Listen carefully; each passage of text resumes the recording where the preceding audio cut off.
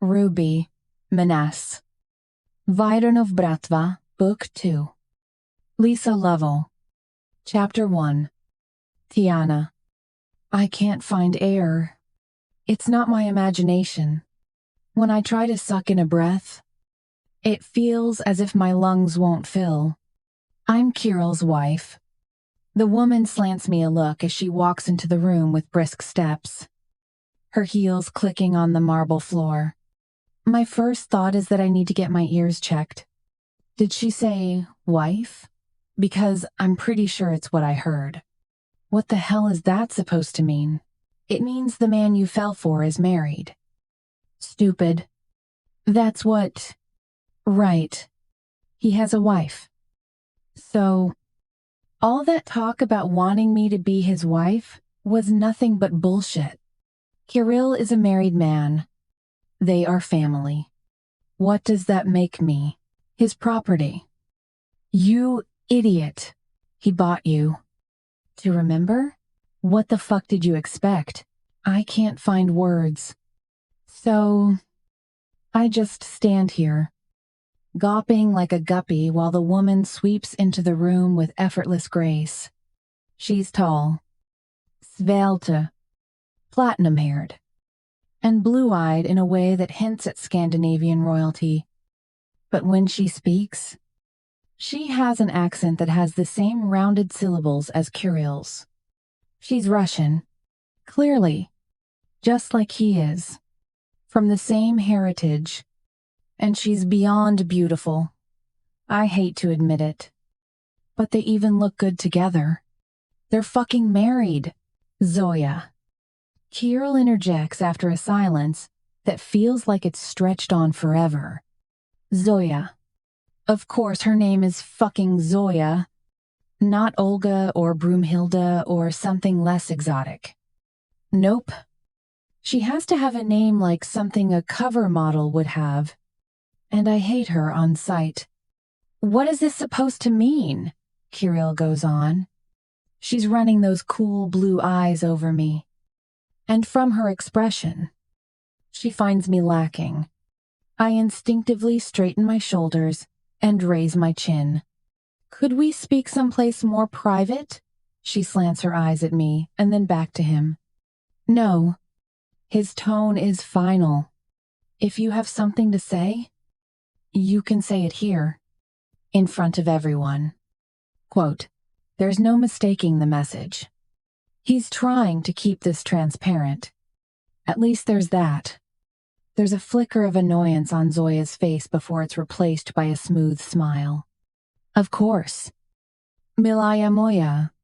I just thought that since this matter is so personal, get to the point. Kirill has stiffened. I've never seen him like this. We're still standing close enough for me to feel his scent. But he steps away now, facing her. Could we at least sit down? She indicates the interior of the room, where there's a comfortable sitting area. Fine. Kirill snaps, turning from me and stalking toward the closest couch. He rests a hip against it. Not sitting. Dima is still hovering uncomfortably in the doorway. After a gesture from Zoya, he steps aside, and a dark-haired boy walks into the room, moving quickly to catch up with her. He can't be older than 6 or 7. His face and chubby limbs have the soft roundness of youth. But his eyes, there's a darkness there that shouldn't belong to a child. His lips are pressed into an anxious line. His head dipped low. His shoulders are slumped beneath a checked button-down that's tucked into crisp denims over bright white sneakers. As for Zoya, she sweeps toward a seat and sinks into it gracefully. She crosses one toned calf over her knee and leans back comfortably, as if this was not the most awkward moment any of us has ever been in. At least, I haven't. I stand there staring like a fool, while the boy takes a seat on the couch beside Zoya. She takes the little boy's hand and holds it affectionately. Kirill's brow furrows.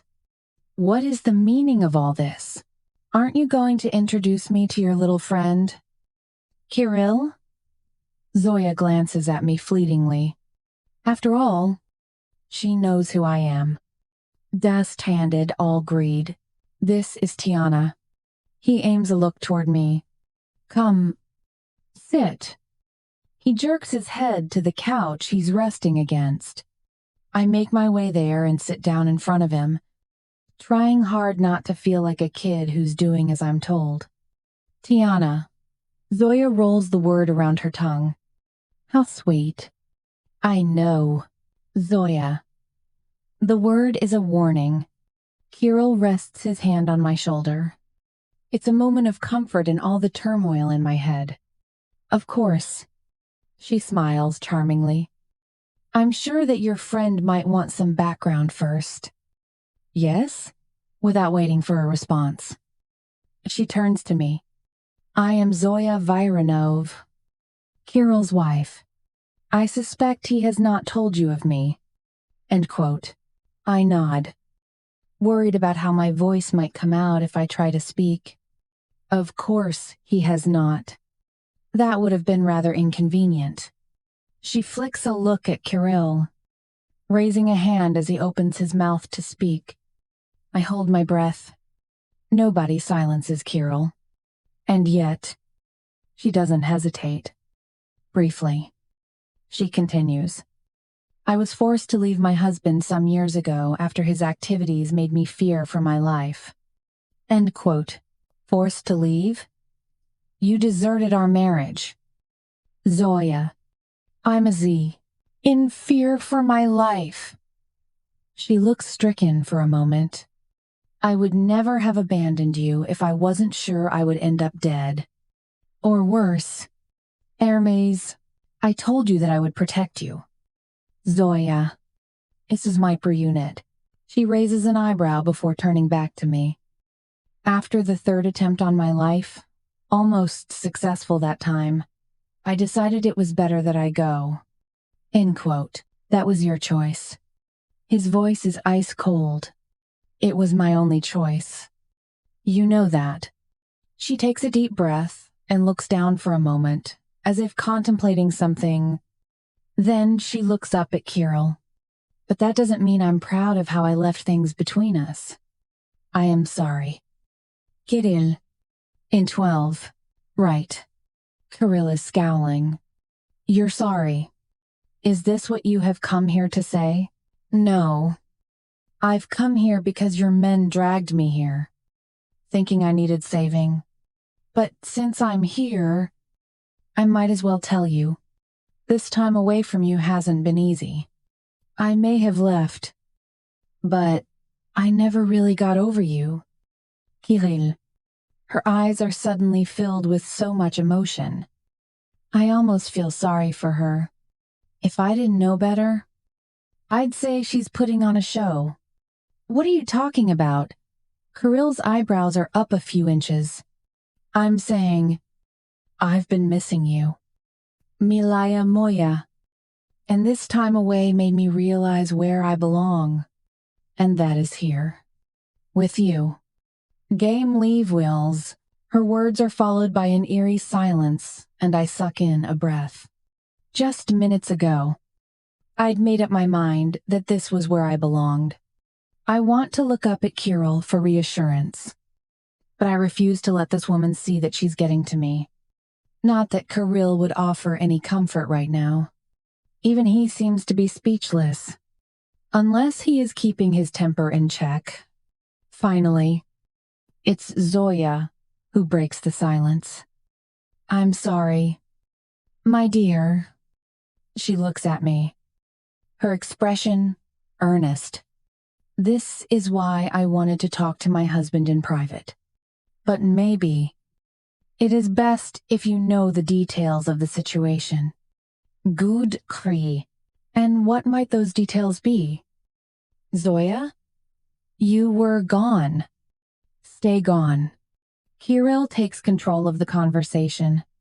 I knew you were going to say that, but I think you will reconsider. End quote. And why would I do that? Through all of this, The little boy sitting pressed against Zoya's side has remained silent. Now, she slides an arm around his shoulders and brushes a kiss over his forehead before looking back at Kirill. Kirilda, this is Stepan. She pauses. And I have no doubt it's for dramatic impact. He is your son. She pats his shoulder. Say hello to your papa. Stepan. Inflamed. My what? Kirill shoots to his feet with such speed that I have no doubt that this is news to him.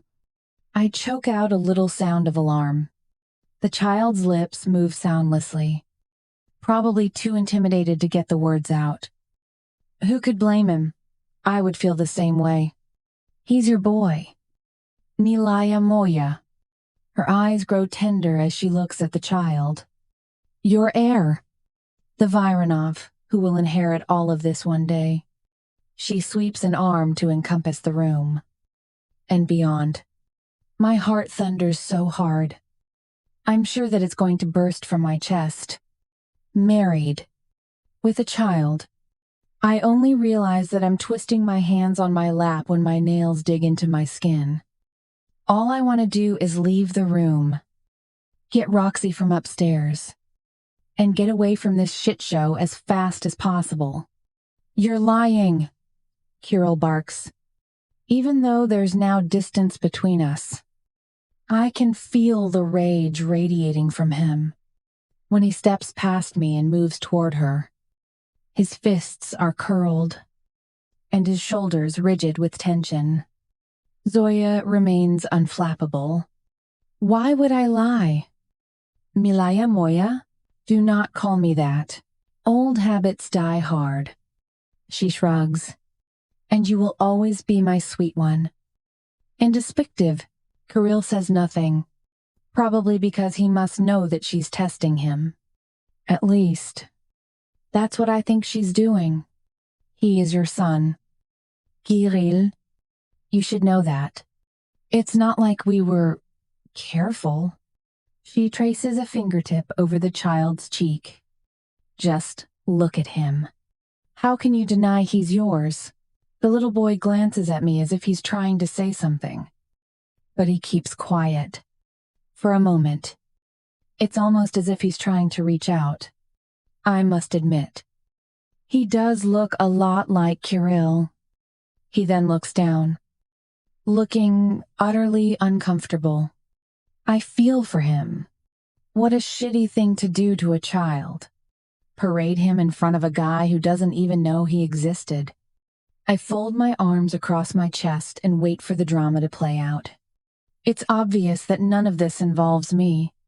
I feel like a complete outsider. Zoya, on the other hand, looks as if she simply belongs in this place. And my heart aches at the realization. Why should I believe you? Why would you only tell me now if this was true all along? Zoya heaves a sigh. How could I have told you? I couldn't afford to take the risk. Kirill, my safety, our son's safety had to come first. Before any love I felt for you. Your entire legacy was at stake. You know that. There is pain and frustration in her voice. I pinch my lips together, trying not to cup my hand over my belly. Kirill's legacy is growing in me right now, and he doesn't even know it. I never told him. Now that I'm watching these events unfolding, I'm starting to wonder if I ever should. Maybe Zoya has a point. I don't know if I can believe what she is saying. But she has a point about one thing. No child would ever be safe in this world. This is the freaking Bratva. The Russian Mafia. They are criminals who do illegal shit. Torture and kill people. You've seen it yourself. Yet. Like a fool. I've been looking at this man through rose-tinted spectacles. Imagining some crazy, romantic life together. A life where he might, one day, love me. But it's obvious that he's been withholding the truth. He's the Bratva Pakan. T. What the fuck did you expect? A domesticated father working a 9 to 5? Kirill continues speaking. You were hardly hiding from me.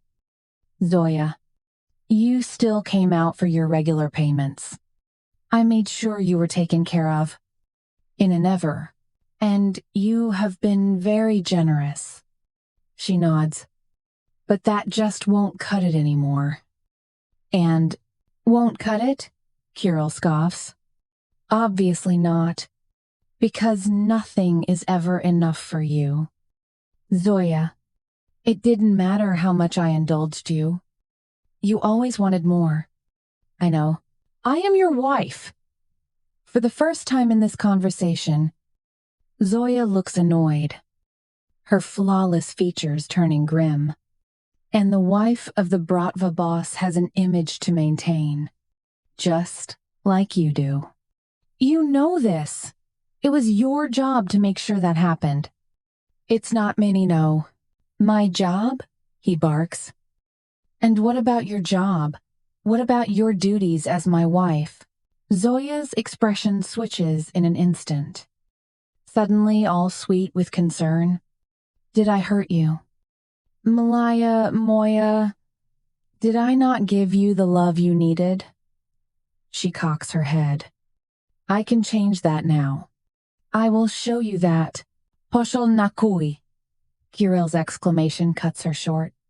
He's raking both hands through his hair as he spins on his heel and begins to pace.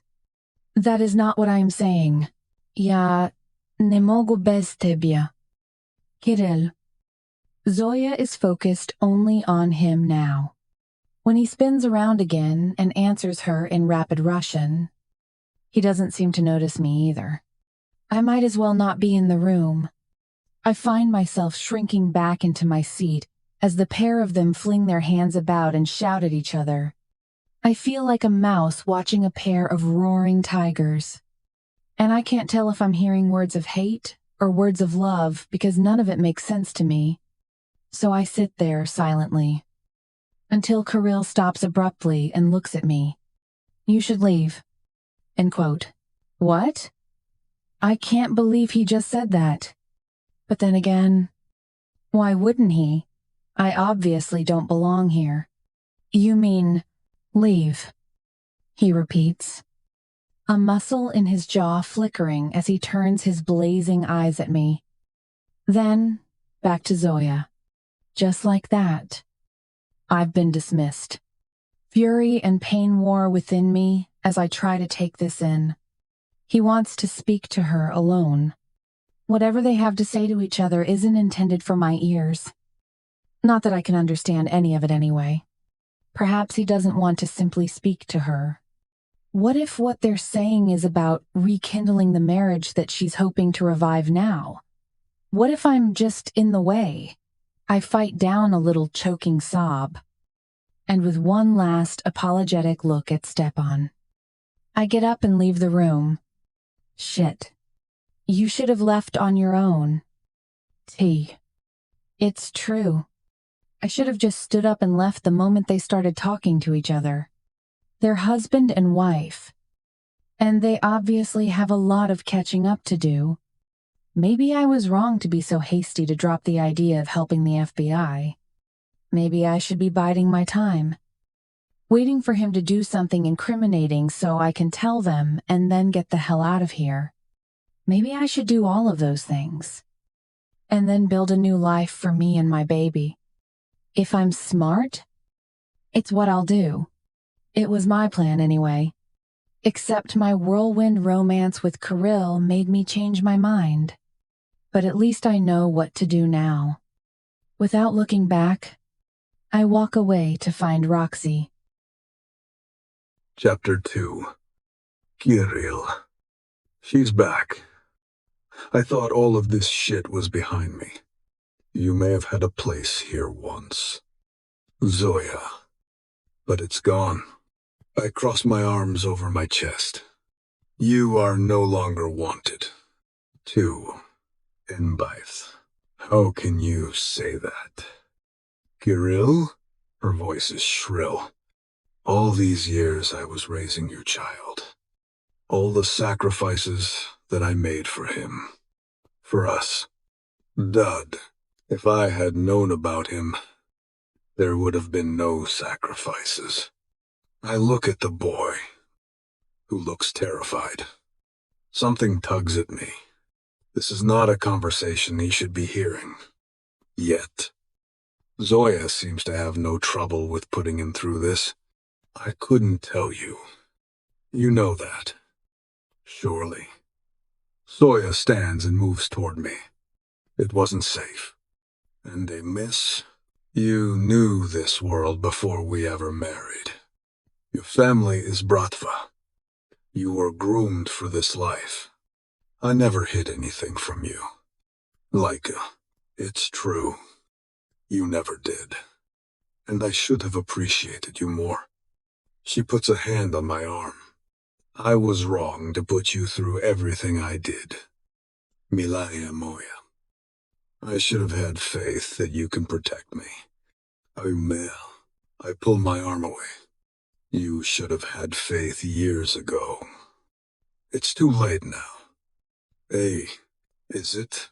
She's trying to touch me again. I step back. I don't think it's ever too late for a husband and wife to remember their vows, especially when there is a child involved. Your son, Kirill. Then, I take in a deep breath, looking over at the boy again. Stepan, I say to him. He stares at me with unblinking dark eyes, tousled dark hair, angular features similar to mine. I don't see much of her in him, though none of this is your fault. Do you understand? He looks over at his mother, then back at me, and then nods. It's not convincing. I feel another strange pang. Is this what fatherhood feels like? Am I feeling like I should be protecting him from all this? That I should be taking care of his mother too? Blyot. Having her back brings too many complications. I should have cut our ties completely. But I didn't. And now it's too late to do that. The plans I'd made to start a family with Tiana, that's where I'd expected my legacy to begin. And yet, now there is this. I keep looking at the boy, and every time I do, he looks a little more like me. Kirill. Zoya is tugging at my attention once more. I know you have your reservations, but we need to talk about this. One, Blyot. I heave out a breath. She's right. This conversation is unavoidable, but that doesn't mean it has to happen now. Later. I set my yav. This isn't the time. There are matters I must deal with. Claw. You mean like your little Suka? Zoya scoffs. The one who ran like a rabbit the minute you threw her out. I never threw her out. I snap. I asked her to leave. Yes. Maybe she took it the wrong way. Damn women and their fucking sensitivities. I'll deal with it later. Prakat Janshin. Of course you did. Milaya. Zoya's lips curl. To a woman like me, that is perfectly clear. But to someone like her, she snorts. She is still a child. Too sensitive for this life. You mean the life you ran from? I narrow my eyes on her. She's still standing facing me, her back to her son. Our son. He's watching us like an owl. And I told you that I was wrong. Kirill, can you ever forgive me? Her lower lip quivers. There is no need for forgiveness. I made my peace with it a long time ago. And, it's true. Except now, there will be no peace. Not while I have both women in the same household. And I know what's happening here. I can't just throw Zoya out. It would be like tossing her and the boy to the wolves. Their existence has been exposed. Cert vos mi. I run a hand through my hair, which feels like it's standing on end. All that shit with Theo Avance. The Petrovs hijacking my cargo. And now, this bullshit. I know that this must be hard for you. My love. Perhaps you had thought you could entertain yourself with that little girl. But you don't have to do that anymore. I'm here for you now. And your son, too. You have family. And a family. The very thing I've been wanting. A wife and an heir. Now, here it is. Laid out for me. Just not the way I had imagined. I look at the boy again. Zoya turns slightly and puts her hand on his shoulder. Come, moi sen. Stand tall so your papa can see what a fine man you are. His apple. Stepan rises slowly, finally looking me in the eye. He's a tall boy and well built for his age. Strong, healthy. He would make a good heir. That is, if he's yours. Modak, how old are you? Boy, I try not to scowl at him. He looks hesitantly at Zoya, who replies for him. He's 6. Stood. He can't speak for himself. He's being shy. Kirill, you're scaring him. And they're sold. I look back at the child, who's staring at me fearfully. He has dark eyes, just like me. I suppose his fear is natural. This must be overwhelming for someone so young. 6. Blythe. She's kept this from me for 6 fucking years. 6 years of missing raising him.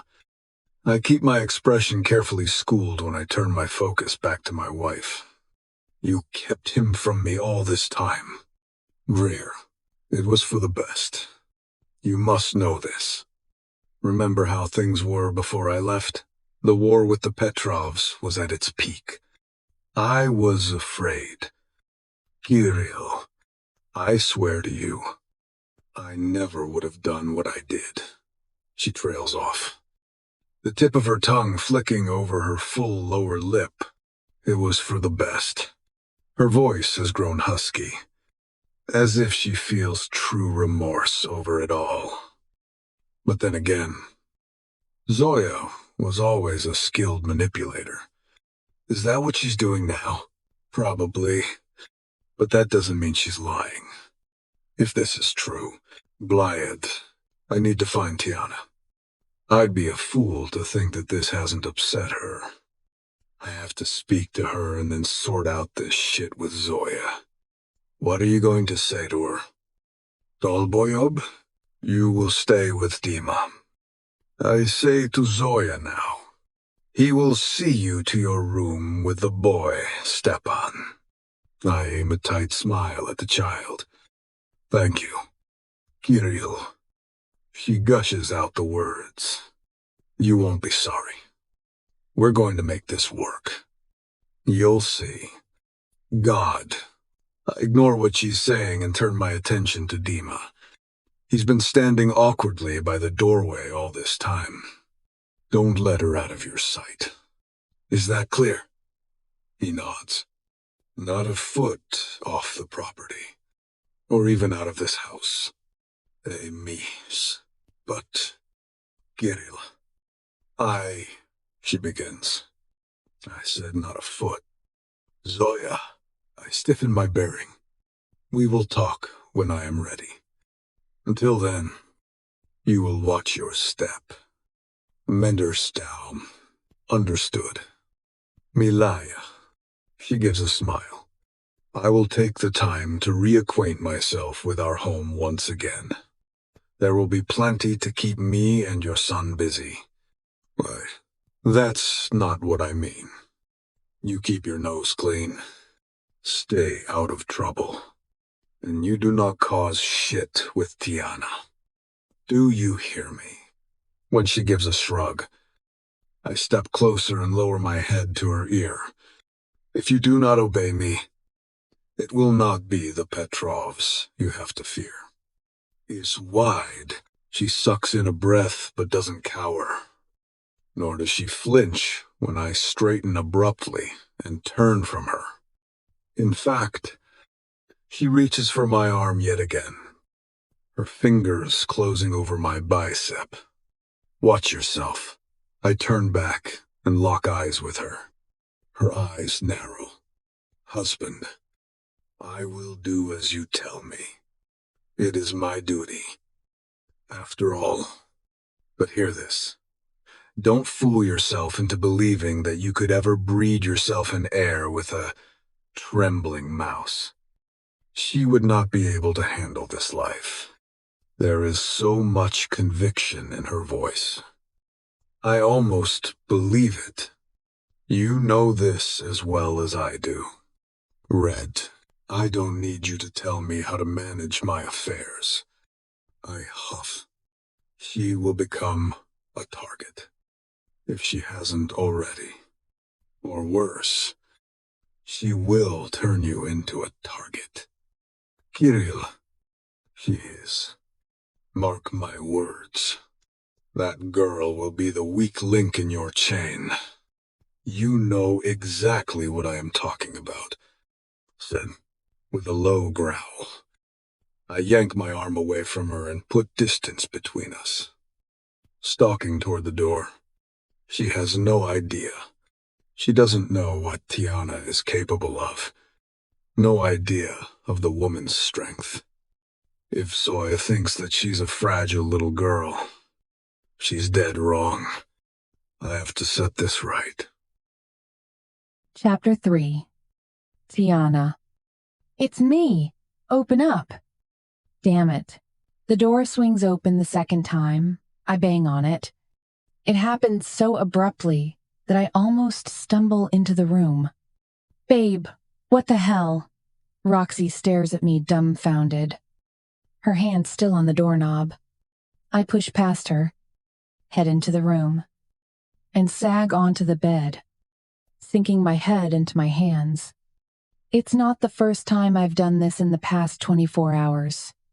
Roxy shuts the door and walks over to stand in front of me. Thank God you're okay. She exhales. I've been worried sick about you. Where did you go? I didn't think you'd be back and... I hold up a hand. Long story. Dawn, I bet. She sits next to me, her shoulder pressing against mine. Want to talk about it? I really hope you do. 'Cause I've got like a billion questions. And I inhale a deep breath and bite on my lower lip to stop it from wobbling. I don't even know where to begin. End quote. What do I tell her? That the FBI is investigating the man I just decided to marry? Or that his wife popped out of the woodwork to throw a spanner in the works? Start from where you climbed out of the window like a lunatic. She shoulder bumps me. I glance up at her. Right. I inhale deeply. There's no way I can tell her about what happened in that van. It's not safe. It's bad enough that I'll be up to my neck in shit if Kirill finds out about it. I can't drag Rox into it too. Fuck. I groan, twining my fingers into my hair. This is such a fucking fuck up. End quote. 3 fucks in 1 sentence. Huh, girl. Roxy shoulder bumps me again. Is it really that bad? You have no idea. I turn my head to look at her. Rox, spit it out. She nods encouragingly. Is this about the baby? Did you tell him? No. I shake my head, and then I blurt. Kirill is married, and he has a son. All... What? She almost chokes on the word. The guy is hitched? With a kid? Yeah. End quote. I still can't believe it myself. And I don't know if I want to break down and burst into tears or rush back in there and kick the man in the nuts. How dare he lie to me like that? Though, I guess he didn't lie. He simply didn't tell me. Same thing. Just after I got back here. I was talking to him, ironing things out, and she walked in and announced herself. A sob bubbles up my throat and escapes. It must be all the stress. I haven't slept all night. I was kidnapped by the freaking FBI. Then I found out that the man I was falling for is married to another woman, and they have a son. Oh, and let's not forget that I'm pregnant from a married man. So, my body has decided on tears instead of nut-kicking because the next thing I know is that I'm crying. Holy fucking shitballs. Roxy straightens and stares ahead for a second before looking back at me. You're sure? I mean, it wasn't some sort of misunderstanding. She literally said the words, I am Carol's wife. Rox. And he acknowledged. It couldn't have been clearer. I am. Well, fuck me. Roxy shakes her head from side to side slowly. Who would have guessed? Obviously not me. I swallow hard. So, what did he say about it all? He didn't deny it. But he seemed pretty pissed. I have to admit that much. It didn't seem like a joyful reunion. Although the chemistry between them was undeniable. So much fire. I don't even want to think about what they must have been like in the bedroom. Pissed. Huh, she snorts. I'm not surprised. I'm betting she fucked up his little party with you. For sure. I bet you never thought you'd ending up screwing around with a married man. Did you?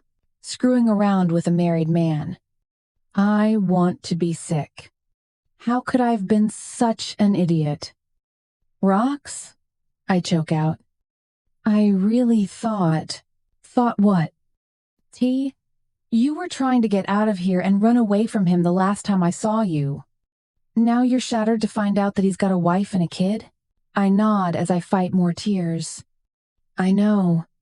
It's messed up. I'm so confused. My chest heaves as I suck in air and then let it out in shuddering breaths. I drop my head into my hands again. I was lying to myself. I care about him.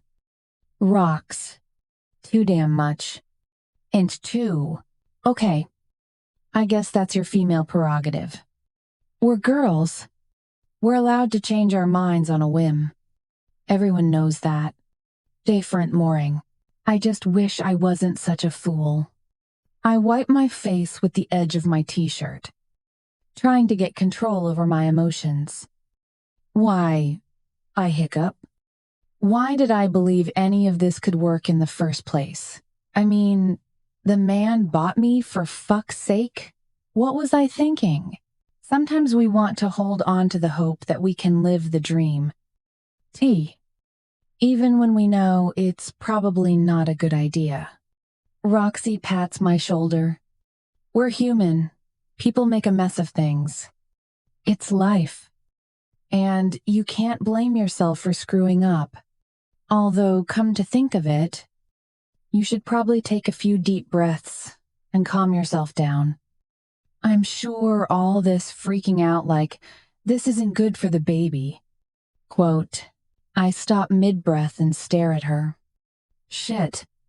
I husk out. I never even thought about that. 1. Well, you're going to have to start. It's not just you anymore.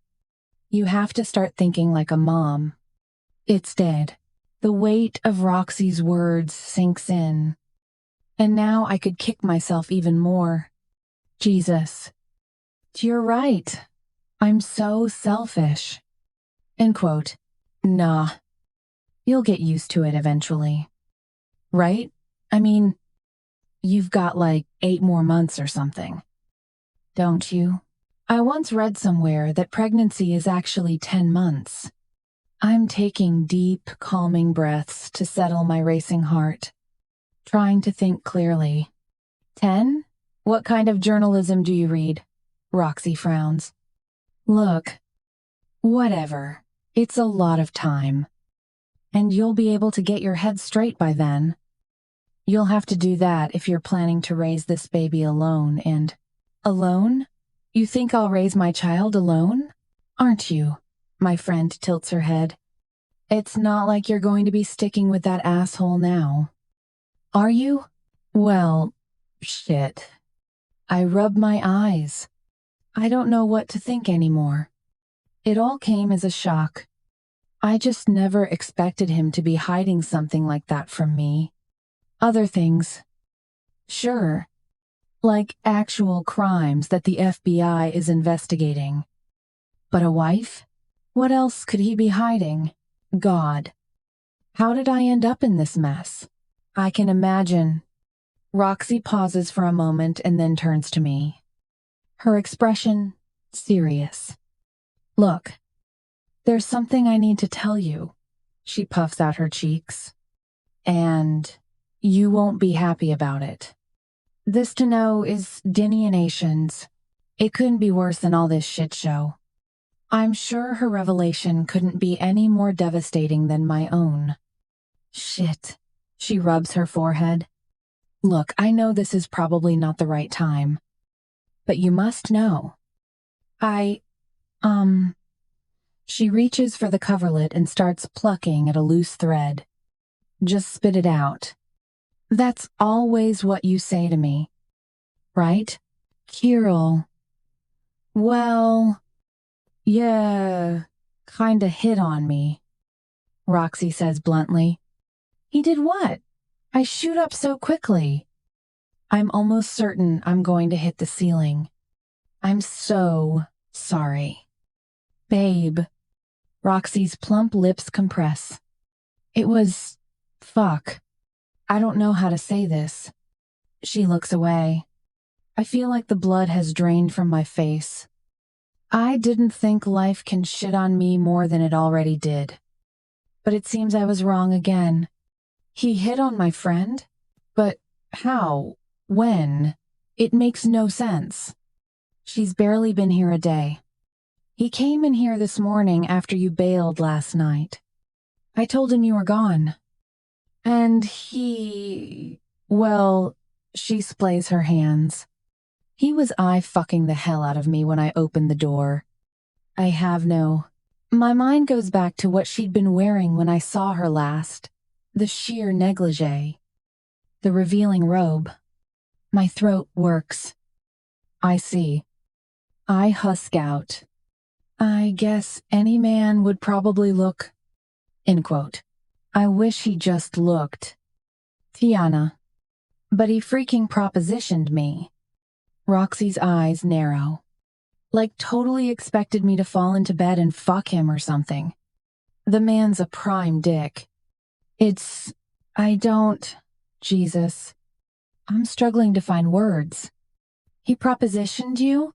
Obviously. I told him where to get off. You're my best friend. After all. And sure. He's hot. But he's like really, really old. You know? Sure. I feel like even more of a fool. I still can't find words, and my tears just keep flowing like a river. I'm no longer trying to fight it. I've been sold like cattle. I was impregnated. Then I got crapped on over and over again. Nobody should be put through this. Ever. It's not your fault. Babe. How could you have known that the guy was some sort of creeper? She's looking at me. But I can't seem to meet her eye. My gaze is focused on my hands, which are fidgeting on my lap. I'm battling down another little hiccuping sob. Ah, gaze. T. Don't be like that. Maybe it was my fault. I was still in my nightdress. Maybe he got the wrong idea. Your fault? I shriek. I'm still trying to process this. How could it be your fault? He's a grown fucking man. He should be able to control himself. I grit my teeth and force down the next stupid sob because I refuse to be that girl anymore. Yeah, that's kinda what I was thinking too. It's not like he's some sort of horny kid or anything. Though you never would have thought that from the way he was pawing at me. I couldn't believe how... Stop. I raised my hand. I don't want to hear it. Right. Sure. Shit. I didn't mean to make this any harder. Roxy huffs a breath.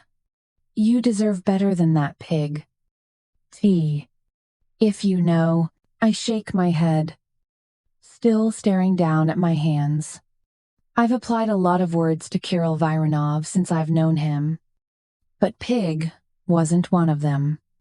Roxy reaches for my hands and stops them from twisting. You know you can do better. Right? Yeah. The guy's got money, and all the fancy stuff that goes with it. And I guess you could say he's good looking. In a rough kind of way. But that doesn't mean anything when you can't trust the dude. End quote. Yeah. It's even-portant. I'm serious. T.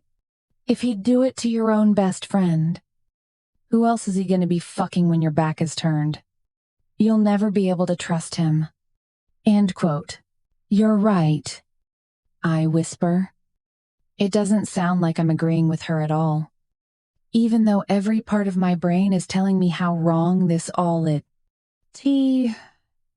You can't possibly be thinking of sticking around until the baby is born. No white wedding. No happy families. The man's not just a monster. He's a sleazeball on top of it. She clasps my hands firmly. And you deserve so much better. Babe, you really do. End quote. I finally force myself to raise my head and look into my best friend's face. She's pretty. Even more beautiful if you look past the bleached blonde hair and the over-made-up eyes. What man wouldn't want her? Especially Kirill, who's basically a walking bundle of testosterone. Thank you for telling me. I lift my chin, finally pulling myself together. Guess I dodged a bullet. Huh? I give a mirthless laugh. In more ways than one. Ew. What are friends for? Babe? Roxy releases my hands and flicks a wave of hair over her shoulder. Her eyes move to the door and then back to me. At least you can get out before things get too complicated. If you have actually bawd. Yeah. I scoff. I suppose that now his wife is back. He won't expect me to stick around and have his babies. My fide. Exactly. You should be good to go. The guy's loaded. I'm sure he won't be bothered about the money he spent to buy you. You can take the $1 million he promised and finally start a life on your terms. This coming be crescent, I suppress a shudder. The money. Through all of this, I'd almost started to put that option out of my head. As if Kirill and I could be a regular couple without all that auction shit hanging over us. Had I really believed I could ever have a future with him without that little detail coming up again? Not likely. And yet, I still love him. In spite of Zoya, and the FBI, and the impossible way things began for us. He holds my heart. And I'm pregnant with his child. His second child. What the hell does all this say about me? No. I doubt he cares about the money. I murmur. I'm sure he'll be glad to see the back of me. And it'll be good for you too. Why would you want to stick with some jerk who keeps his wife and kid hidden from you and hits on your friends? You're better off without him. Roxy puts her hand on my arm. If you're worried about him letting you go, I can try and talk to him. Her shoulders lift. Make him see sense. Very tin. I give her a side eye. No. I say simply, a day ago, I would have laughed out loud at what Roxy just said. But now, I'm not so sure anymore. I'm not sure of anything, aside from the fact that I'm an idiot. I'd been about to tell Agent Thompson and the others to get lost. And where did that get me? Stuck with a man who piles lie upon lie. Betrayal upon betrayal. Even all those moments together, when he'd touched me, when he'd made me feel things, my breath shudders again. It had meant nothing to him. I was all an illusion. You okay? Babe? Roxy nudges me gently. Need a hug? I'm fine. My voice is firmer than I'd expected. So what are you going to do? She asks as I take in a breath and stand up. I don't know yet. I tell her. Because I really don't. I'm shocked. Sleep deprived, and my mind is a clusterfuck of confusion. Maybe I should just rat him out to the FBI like they expect me to do. Dredge up enough information to sink him once and for all.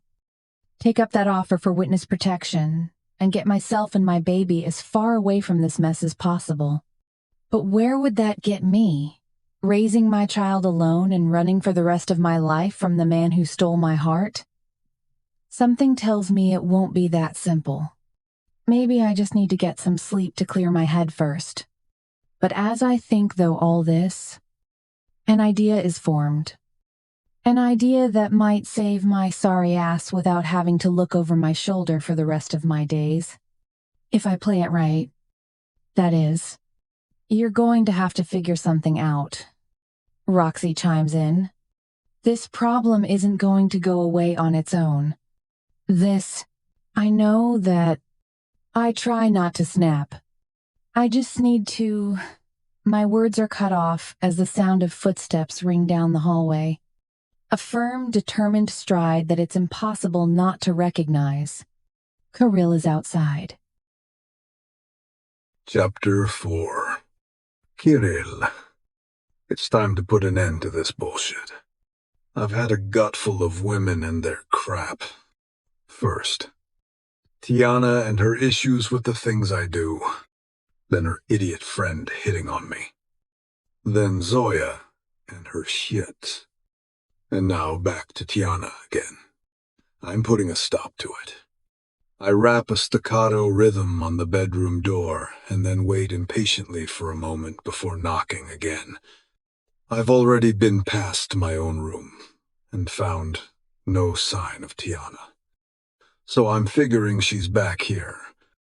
I'm not in any mood to deal with this Roxanne girl again. But if she knows what's good for her, she'll stay the fuck out of my way. Open the fucking door. I bark. My blood is already at boiling point after Zoya's ridiculous outburst. When nobody replies to my demand, my temper shoots through the roof. Taking a step back, I raise a foot and slam it into the door. Inches away from the locking mechanism. Wood splinters and shatters. Another firm kick has the lock breaking loose, and the door flies inward. Tiana. I see her hunched on the bed beside the trashy blonde. The blonde stands up as I barge in, stepping in front of me. You're making a mistake, she says, her hands on her hips. I narrow my eyes on her. Get out of my way, she opens her mouth. But I don't hear what bullshit she plans to spout because I shove her aside and stride to Tiana. Kirill, she starts to say, but stops abruptly and makes a squeaking sound as I stoop, grip her beneath her armpits, and haul her to her feet. Kirill, you can't. Enough. I lift her smoothly and fling her over my shoulder before spinning and marching back to the door. "Roxy," she bleats. "Kirill, you can't do this to her." Her friend babbles from somewhere behind me. "Shut the fuck up." I don't bother turning to look at her before storming out of the room. There are too many women in my goddamn house, and all of them are causing me trouble. Right now, there's only one I have any interest in, and she's putting up a fight. It's time to show her who's in charge. "You bastard," she yells, pummeling my back with her fists. They glance off me uselessly. I continue walking, ignoring her kicking feet and her flailing arms. "Chertovsky zhenshiny." I wrap an arm around her knees to keep her from bucking off my shoulder as I keep walking. "Put me down." "You dick." She keeps trying to hit me. "You fucking asshole. I said put me down. I will do that when I want to." I mutter as I aim a slap at her ass. It's bobbing right beside my cheek. Soft and plump and so damn tempting. "No," she shouts. "You have no right." I have every fucking right. I've reached the door to my room and I push it open with my foot before storming in. "Kirill, put me down right now." Tiana gives one final yell, then squawks as I stop beside the bed and drop her onto it. She bounces onto the mattress, the soft pillows breaking her fall. "I have had enough," I growl down at her. You've had enough?" she shouts back, bracing herself on her elbows as she glares up at me. "Who the hell do you think you are?" "I think that I am the man who holds your life in his hands." "Woman." It's taking me a moment to get my temper back under control. "In your hands, you arrogant motherfu." "Stop," I snap. "Do not say another word that you may regret." I'll regret nothing that I say to you." "You lying bastard." "Lying? When did I ever lie to you?" I fold my arms over my chest. "You're married!" Her eyes are huge and enraged. "You have a wife and a child." "So? I never said I didn't." "Oh, you fucking..." Tiana shakes her head. What? "Petichka, I did not live up to your expectations of a knight in shining armor," I scoff. "Well, get over it. I never told you I was such a thing. I am what I am. Like, what you are is a killer and a liar, not to mention a father and a husband to someone else." She flops back on the bed before glaring up at me again. "I don't know which is worse." "Both." I give a mirthless laugh. Typical woman. Fucked up priorities. "Right. Fucked up?" I yell. Everything about this situation is fucked up. "Kirill!" Just when I get my head around one impossible part of you, you throw another at me. "What is one? I never threw anything at you." Really?" She half sits, propped up on the palm of one hand, while pointing an accusing finger at me with the other. "You and I had just said that we cared about each other. Did you already forget that?" "No." "Story. So what am I supposed to do about this fucking wife thing?" Her eyes spit fire. She's so fucking beautiful when she's mad. Although, where she thinks she gets the right to be mad at me is beyond me. You do nothing about it. Zoya is my problem. Was. So. You just expect me to sit around while you deal with your wife and your child. Yes. said, You are an asshole. You know that. She punctuates each word with a point of her finger. I've been called worse. I shrug. That does not change the fact that I own you. And you will do as I say. Is stayed. Are you fucking kidding me? She sits straighter, then pulls her legs up until she's kneeling in front of me.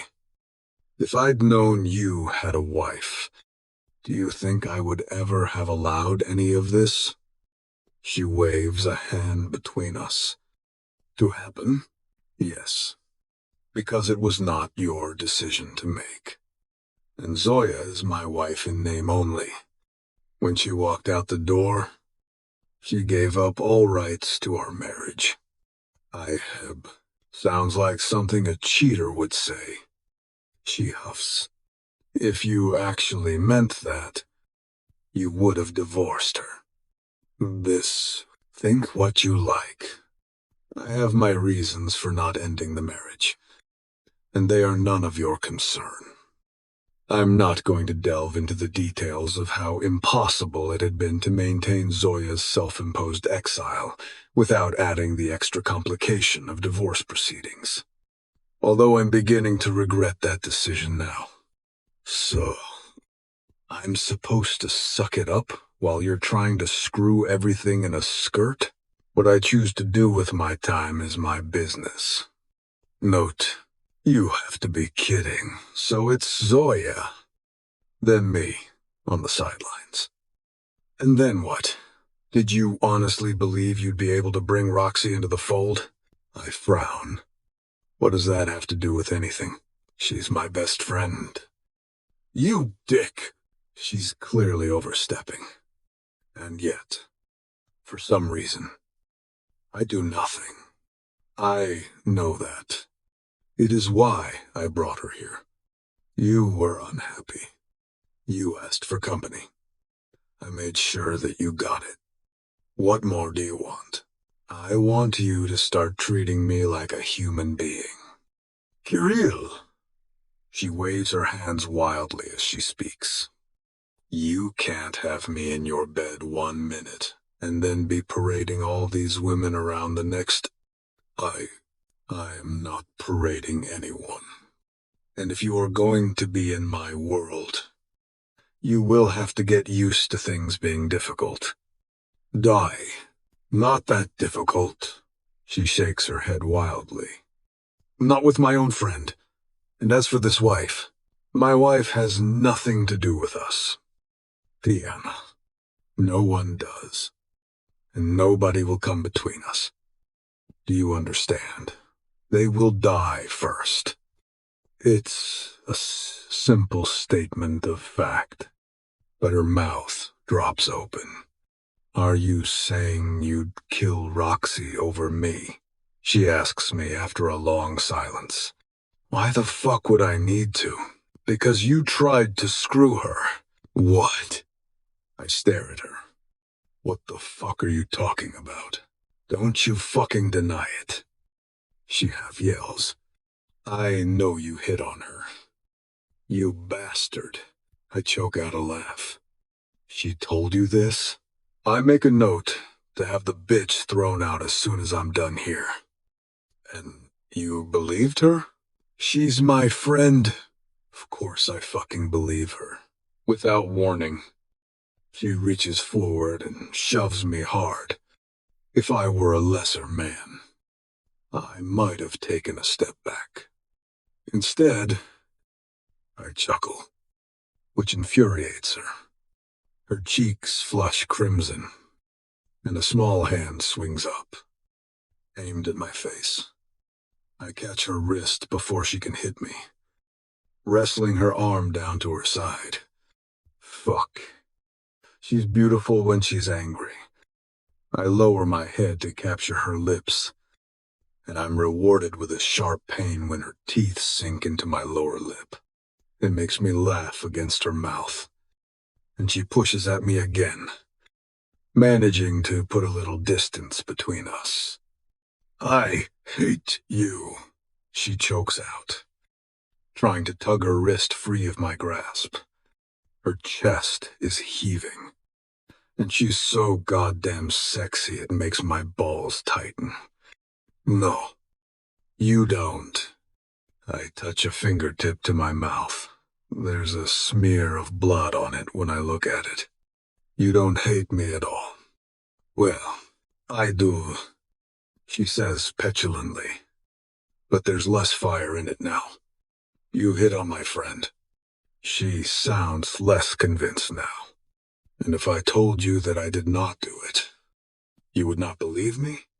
I tilt my head in question, flicking my tongue against my lip and tasting the tiny bead of blood there.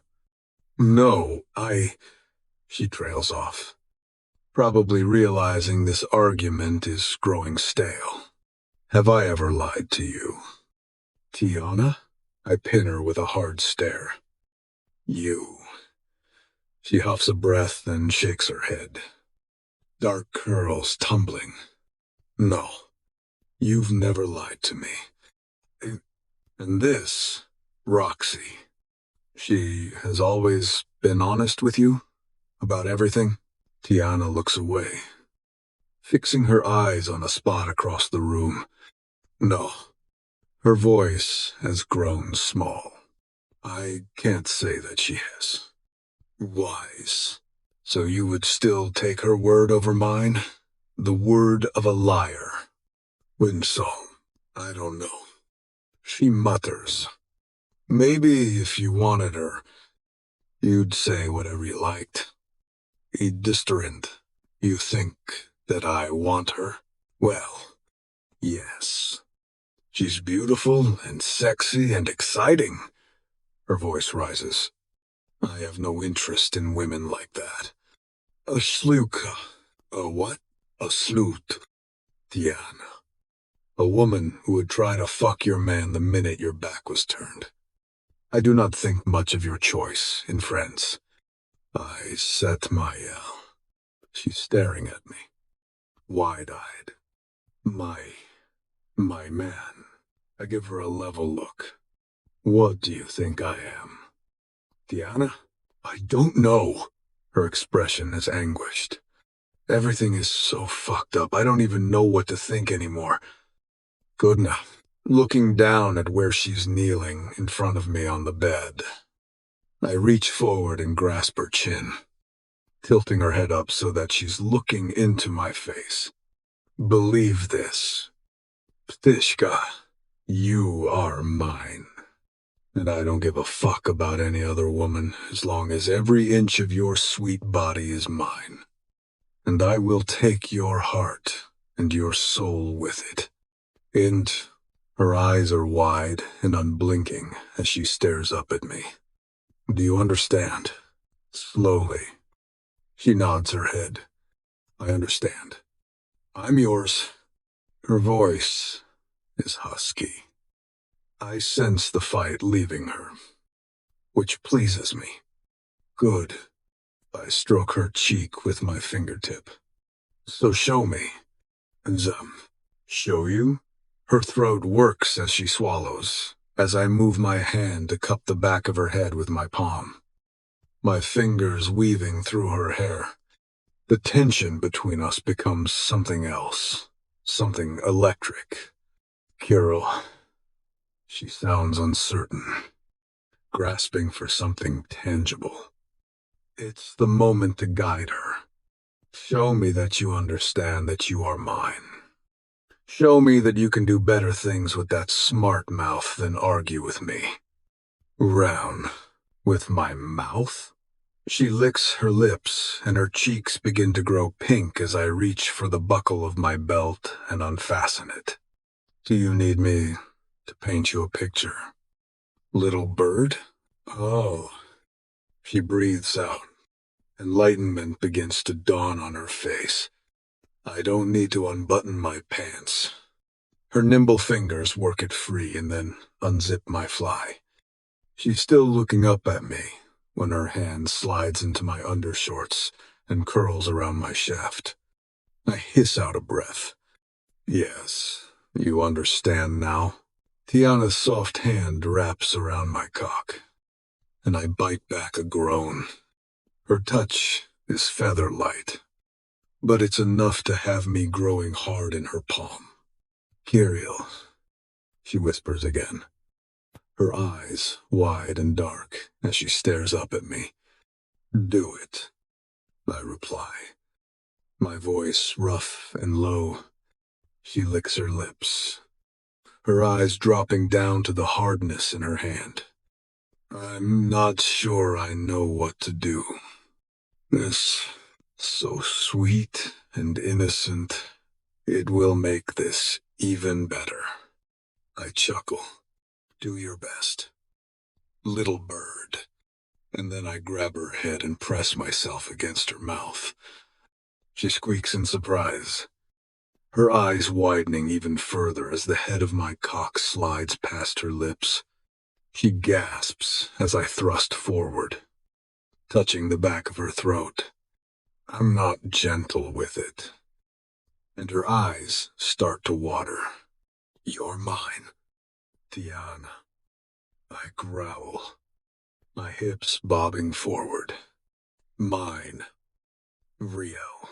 I feel the moment that she starts to give in, her hands moving to grip my hips, her mouth moving with me. That's it. I murmure, my voice low and rough. Take it all. Show me who you belong to. My.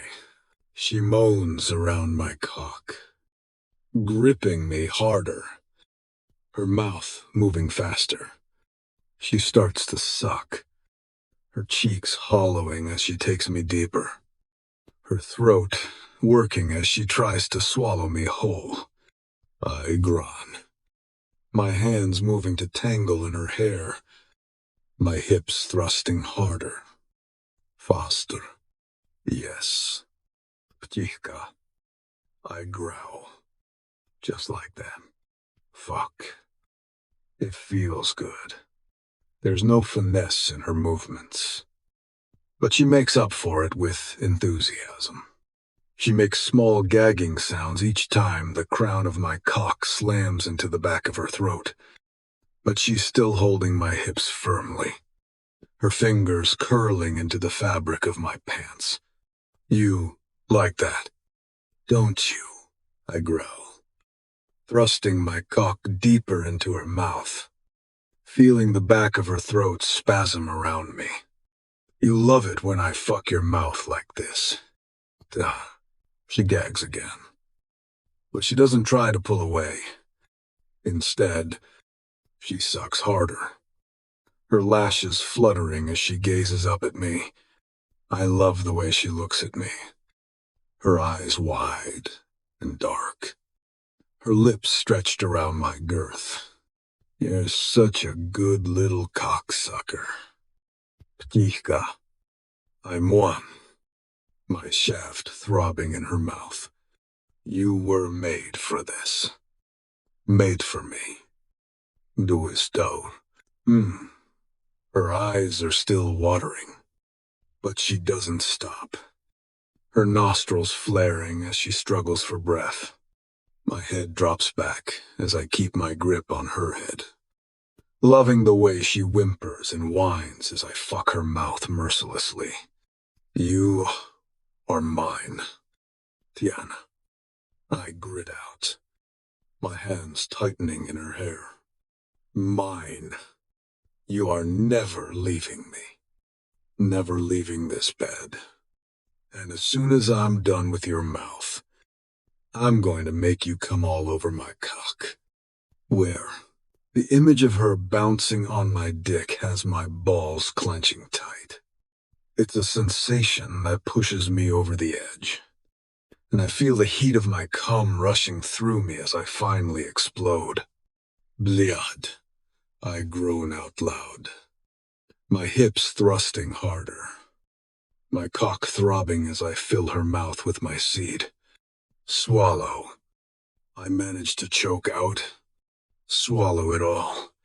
I groan again as she sucks me dry.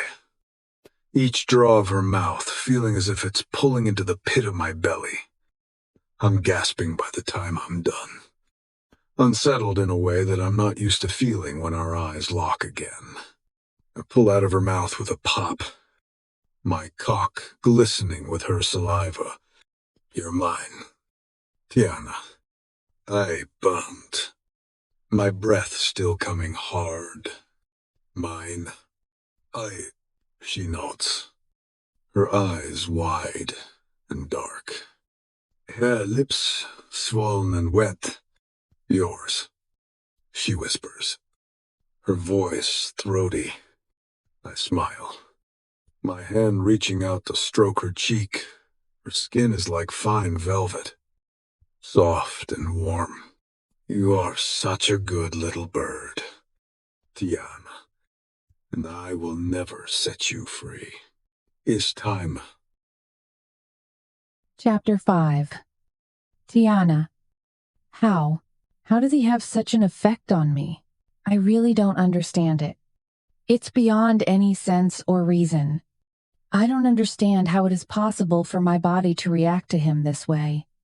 As soon as he touches me, it's like I'm under an unbreakable spell. And no matter how my mind is fighting it, I'm left completely overpowered. I will never set you free.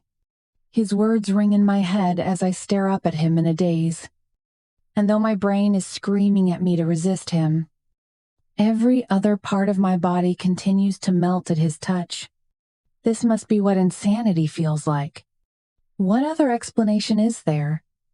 And why does it feel so right every time he touches me? This man just used me like some sort of container for his sperm. And I fucking loved every second of it. What is wrong with you? Tiana? I never thought I'd turn out like this after I lose my virginity. My mouth is filled with the sweet, salty tang of his cum. And when I lick my lips, it coats them too. And all I can think of is how good it feels to know that he's pleased with me. And that, for a while, I had complete control over him. As much as he might have been guiding my every move, he was mine as much as I was his. My mouth curls up into a smile, and he traces his thumb over my bottom lip. So beautiful. His voice is husky, and warmth floods me. For a moment, it feels like the world outside the room ceases to exist. All the lies and deceit seem far away, and all that matters is this moment we're sharing. Don't allow yourself to lose your mind again. T.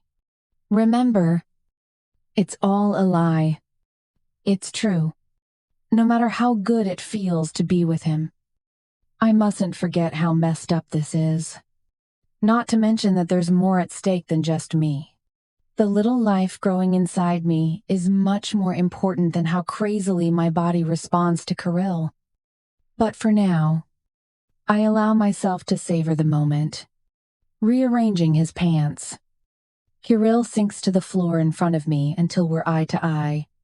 He cups my face in his hands and brushes his lips over my forehead. You please me. Ptichka. Dumb. Glad to hear. I wink, and my smile broadens. I still don't understand why this makes me feel so damned happy. But it does. It's beyond confusing. Just a few weeks ago, I would have done everything in my power to get out of this situation. Hell, barely an hour ago, I was about to turn him over to the FBI. And yet here I am, ready to lose myself in this man who makes my body sing for his touch. You're nuts. Girl, you belong in a nut house. When Kirill's lips trail from my forehead, over my eyelids, and down to my mouth, every inch of me feels like it's tingling. By the time he parts my lips with his tongue, I'm breathless once more. And just like that, my body decides that I can't control the way I respond to him. So, I stop trying. For now, I like the taste of my cum on your lips, he says against my mouth.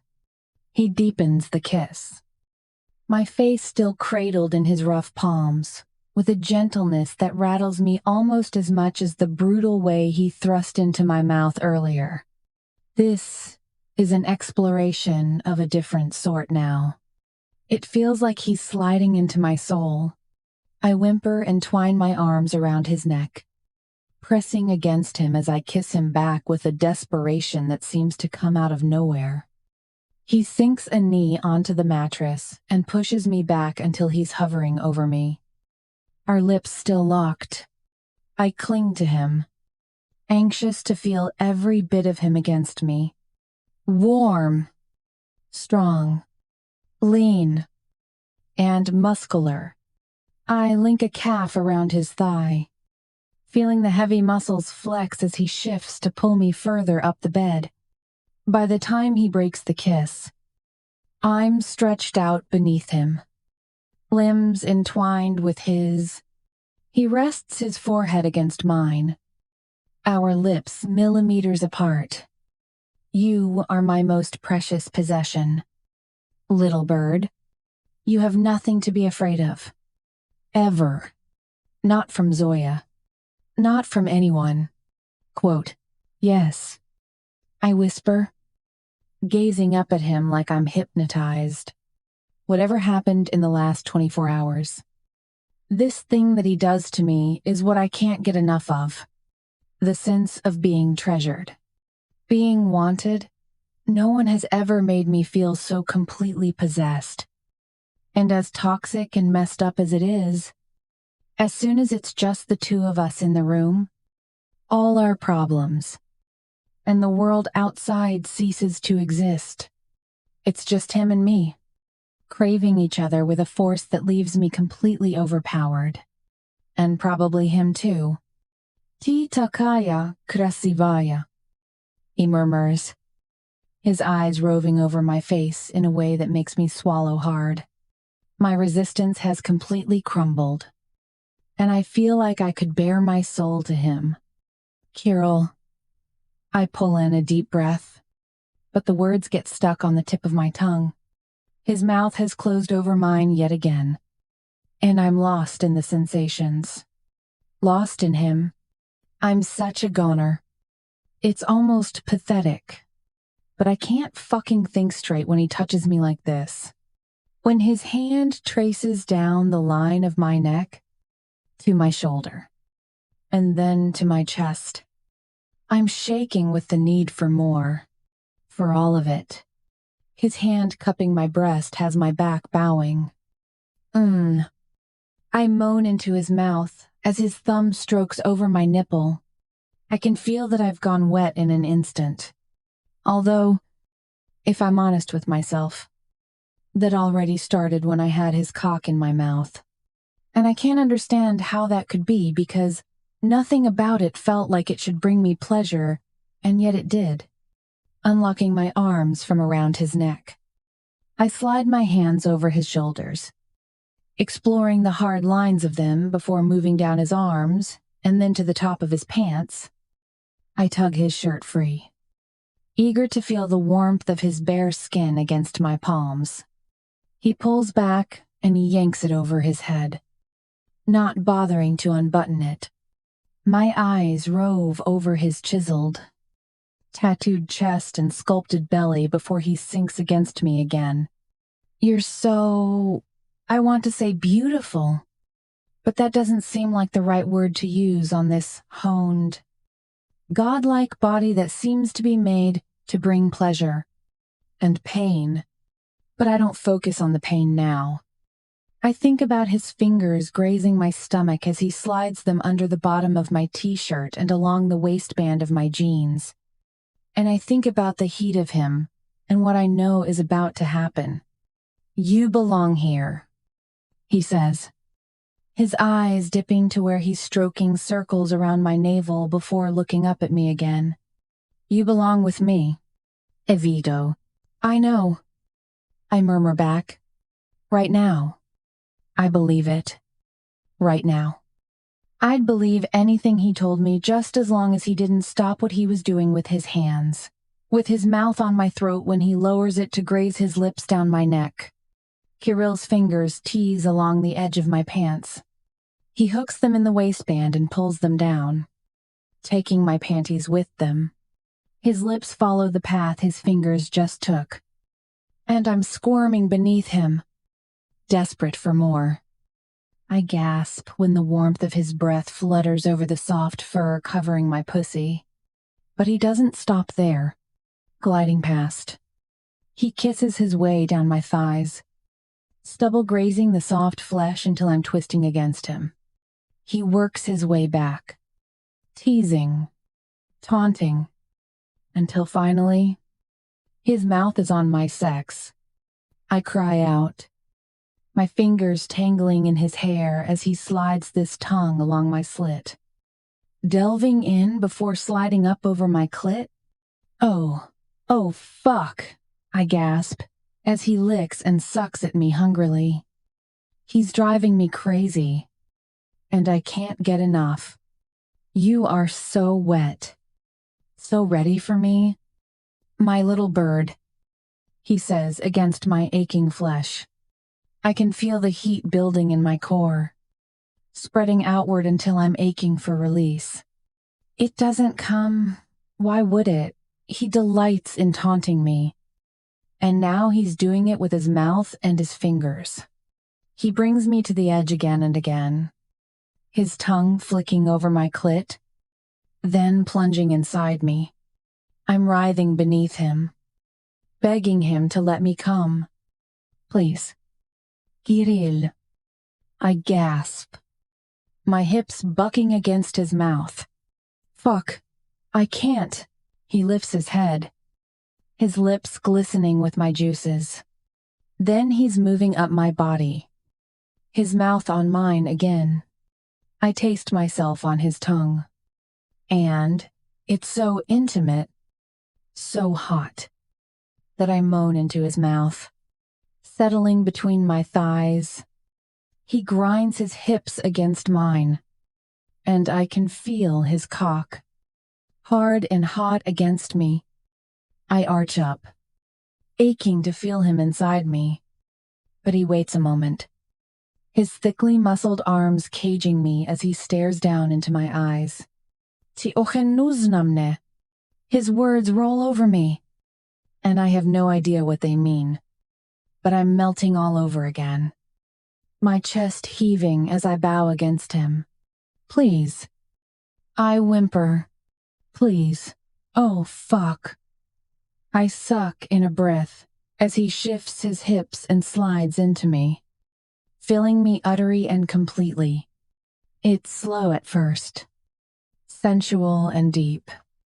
He's watching me, his eyes dark with desire, and it's almost too much to bear. I can't look away, can't do anything but feel his hard length moving inside me. Yes! Oh, God, fuck, yes, I choke out. He picks up the pace, thrusting harder, deeper into my core. I'm meeting him thrust for thrust, my nails digging into his back. It's so good, so fucking amazing that I can't even think anymore. All I can do is feel.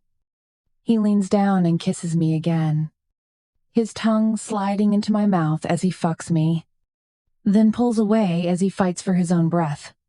A gleam of perspiration shimmers on his forehead, over the rolling muscles of his shoulders, and I'm moaning, whimpering, begging for more.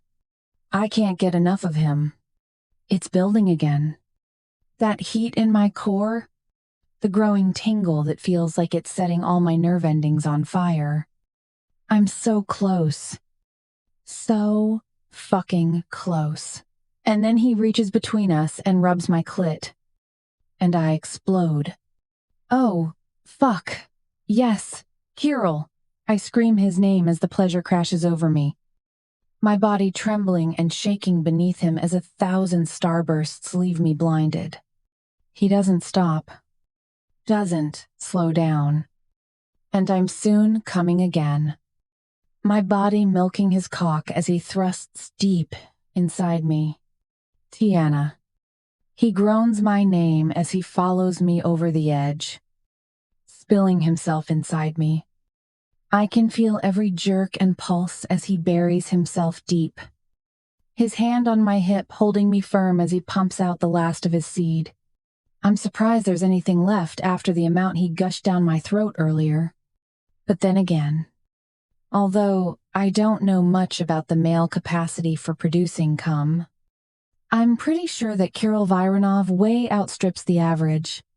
He collapses on top of me, his head buried in the crook of my neck. We're both panting, trying to catch our breath. Our skin hot and damp with sweet scented sweat. My hair clings to my face, and his stubble is rough against my skin. I feel every single sensation as if my senses are heightened, honed, tuned into him. Eventually, when I think I can breathe again, and he seems able to, he rolls off me, pulling me against him, his arms wrapped tightly around me.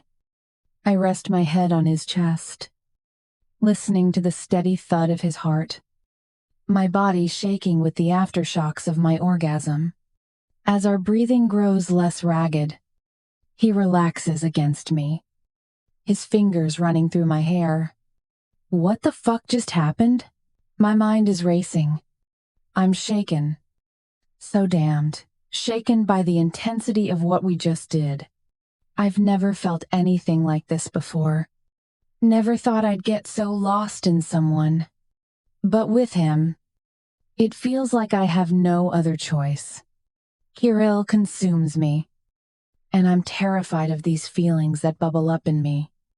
Every time I'm with him, terrified that they're going to drown me, and take me to a place where I no longer have control.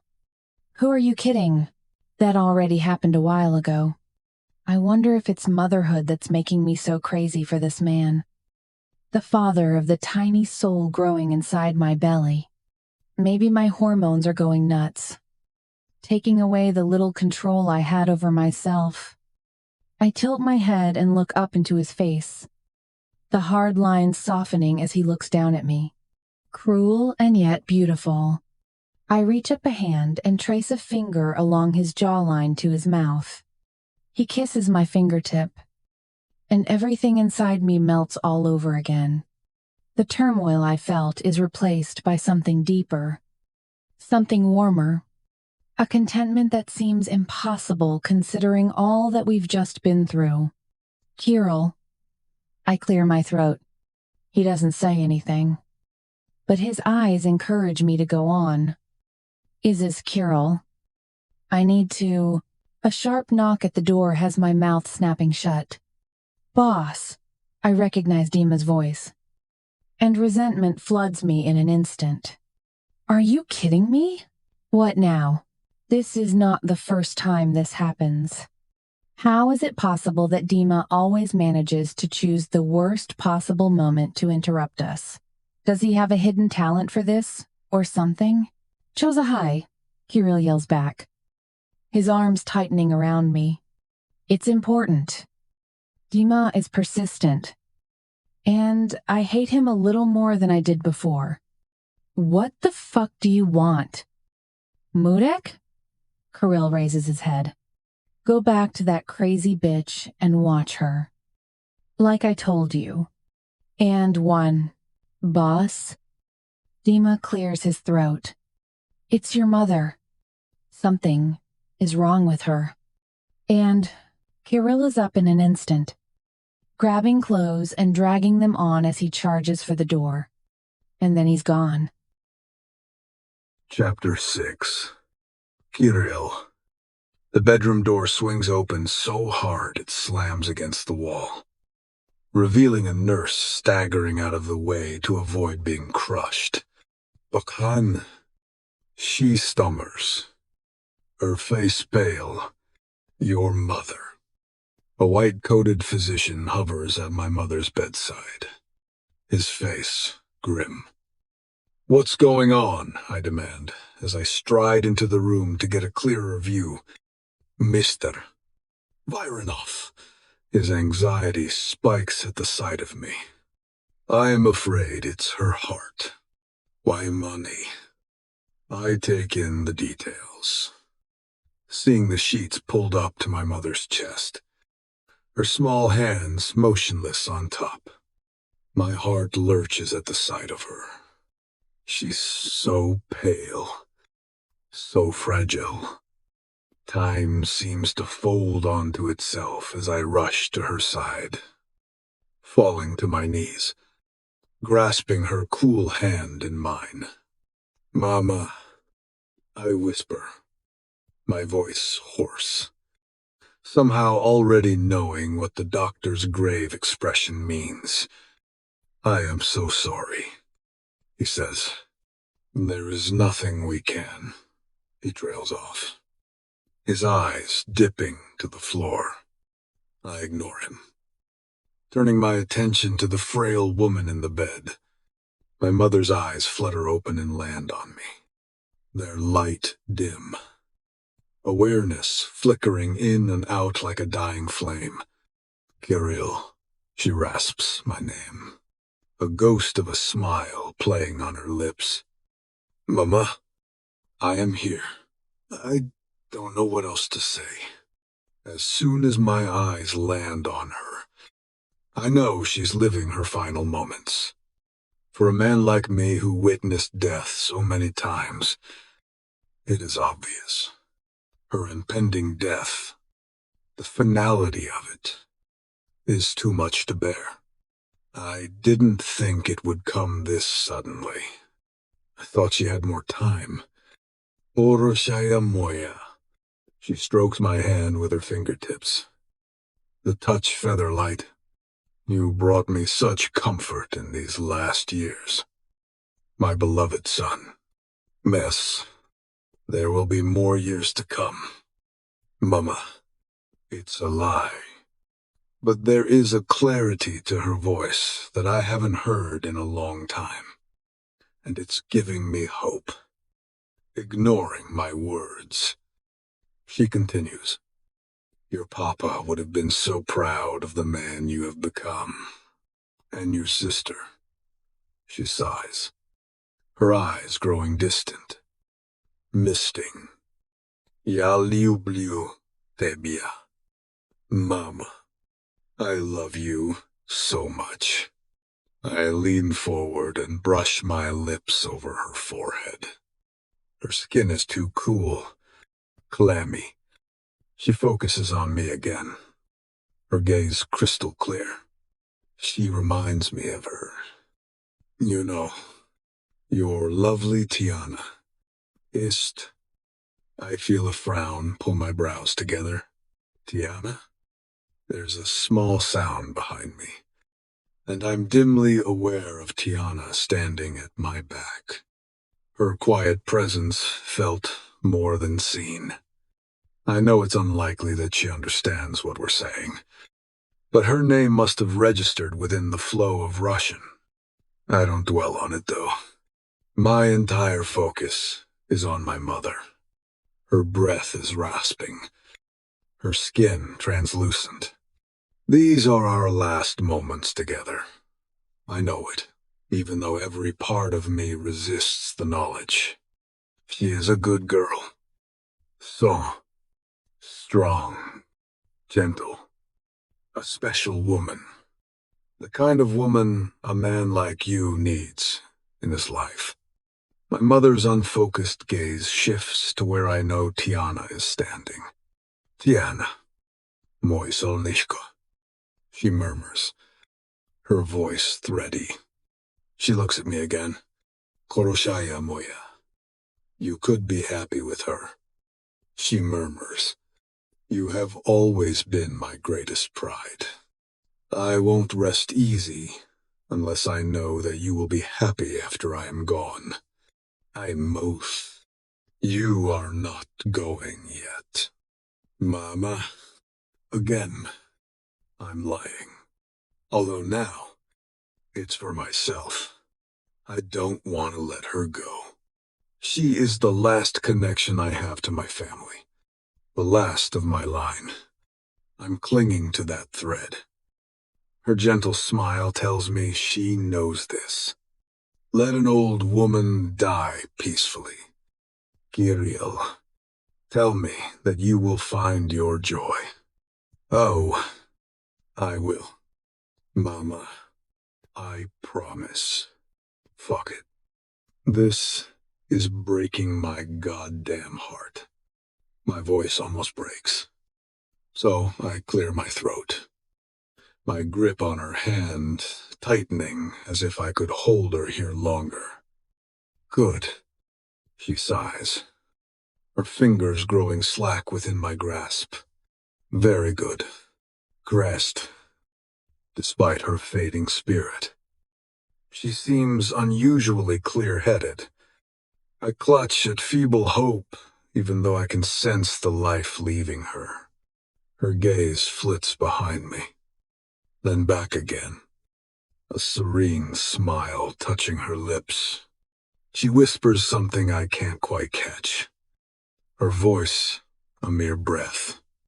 Her eyes drift shut, and I know that her spirit is taking flight. I sense it the moment she is gone. My fears are confirmed when her body grows limp and her breath flutters out. She doesn't draw another. She's gone. Mama! My voice is raw as I gather her frail form in my arms, holding her close, refusing to let go. I stroke her silver hair, inhaling the scent of her lavender perfume, imprinting the memory of her in my mind. I will never forget the unwavering love she showed me, the sacrifices she made, the strength she instilled in me. It's only when I hear a muffled sob from behind me that I loosen my grip, resting my mother tenderly back on the bed. I look over my shoulder to where Tiana is openly weeping, tears streaking her face. The sight makes my heart ache, but I steel myself, clenching my jaw as I tug the coverlet back over my mother's chest and smooth her hair. So peaceful. She looks like she's only sleeping. I rise to my feet and face the others in the room. Behind the physician and the nurse, Dima stands, looking stricken. Two more of my men are in the doorway, shoulders bowed. Get out. I don't need to say anything more to have the room cleared within seconds.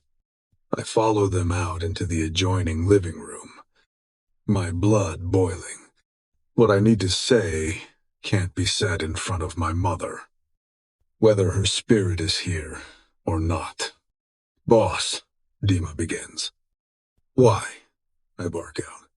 Why the fuck was I not told of this? I glare around at the others. Why was my mother on her deathbed? And the first I heard of it was just moments before her passing. Mr. Vironov. It was an unexpected turn. We couldn't. The doctor is wringing his hands. You couldn't what? I snap. Do your job. She was well when I saw her this morning.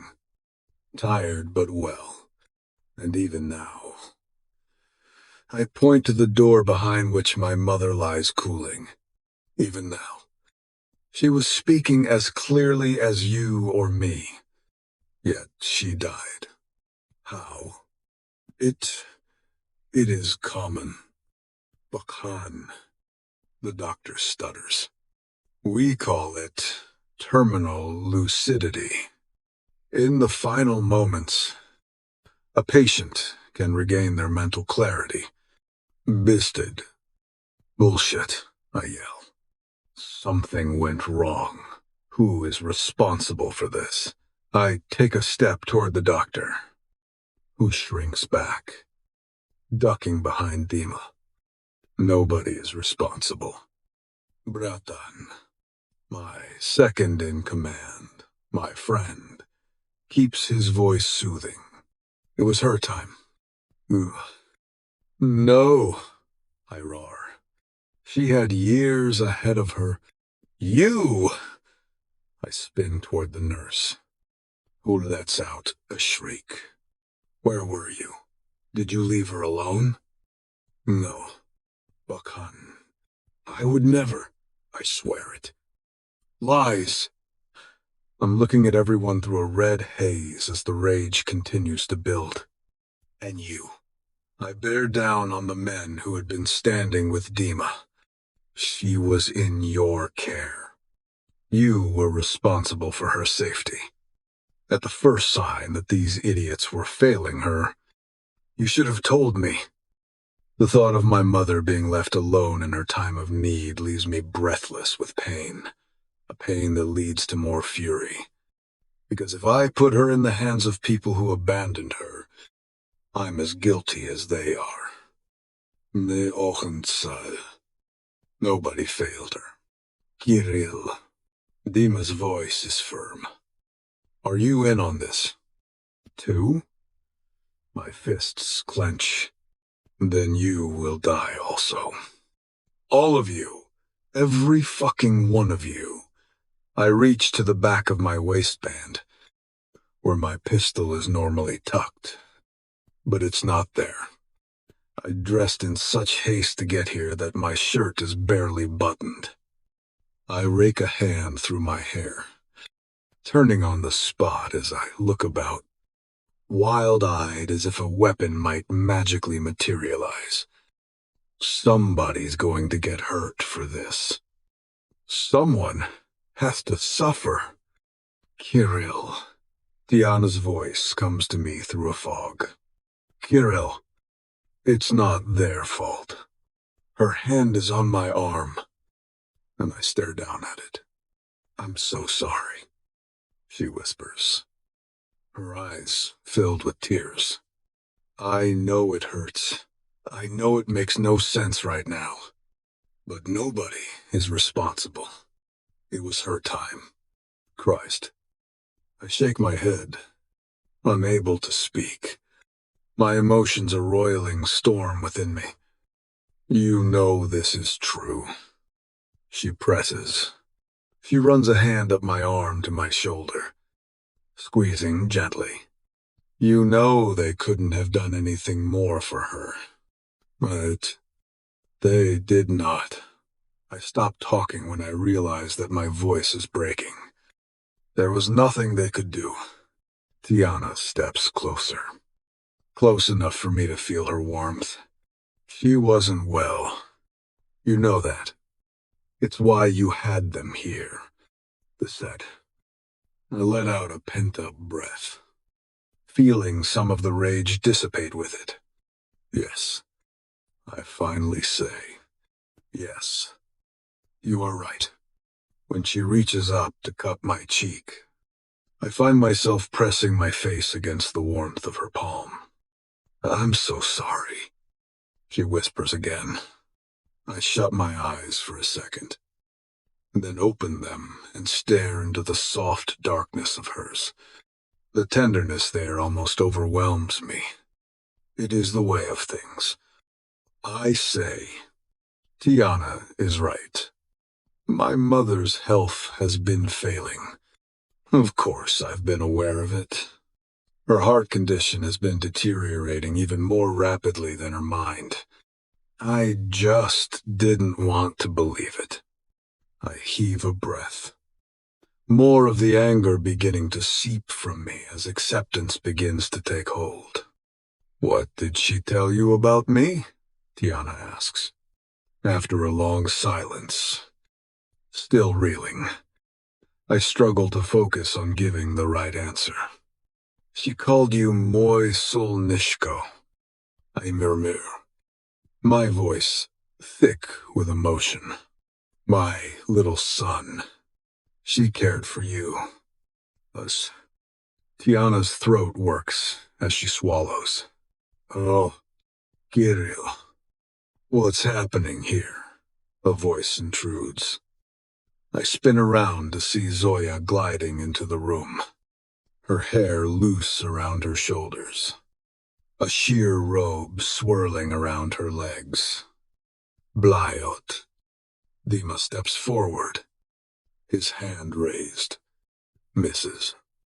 Viranov. He stops and looks at Tiana, probably because he's uncomfortable addressing Zoya this way in front of her. My mother has passed, I say to her bluntly, then turn my attention back to the physician. He visibly cringes. I am sure there is paperwork to be finalized. Do what is necessary. Make the arrangements. Wait. Kirill, Bozhemoy. Our poor mama. Zoya interrupts. A hand clasped to her chest, her eyes wide. I ignore her. She and my mother were never close. I have no idea what this display of emotion is about. Tiana is a short distance from me, but I don't close the space between us, turning my back on both of them. I focus on Dima. We must plan the funeral. Make sure that everything is in order. Without another word, I take a breath, straighten my shoulders, and stride out of the room. Chapter 7. Tiana. The funeral parlor is sending me copies of the order of service this afternoon. I smile at Dima, who looks mildly satisfied. I've come to the conclusion that the man never smiles. The flowers? He presses. Lilies and white roses. I tell him, and you were sure that? I made certain that there will be 30 roses in each arrangement. It is an even number, according to Russian tradition. I tell him, I'd done my homework before getting into this. Duh. He gives a curt nod before leaving the room. I settle back onto the plush cream couch, glancing at the notes spread out across the coffee table in front of me. A cup of herbal tea and a plate of saltines is set off to one side, all that I can manage to tolerate most mornings. Dima had been surprised when I told him that I wanted to plan Irina's funeral, but it's given me something to focus on during this difficult phase. I didn't know her long, but in the short time we spent together, I grew to care for her deeply. We may have had many communication barriers, but she was the only real mother figure I've ever had. I never knew my mother, and my relationship with my father was complicated, to say the least. Yeah, right, complicated. I huff out a small snort. If you could call selling your own daughter complicated, but he was my dad. And like any human, he had his flaws. He was controlling and demanding, just like Kirill can be. But he never showed me affection or made me feel loved. Not the way Kirill does, in his own twisted way. Nobody has ever made me so cared for. With Kirill, as dysfunctional and complicated as the relationship is, there's passion there. Obsession. Even. I can feel how much he wants me, needs me. It scares me. But it also makes me feel alive. Irina was different. She was warm, gentle, accepting. I could be myself around her, tell her my secrets, even though I knew she was largely unaware of what I was telling her. Although from what Kirill told me, she knew I was there and she enjoyed my company. We connected somehow. Now she'll never get to meet her grandchild. She never even met her other grandchild. Stepan. It breaks my heart. I stroke my still flat stomach, imagining what it will be like to hold my baby in my arms. A piece of Kirill growing inside me. I know I should be afraid, but part of me is excited, too. If I'm being honest, The darkness calls to me just as strongly as the light. I'd never known that about myself. It's something that's dawned on me since meeting this enigmatic man. And now I'm drawn to the shadows, to the thrill of danger. But a baby changes everything. I'll be responsible for an innocent life. And I know I can't raise a child in Kiril's world. Not with all the lies and dysfunctionality weighing down on us. Not with all the Bratva shit going on. And especially not with Zoya back in the picture. Seeing her here, inserting herself into Kiril's life again so forcefully, it is one of the many red flags I can't ignore. The baby's safety must be your first priority. I must remember that I'm playing with fire. This baby in my belly is everything. I must be more cautious than ever. No matter how wildly my body reacts to Kirill every time he's around me, I mustn't forget the things I learned about him.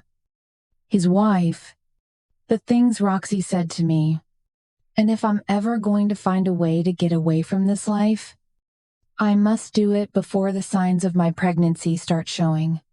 Except things are not that simple anymore. Not with the FBI on my back, watching my every move. I really don't know what to do. I force the confusing thoughts to the back of my mind, trying not to think about how cornered I am. All I know is that I have to be here for now. Perhaps I just need to be patient and keep my eyes open. Perhaps things will work out on their own. I sink against the back of the couch and run my hand over a soft cushion beside me. The velvety surface is smooth against my palm. I keep stroking the fabric, trying to soothe myself. It doesn't work. You're out of your depth, despite how fucked up our relationship is. My heart aches at the thought of losing Kirill. As perverse as it is, I love him. He may have lied to me and treated me like a commodity, but he also made me feel treasured and cared for in a way no one ever has. I'm addicted to the passion we share, that all-consuming desire. He makes me feel like I'm the only woman in the world when I'm in his arms. I've never felt more alive than when I'm with him. I know it's wrong to feel that way, but I still do. And it's going to break my heart if I have to leave him behind. If you can even pull it off. As for Zoya, I don't even know what to think of her.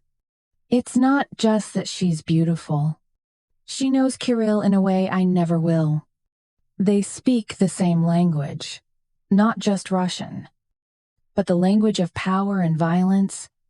Perhaps he'll take Zoya back and I'll be no use to him anymore.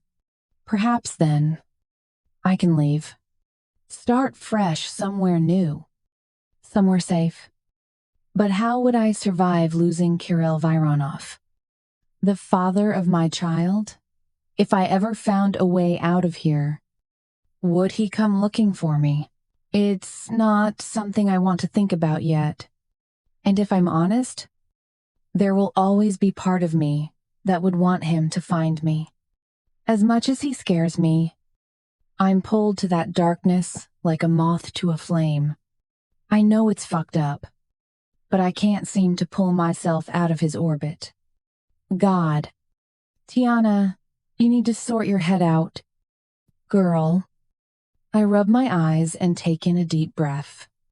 This whole situation is a mess, and my thoughts are beyond confusing. Zoya. Stepan. The baby. My feelings for Kirill. But for now, I just have to hold it together and get through the next few days. Do my best to give Irina the dignified send-off she deserves. Forget about the lies and support Kirill during this difficult time. Push all my doubts and worries to the back of my mind while he grieves in that silent way of his. I know he's in pain. He's just too proud to show it.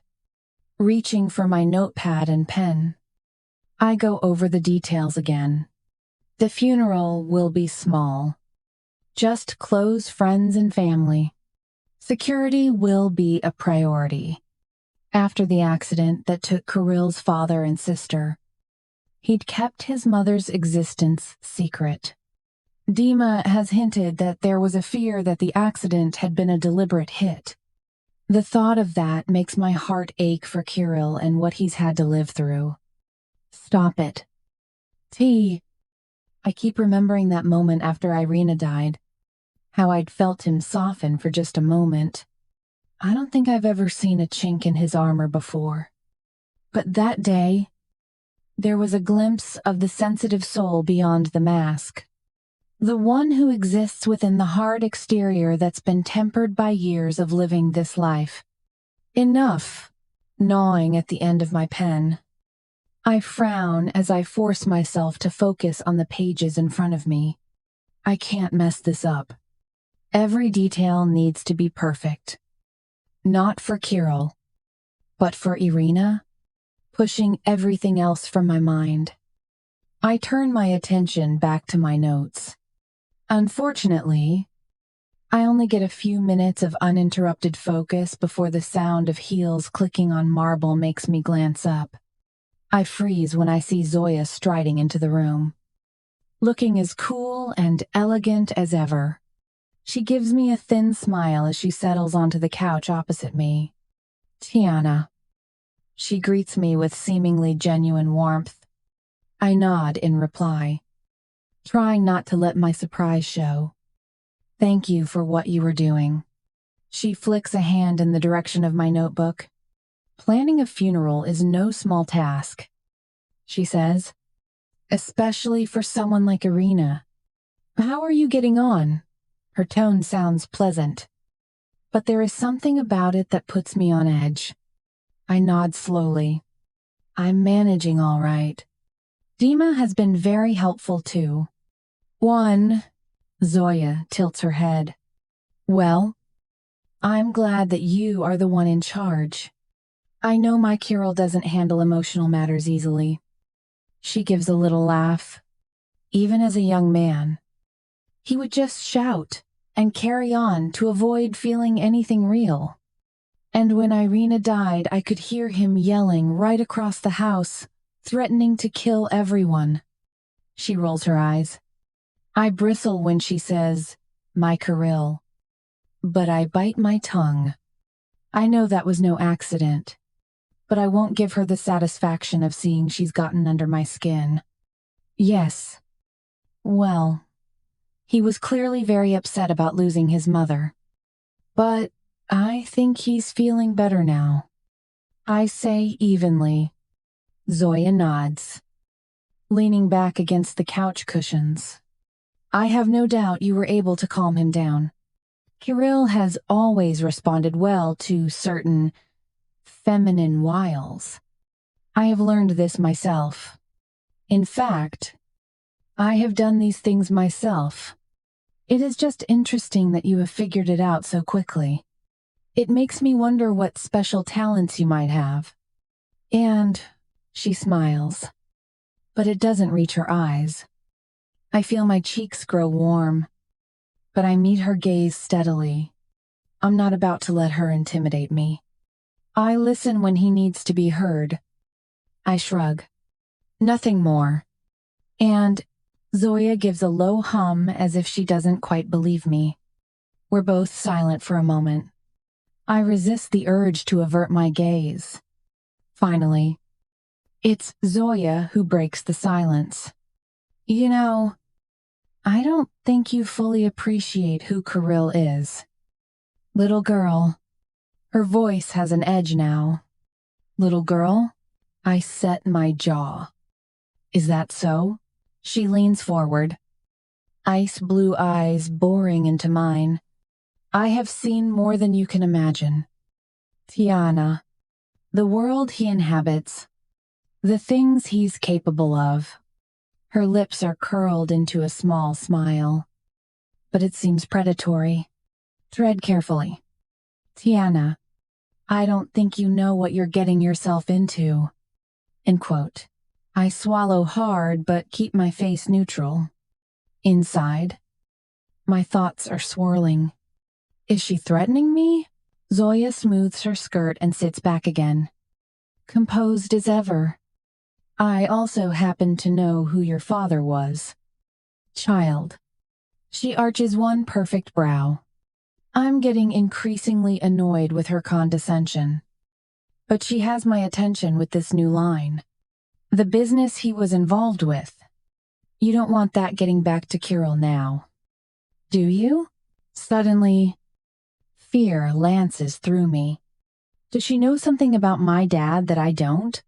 Does she know about his role with the FBI? Or is there something else? My mind races, but I force myself to hold Zoya's gaze. I won't give her the satisfaction of seeing how shaken I am. I've had enough shit these past few days. I don't need her to add more layers to the pile. I don't know what you're talking about. I simply say, "Is that so?"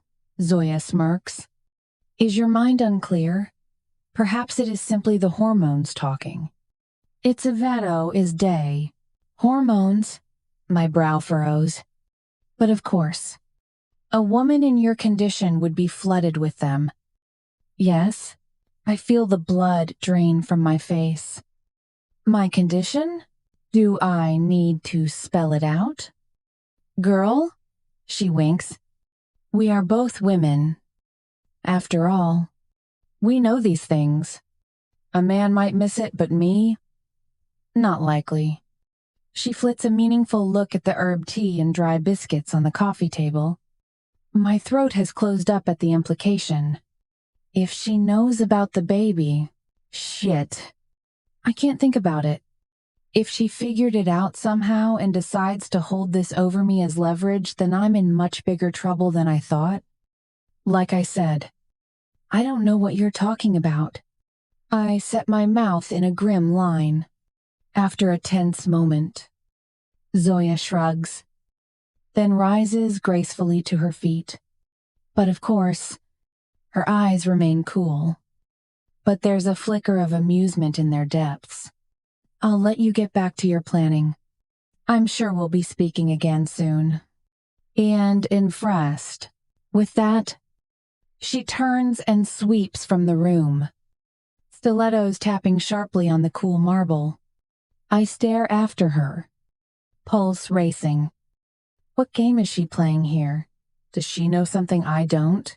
I take a shaky breath, trying to collect myself. If Zoya wanted to rattle me, she succeeded. And if she somehow figured that I'm pregnant, then I'm in for a world of shit. I glance down at my notes. I force myself to refocus. The funeral first. Then I can deal with everything else. One thing at a time. Picking up my pen, I smooth the pages of my book and get back to work. Planning a tribute worthy of the woman who was like a mother to me. However briefly, I owe Irina that much. I'll finish this task for her memory. Then the real fight begins. Chapter 8. Kirill. It was a beautiful service. Every small detail was flawless. And I know I have Tiana to thank for that. She went above and beyond to make sure that my mother gets the respect she deserves. And when the time comes, I will make sure to thank her for that. I will make sure that she understands how precious she is to me. But right now, I have other things to worry about. I am so sorry. Bakan. A squat, grizzled man is standing in front of me, hand outstretched. I look down at it before grasping it in mine. He reaches in and draws me into an embrace that has me stiffening. Although I know it's merely custom. Beresovka's dim interior feels claustrophobic somehow, even though the staff has gone through great trouble to set the place up beautifully for my mother's wake. Tables are laden with traditional dishes, and vases of lilies and roses are placed strategically around the room. There's a giant framed portrait of my mother in her younger days, set near the entrance. Her sweet features a reminder of the woman I knew from my childhood. It's not the venue that bothers me, though it's the company. I can barely stand to be in the same room as these people, all of them offering their meaningless condolences, pretending to care about my mother's death when most of them hardly knew her. It has been years since the accident that claimed the rest of my family. Years since my mother was able to mingle socially. The only reason any of them are here is out of obligation to me.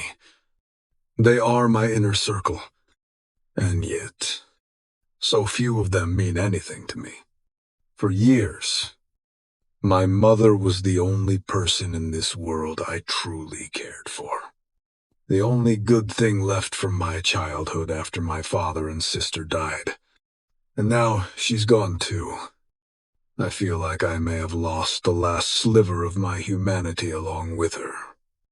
Yet here I stand, stone-faced, nodding politely as these people approach one by one to pay their respects. I cannot show weakness. They expect raw strength from me at all times. But maintaining this mask of stoicism today takes every ounce of willpower I possess. Boss, Jima, is beside me, drawing my attention.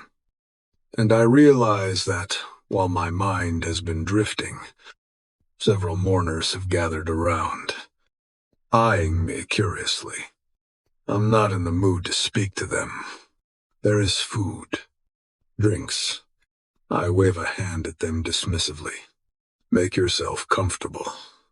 I've had enough of the small talk. The group disperses, leaving me alone with Dima and my thoughts. He knows enough not to intrude. Out of the corner of my eye, I catch Tiana watching.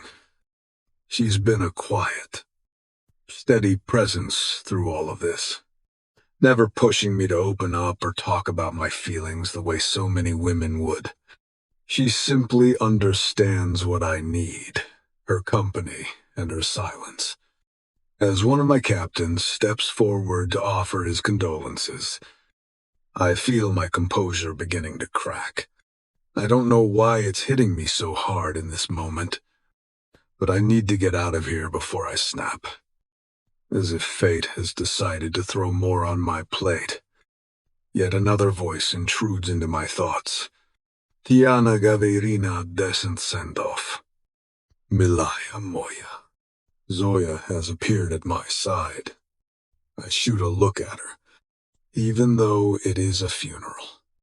Her black skirt is too tight. The black silk shirt she's wearing is too low. If she notices my disdain, she doesn't show it. Instead, she slips a hand through my arm. Your mother was a good woman. Kirill. Why? I incline my head because I won't argue that point. Thank you. I mutter, prying her fingers away from me. It's not the place to make a scene. I have too much respect for my mother's memory. Every man needs a good woman in his world. She tilts her head. What do you want? Zoya? I keep my voice low. I am just concerned about you. Milaya. Moritan. I exhale through my nose before answering. What are you getting at? She sets a hand on the back of a nearby chair, leaning against it casually. Can a woman not worry about her husband? You and I both know that ship has sailed. As soon as we have dealt with this business with the boy, you will be out of my world. I fold my arms over my chest. Kirill, the boy is your son, your own blood, and a very good reason for us to at least try to get over our differences. Don't you think? I do not. I will do right by the child. But that is where it ends. Now drop this. I turn from her and stalk away.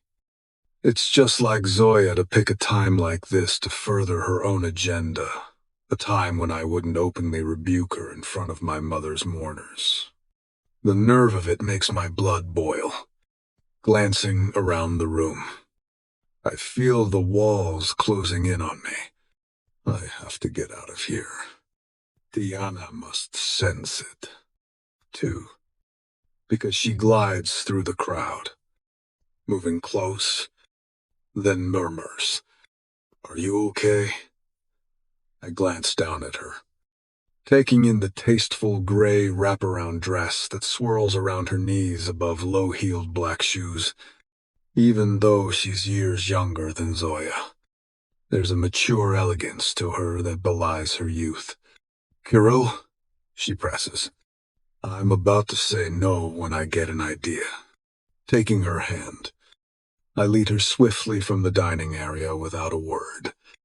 My men glance up in surprise, but know better than to question me. There's an office in the back of the restaurant where we often gather to conduct business. Today, it will serve a different purpose. Once inside, I lock the door behind us. "Kirill, shouldn't we be out there?" Her features are clouded with concern. "If you want to talk, we can talk when we get." Before she can get another word out, I pull her roughly against me, claiming her mouth in a bruising kiss. She responds instantly, her body molding itself to mine. I walk her backward until she's pressed against my desk. "I need you." I rasp against her skin as I push up against her sed, my cock throbbing. This is the only way I know to cope with the storm inside me, to lose myself in her. I can't think straight, with grief clouding my mind. I want to focus on Tiana's body against mine, her soft moans, and the way she arches into my touch. I need to feel alive, to forget for just a moment that my mother is gone, twisting my hand into her thick, dark curls. I pull her head back, baring her throat. She gasps as I graze my lips over her skin, nipping at the soft flesh. My hands roam over her curves, squeezing her breasts roughly as I kiss down her neck. She gasps, tilting her head further back to give me more access. And I know she likes it. Grasping a handful of the fabric of her dress, I gather it up, exposing her legs. I run a hand up her thigh, cupping her ass through the smooth satin of her panties. The lush flesh spills between my fingers. So fucking sexy. I rumble. "Kirill." She moans. Oh, God. Her voice is throaty.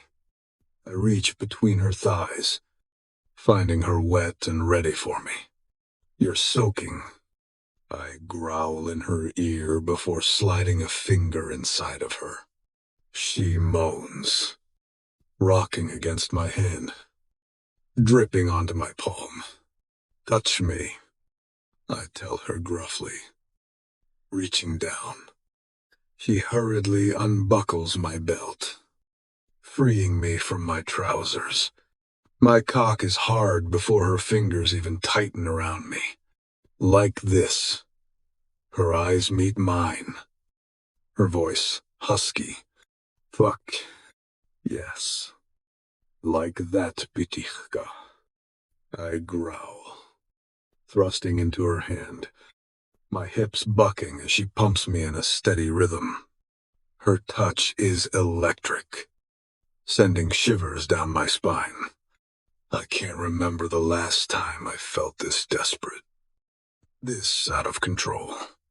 "Tiana," I grit out, my voice hoarse. "You're going to make me come." She smiles, her eyes dark with desire. "I want you to, she whispers, her voice thick with lust. Not like this. I want to be inside you. I grab her hips, pulling her closer, my fingers digging into her flesh. I can feel her heart pounding against my chest, her breath coming in ragged gasps. When I reach between her legs again, she's soaking wet and ready for me. The fabric of her panties is slick with her juices, and it drives me to the brink. I want to feel her tight. Hot pussy wrapped around my cock. Turn around. I order. My voice low and commanding. She obeys without hesitation. Her eyes locked on mine as she spins around. She leans forward, resting her hands on the desk, her ass in the air. She pulls her dress up, revealing the perfect twin globes of her butt. I can see the wetness glistening on the white satin covering her pussy. And I want to devour her. This is in the way. I mutter, yanking her panties aside. She gives a startled little cry, then wriggles her ass, her thighs splaying to reveal her glistening pink slit. I trace my fingertip along it, remembering how sweet and naive she was that first night I took her. I liked her then, but I like her even better this way, wanton and writhing for me. When I slide my finger deep, her back arches, and she moans hoarsely, "Oh, fuck," stretching her arms out. She grips the opposite edge of the desk. She twists and moans as I keep pumping my finger in. I add another, the wet sounds making my mouth water with the need to taste her. I'd go down on her now if I wasn't so desperate to bury myself deep. I make do with pulling my fingers out and sucking on them, looking down at the slick stretch of heaven that I plan to lose myself inside. Fuck. She's gorgeous. I can't wait any longer. I step closer, my cock throbbing, and position myself behind her, my hands gripping her hips. Are you ready for me? Ptishka? I ask, my voice low and husky. Always. She moans, her voice thick with desire. Fuck me, Kirill. And lining my cock up with her entrance, I thrust into her, sliding deep into her pussy. Fuck. Holy shit. Yes, she cries out, her body trembling. I can feel her muscles clenching around me. Her pussy so tight and hot that I can barely contain myself. I start to move, my hips pumping in and out of her. Each thrust sends shocks of pleasure through me, making my cock pulse. Sensations rippling down my shaft. Tiana's moans grow louder, her body arching with each thrust. The flutters around my cock start to intensify, her orgasm building. I want to make her come, to feel her body shudder with pleasure. I increase my pace, my cock sliding in and out of her faster. Harder. Take it. Little bird. Take all of my cock. I grind out through gritted teeth. I'm pounding into her like a man possessed, my hips slapping against her sweet ass. The sight of my flesh filling hers has me transfixed for a moment as her pussy stretches around my cock. Sweat trickles into my eyes, blurring my vision. But I don't bother wiping it away. I'm not letting her go, not releasing my grip on the lush ass filling my palms. Oh God. Kirill. She moans, her voice hoarse. I'm going to come. But I slam into her, my cock hitting the deepest parts of her channel. She cries out, her body jolting with pleasure. Oh, shit. Yes. She screams the words as she collapses onto the desk. Her fingers clenched onto the desk. Her muscles spasm wildly around me as her orgasm washes over her. But I'm not done yet. I keep fucking her, my cock sliding in and out of her hot slit as she comes. It's not enough. Even when she goes limp beneath me, I keep thrusting, my hair hanging damply over my forehead as I reach around to find the nub of her clit. I barely have to thrum it for a minute before she's jerking against me once again. Come, I tell her. Come for me again. Ptishka. It's an instruction I don't need to give, because she stiffens and then cries out, her face pressed against the smooth surface of the desk. Yes, yes. Oh my fuck. Each word is punctuated by a slam of my cock until, finally, I can't hold back any longer. I thrust into her one last time, my shaft swelling inside her.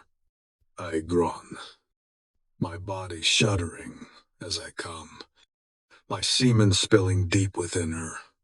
We both collapse forward, my body covering hers. When I gather her against me, wrapping my arms around her, I can feel her heart pounding in her chest, her breath coming in ragged gasps.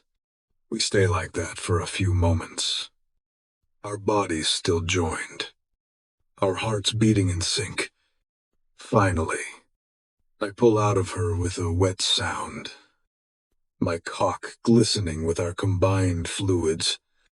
I help her up, turning her in my arms to face me. We kiss, our tongues entwining as we share the afterglow of our passion. When we break apart, her lips are kissvollen. Holy shit, that was incredible, she whispers, her voice husky. Yes, I reply. I try to keep my voice curt, but I can't. She just took my pain and turned it into something bearable. I know that when I look down at her, my expression is tender. I take in a deep breath, allowing myself to get lost in the moment. Kirill. I tell her, lifting my hand to stroke her hair from her flushed cheek. I know. I smile. She responds with an expression of sheer adoration that would melt me if I were the kind of man who did such things. Finally, reluctantly, I step back, tucking myself away and straightening my clothes. I run a hand through my hair to slick it down, while Tiana smooths her dress back into place. She looks up at me, her dark eyes full of understanding. In them, I see everything I cannot put into words. My grief, my rage, my sheer exhaustion with it all. Wordlessly, she lifts a hand to my cheek. I close my eyes and lean into her touch. Just for a moment. No one else has ever made me feel so seen, so accepted, even in my darkest moments. I don't know how she does it. With a deep breath, I harden my expression back into an impassive mask once more. The side of me that the rest of the world needs to see. Taking her hand, I lead her from the office and back to the gathering. I know I can make it through the rest of this wretched day with her by my side. And one day, I might be able to thank her for that. I know that she's disappointed when I release her hand and move away from her as we return to the restaurant. But she doesn't say anything. She simply melts back into the crowd, allowing me to begin circulating again. I make my way through the gathered guests, accepting brief condolences and making small talk with the others. It's all surface-level pleasantries. Nothing of substance. But after the interlude with Tiana, I'm able to tolerate it. My gaze constantly searches the room, carefully avoiding where Zoya stands with the boy. Your son, Dolboyob. At least that's what she says. Dima finds me after a few minutes. 2 glasses of vodka in hand. He passes me one. It was a nice service, he says. Tiana did well with the arrangements. I not. Taking a slow sip. Tiana, my fierce, fiery beauty who makes me feel things I've never felt before. I told her that she would be my wife one day, and I meant it. You still do, but my reasons feel different now. There's something deeper driving me, something unfamiliar, but I like it. I want to have a child with this woman, start a family to rebuild the one I lost. A swell of possessiveness rises in me as I picture her belly round with my child. I realize how much I want that. I want her to bear me a son, or even a daughter, as beautiful as her mother. My eyes land on Zoya and the boy again. Stepan, supposedly my son too, but something feels wrong about it. I don't believe it. There's a resemblance, for sure, but I don't trust the woman. I never did, even less since she returned. But looking at him now, I need to be certain. I set my glass down and pulled Dima aside, lowering my voice. I need you to do something for me. Privately. Base. Name it. Boss. Once. The boy. I jerk my head in their direction. Something feels off. I agree. He nods. All this time, we've been going to meet her. You've been paying for her security, her lifestyle. And this is the first we hear of the kid? I don't buy it. He's right. There are too many things that just don't add up. I want you to look into it. Dig deeper. As deep as you have to. Dima empties his glass in one gulp and then gives a cold smile. I'll take care of it. Yes, sir. I clap him on the shoulder. Soon I'll have the answers I need. And if my suspicions are correct, I'll be able to get Zoya out of my life once and for all. Chapter 9. Tiana. I smooth my dress over my hips, giving myself a final once-over before heading back to the restaurant. Holy shit, that was one of the most intense experiences of my life.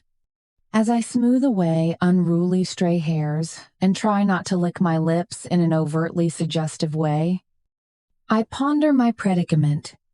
Here I am, totally tangled up with Kirill, even more so than before. Every time I think I've figured this man out, he goes and does something to completely upend my carefully laid plans. My plans. Every time I think of getting away to save myself and my baby from this Bratva life, my heart breaks a little. Not to mention that I still don't know if I'm ever going to be able to pull it off. Even if I manage escape like last time, I won't last very long out there. FBI agent asshole and the others will be on my tail as soon as I leave the estate. I need to be smarter than I was last time. But how am I supposed to figure this out when Kirill has me falling head over heels for him every time he's around me? Calm down. T. I can't let one amazing, mind-blowing love-making session lead me to believe that things are going to be right between us. There are just too many complications. My mind races, running through the usual laundry list of dramas: my father's death, the FBI, Kirill's wife in the background, the story Roxy told me, and my impending motherhood. All of these should spell turmoil for any normal person. And yet, I am still consumed by the idea of being with him. For whatever bizarre reason, it's like we are pulled towards each other like two magnets, and I don't understand it. Despite all of the dark clouds looming over us, Kirill and I have built an intense, combustible connection that seems to override sense or reason. And I can't decide if it's real or I'm just being a naive teenager with raging hormones. Maybe seeing him at his most vulnerable, mourning the loss of his mother, did something to me. Maybe it's because I know what it feels like to lose a mother. And as hard as he appears, I know how much he loved her. He's shown me that he's capable of that emotion. I catch a glimpse of him across the room, tall, imposing, dominating the space in the way he always does, and I allow my heart to warm for a moment. What if I'm missing something? I shake the thoughts off. As bad as my hormones want me to believe that Kirill Viranov is a good man, I cannot simply forget about the things that happened, the things that I learned about him. There are red flags everywhere, and I can't just ignore them. But before I could allow myself to get lost in my thoughts even more, I sense a shift in the atmosphere around me. I turn and see Zoya sauntering toward me, her steps confident, her gaze piercing. "Well, look at you," she says, her voice like silk wrapped around steel. "Don't you look gorgeous tonight, sweetie?" Immediately, she's ruffling my feathers. The woman can't be more than 10 years older than me, but she treats me like a child. "Not more than you do, Zoya." I nod my head and muster up a smile. "You did a wonderful job of the funeral. Kirill must be quite pleased." It's a compliment, but somehow it doesn't feel that way. I'm sure he'll share his thoughts with me once we get home. I play along, putting emphasis on the last word. Zoya's smile doesn't slip, but her eyes flicker. She chuckles. It's tinkling and high-pitched. "Of course. Knowing Kirill, I bet he can't wait to be alone with you." "And very for, maybe," I reply, trying to sound nonchalant. "I'm sure." She winks, then glances around as if she's making sure nobody's listening. "There is something I need to tell you, darling," she whispers, linking a hand through my elbow and putting a bit of pressure on it as if to guide me. I resist a little. It's important, and it should be said in private.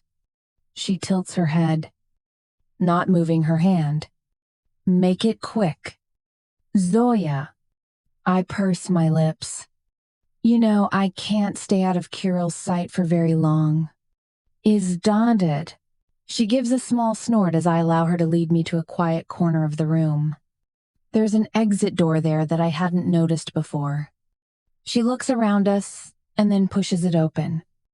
We emerge onto a secluded paved patio that carries the lingering scent of cigarettes.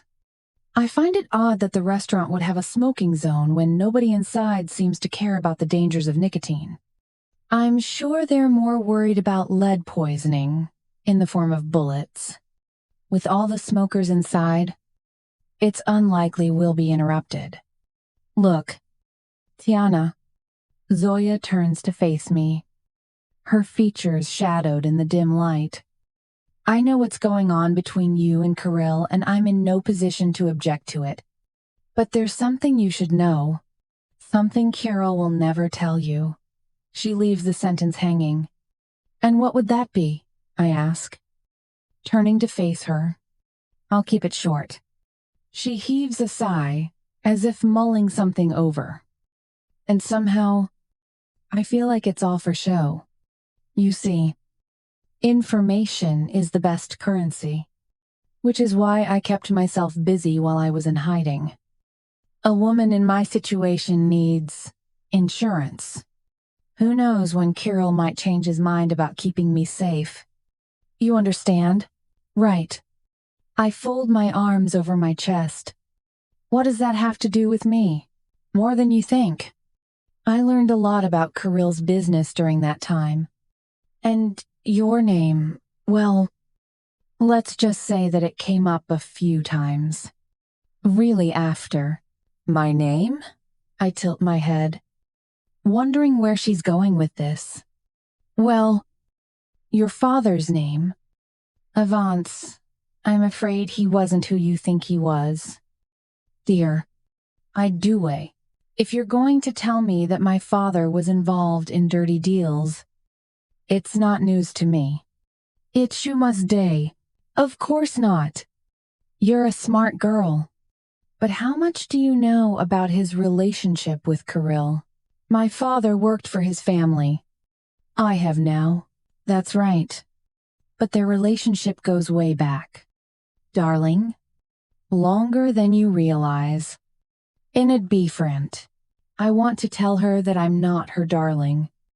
But I feel myself buckling as my need for answers begins to gnaw at me. What are you getting at? Well, back in the day, Kirill cut his teeth in this business by keeping, well, some people in line. Your father was one of them. Dear Indistrans, I shake my head, feeling a furrow form between my brows. You're not telling me anything new. I know that my father was afraid of Kirill. I saw them together before, I can't say before my father died. As distant as it seems, the whole thing only happened a few weeks ago. I'm not talking about now. Tiana. She steps a little closer. I mean, many years ago. When you were just a girl. If my frown deepens. So, well, there's no easy way to say this. Darling. So forgive me if I sound raw. She draws a deep breath and looks me in the eye as if she's waiting for a reaction. When Kirill was sent to straighten your father out, he did it by killing your mother. End quote. I gasp so sharply that I start to choke. Suddenly, I can't find breath, my eyes watering as I try to regain my composure. Coughing and spluttering, I feel her hand on my shoulder, and I pull away from her. I'm sorry. Sweetie, I know this must come as a shock. Her tone is soothing without a drop of sincerity to it. Still trying to gather my surroundings, I back away from her. I stop when I bump into a small, wrought iron chair and put my hand onto the back of it to stabilize myself. Why are you telling me this? Why should I believe you? I choke out, fighting tears. I thought you might say that, which is why I brought this. She reaches into her oversized purse and pulls out a folded-up sheaf of papers. She holds it out to me. I stare down at it for a moment. When I don't take the pages, she shakes them slightly. I know this is a lot to take in. Darling, but it's not going to go away just because you want to ignore it. She gives me an encouraging smile. I want to slap her. Tell her that she's a liar and then run away. But I find myself reaching for the paper instead. The light is better over there. She nods toward where a light is shining over a nearby table. I ignore her, squinting at the printed pages. It only takes me a moment before I'm reaching out for the back of the chair again, and then I slump onto it. The cold metal isn't nearly as icy as the grip on my chest. It's a transcript from the FBI archives. Zoya says, taking a seat across from me. She wrinkles her nose as she flicks away a cigarette butt, then reaches over and taps a red fingernail on an official FBI logo and stamp at the top of the page. As you can see, the contents are self-explanatory. I don't respond. I'm too busy reading the details of a wiretapped phone call between Kirill and someone called Oleg Solikov, who is described in the report as his boss at the time. What about Avance? Solikov had said. I got it. No problem, had been Kirill's response. You didn't waste him, did you? That would be bad for business. Enamard, Kirill's reply is, what has my heart pounding in my throat? Not Avance.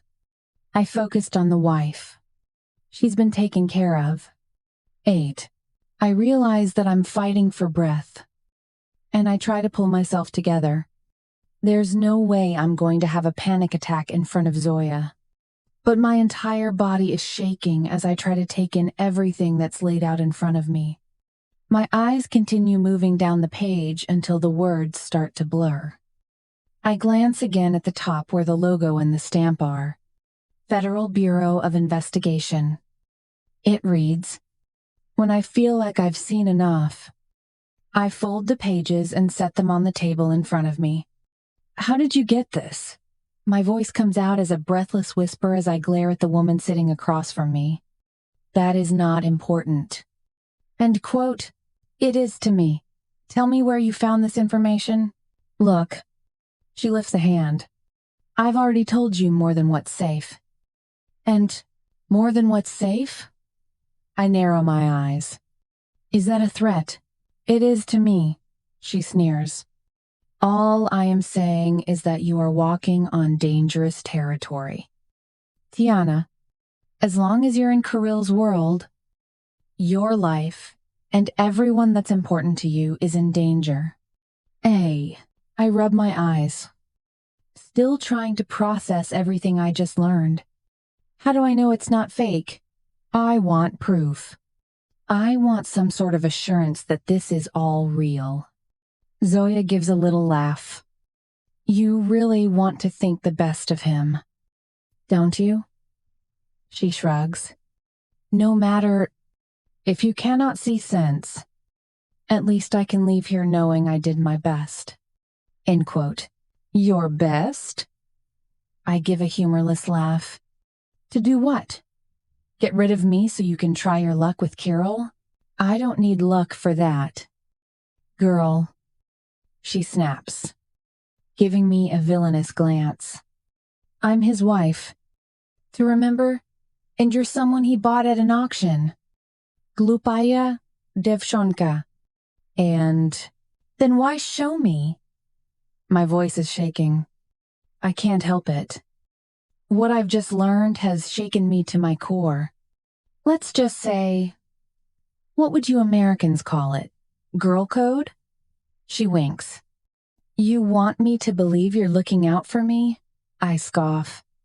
Don't flatter yourself. Child, I'm not. But as a woman, I can't let an innocent child come into a world like this. She splays her hands casually while I've stopped breathing again. I was right. She knows I'm pregnant. What do you mean? I blurt, shooting to my feet. You know exactly what I mean. Tiana, do you want to raise a child with the man who murdered your mother? She leaves the question hanging, and I'm speechless. I shake my head. How could you be so sure that I croak out. It's a feeble attempt at a diversion. She already raised my pregnancy once before, and I thought she'd planned to blackmail me with it. Now I know how she'd intended to use it as leverage. Are you really going to try to hide it? Her eyebrow lifts. Come on. We're both women. Let's not play games like this. Dolls. I don't have the mental capacity to deny it right now. I've just been hit with too many revelations. Why do you care about me? Who said I do? She gives a little sniff, nostrils flaring delicately. You're a grown woman. You do what you want with your life. But a child? Child needs a loving family, not the Bratva. I know what it's like to be raised by the Bratva. My father was high in the ranks. And as for how Kirill has reacted to learning about Stepan, do you want that for your child, too? Because I wouldn't wish that on an innocent. It stand. I don't say anything. Because what would I say anyway? I just stand there staring at her with my mouth hanging open, watching her as she crosses her legs, eyeing me coolly.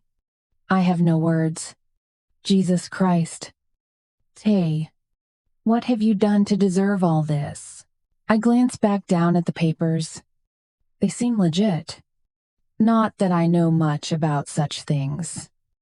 But then again, barely a week ago, I was tied up in the back of an FBI surveillance van. So maybe I've been getting a crash course in the subject. So? She aims those cold eyes on me, waiting for a response. So what? It's a stupid question. But I'm at a loss. What are you going to do? She glances at the door, back into the restaurant. I stare at it too. My mind is racing, and I sway slightly as I keep staring at the door. I think of my mother and all the years that I've lost. The childhood I never had. The long years I spent inside my room because my father locked me in there. I rest a hand over my belly, sensing the tiny life growing there. This is too much. It doesn't matter how much I love Kirill and that he's the father of my child. I've been torn between staying with him and leaving him long enough. But this is the last nail in the coffin. If this is true, and he knew all along that he's screwing the daughter of the woman he murdered, then he's more messed up than I ever thought. If this is true, then he has to pay. For my mother, for making my whole life a misery.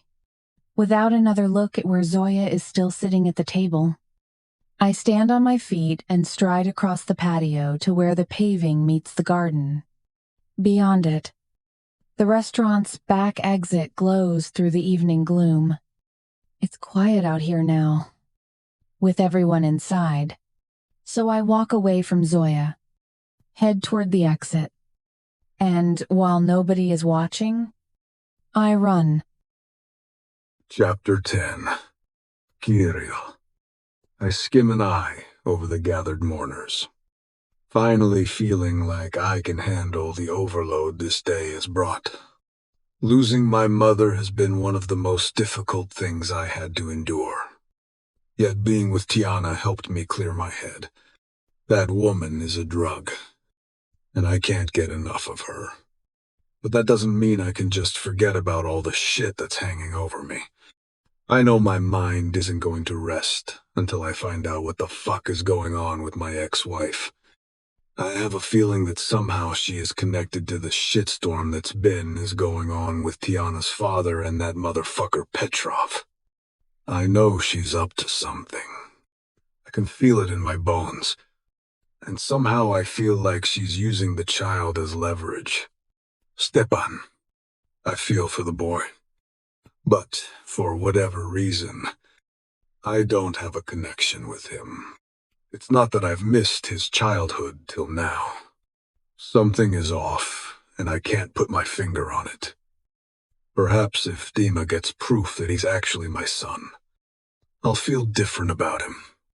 And if he's not my son, well, that will put a lot of things into perspective.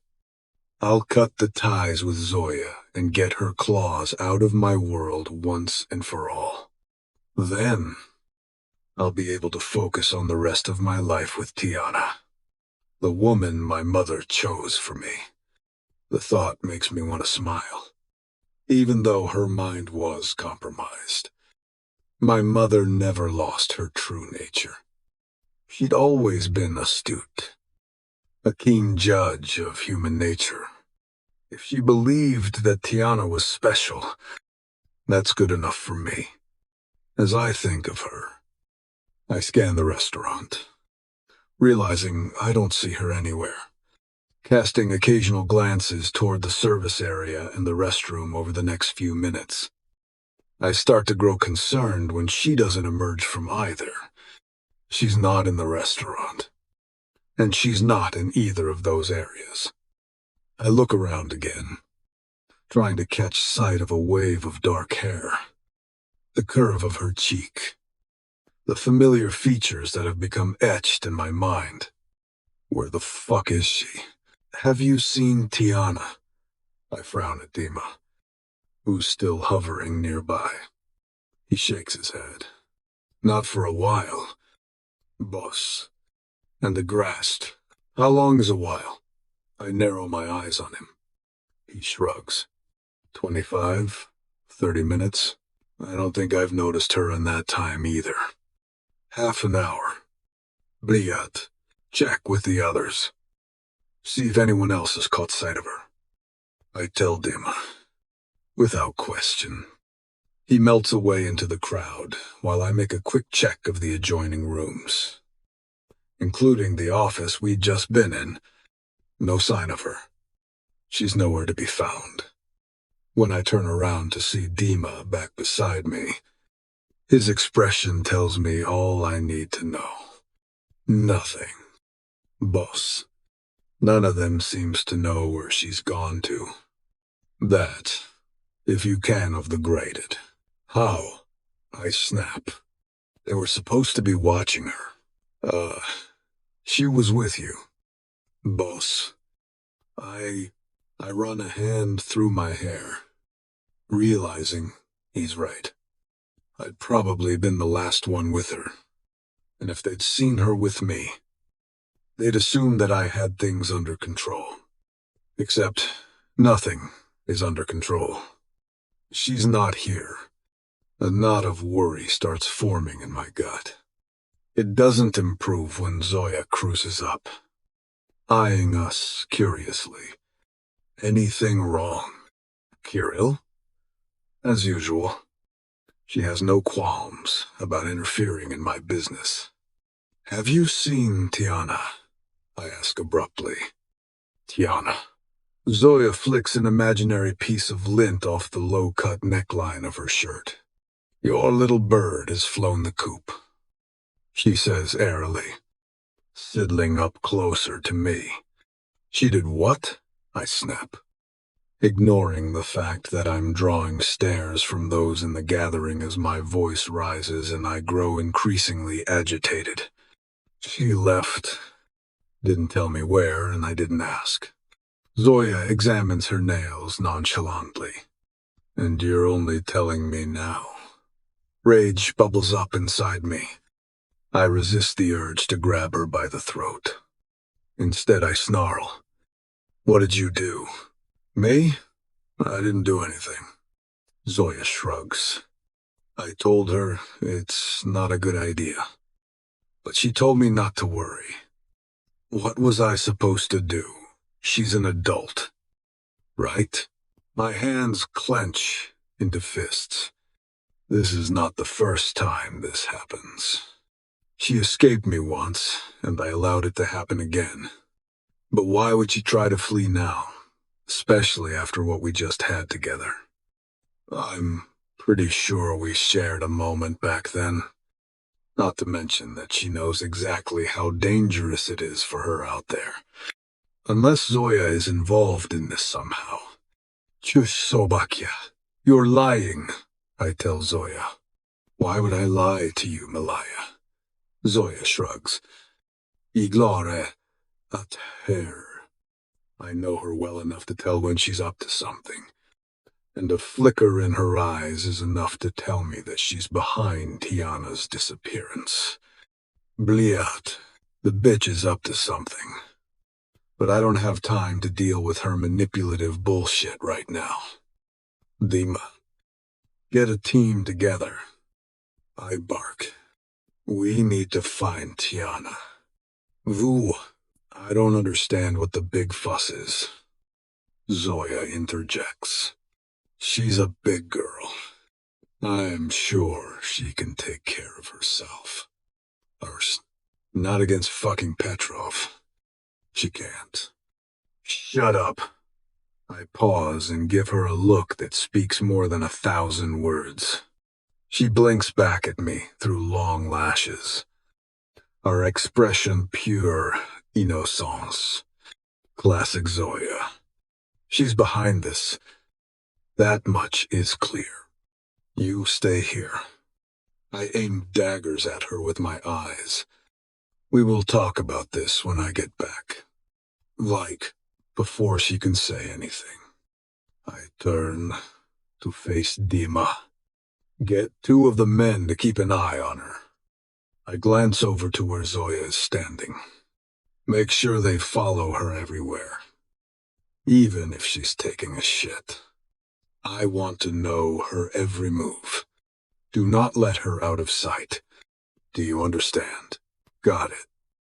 Boss. Dima notes. What do you want to do about Tiana? I feel adrenaline surge. Get everyone else to start scouring the place in a 3-mile radius. Look for anything out of the ordinary. She can't be far. Boss. My men scramble to follow Dima's orders while I head to the back office to see what might have been caught on the security cameras. There's a guy at the controls, skimming through footage when I arrive. He turns to look at me over his shoulder. Fuck, hun. I found something. She left this way. About half an hour ago. He points at the screen. There's a camera over the service access. Willis. I check the security footage and see her slipping out a side door that leads to an alley. It connects the back entrance of the restaurant with the main door. Bliad. What the fuck is she thinking? She's supposed to know by now that she's not safe out there. I have to find her before someone else does. With Dima in tow, I charge through the restaurant to the kitchen and out through the service gate. Once outside, I run into the alley she disappeared down. It's dark, shadowed. Plenty of places to hide in if you're a woman on the run, or if you're a motherfucker hoping to catch one. Look for anything, no matter how small. I bark at my men spreading out behind me. I'm already scanning the area, searching for any kind of clue that could tell me where she went from here. It doesn't take long before I see signs of a struggle. An overturned trash can. Skid marks on the ground. I sprint closer, running my eyes over the scene. Then I see it. A fine spray of blood splattering the sidewalk. Not much, but enough. A single drop of Tiana's blood is a drop too much. My heart drops into my stomach. She was taken. Bliad. I spin around as if she might appear from any direction. Tiana. I roar her name, scanning the empty alley for any indication of which way they went. But I already know it's useless.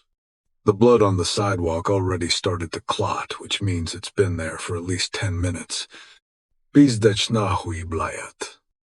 I rake both hands through my hair. How did anyone even know to take her from here? We kept the whole fucking restaurant locked down for tonight's event. We have security everywhere so that shit like this can't happen. I continue to fume. But I already know the answer to my dilemma. It was an inside job. Dolboyob.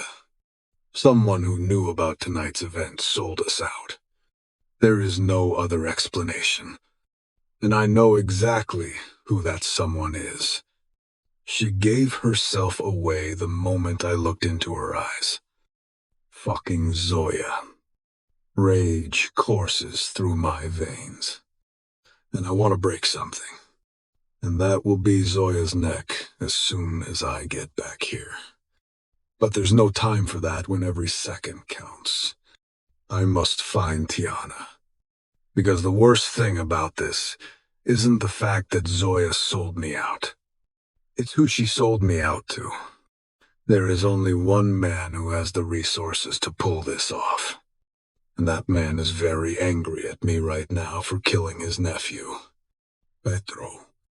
Dima comes up behind me, muttering the name on my mind. My blood runs cold and then bubbling hot. And after what I did to Ivan Petrov, I don't want to think about what his uncle will do to Tiana. Fan out into the neighborhood, I yell to my men, who come running at the sound of my shouting. Check every building in the area. I want any scrap of information you can find. My men scramble to obey. But a part of me already knows it's useless. Petrov's men wouldn't have stayed in the area. They would have made sure that I can't find her. She's gone without a trace. Vanished into the night. And that fucker Petrov is going to contact me with his demands. Or he's going to try to lure me into a trap. It's a waiting game now, and I fucking hate waiting, especially when there's so much at stake. You can't lose your shit. Mudak, not when Tiana needs you.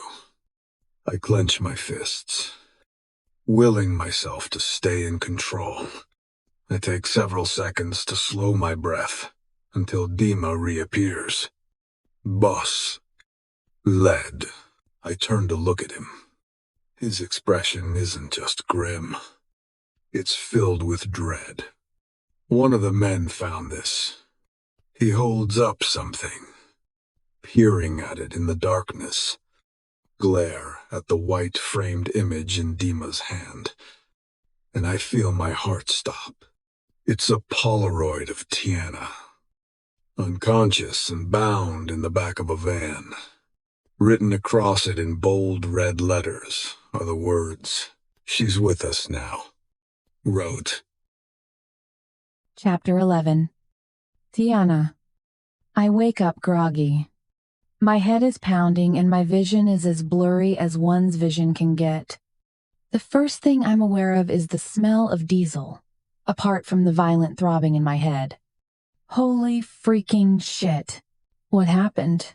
I do a quick rundown of the events after I walked out of the restaurant and into the alley. I was moving quickly because the shadows seemed to be alive when something hit me from behind. My head rang, and then I'd crumpled to the floor. You got yourself kidnapped again. Girl, but by who? The FBI? Am I in their safe house? If Agent Asshole is going to be in my face again, schooling me about how I shouldn't have left, he's got another thing coming.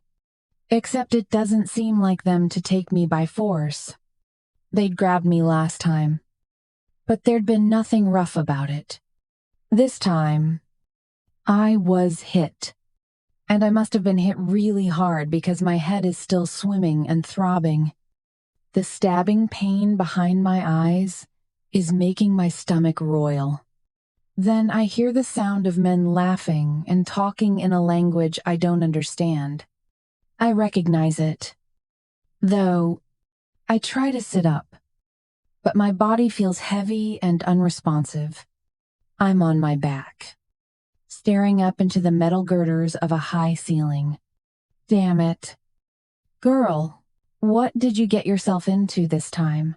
I roll onto my side and try to take in my surroundings, but my head is still in a daze.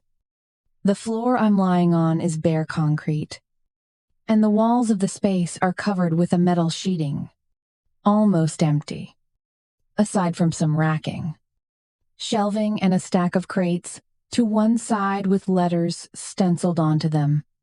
Framed in the bright light of a wide doorway stands a shiny black van. It's clear that I'm in a warehouse of some sort. but I have no clue where. There's another peal of laughter, and I turn my head to see a group of heavy-set men standing several yards away, dressed in denim and leather. They look nothing like Agent Thompson and his FBI team. My head pulses again, and I try to fight down a groan. They turn to face me. "Look who's finally awake," one of the men says in heavily accented English as he looks over at me. "Just in time to join the fun. We have big plans for you." "Suka," he leers. What do you mean? Where's Agent Thompson?" I immediately regret mentioning the name. I already suspect they're not FBI. But still, I'm scrambling to make sense of my surroundings. My head is still pounding.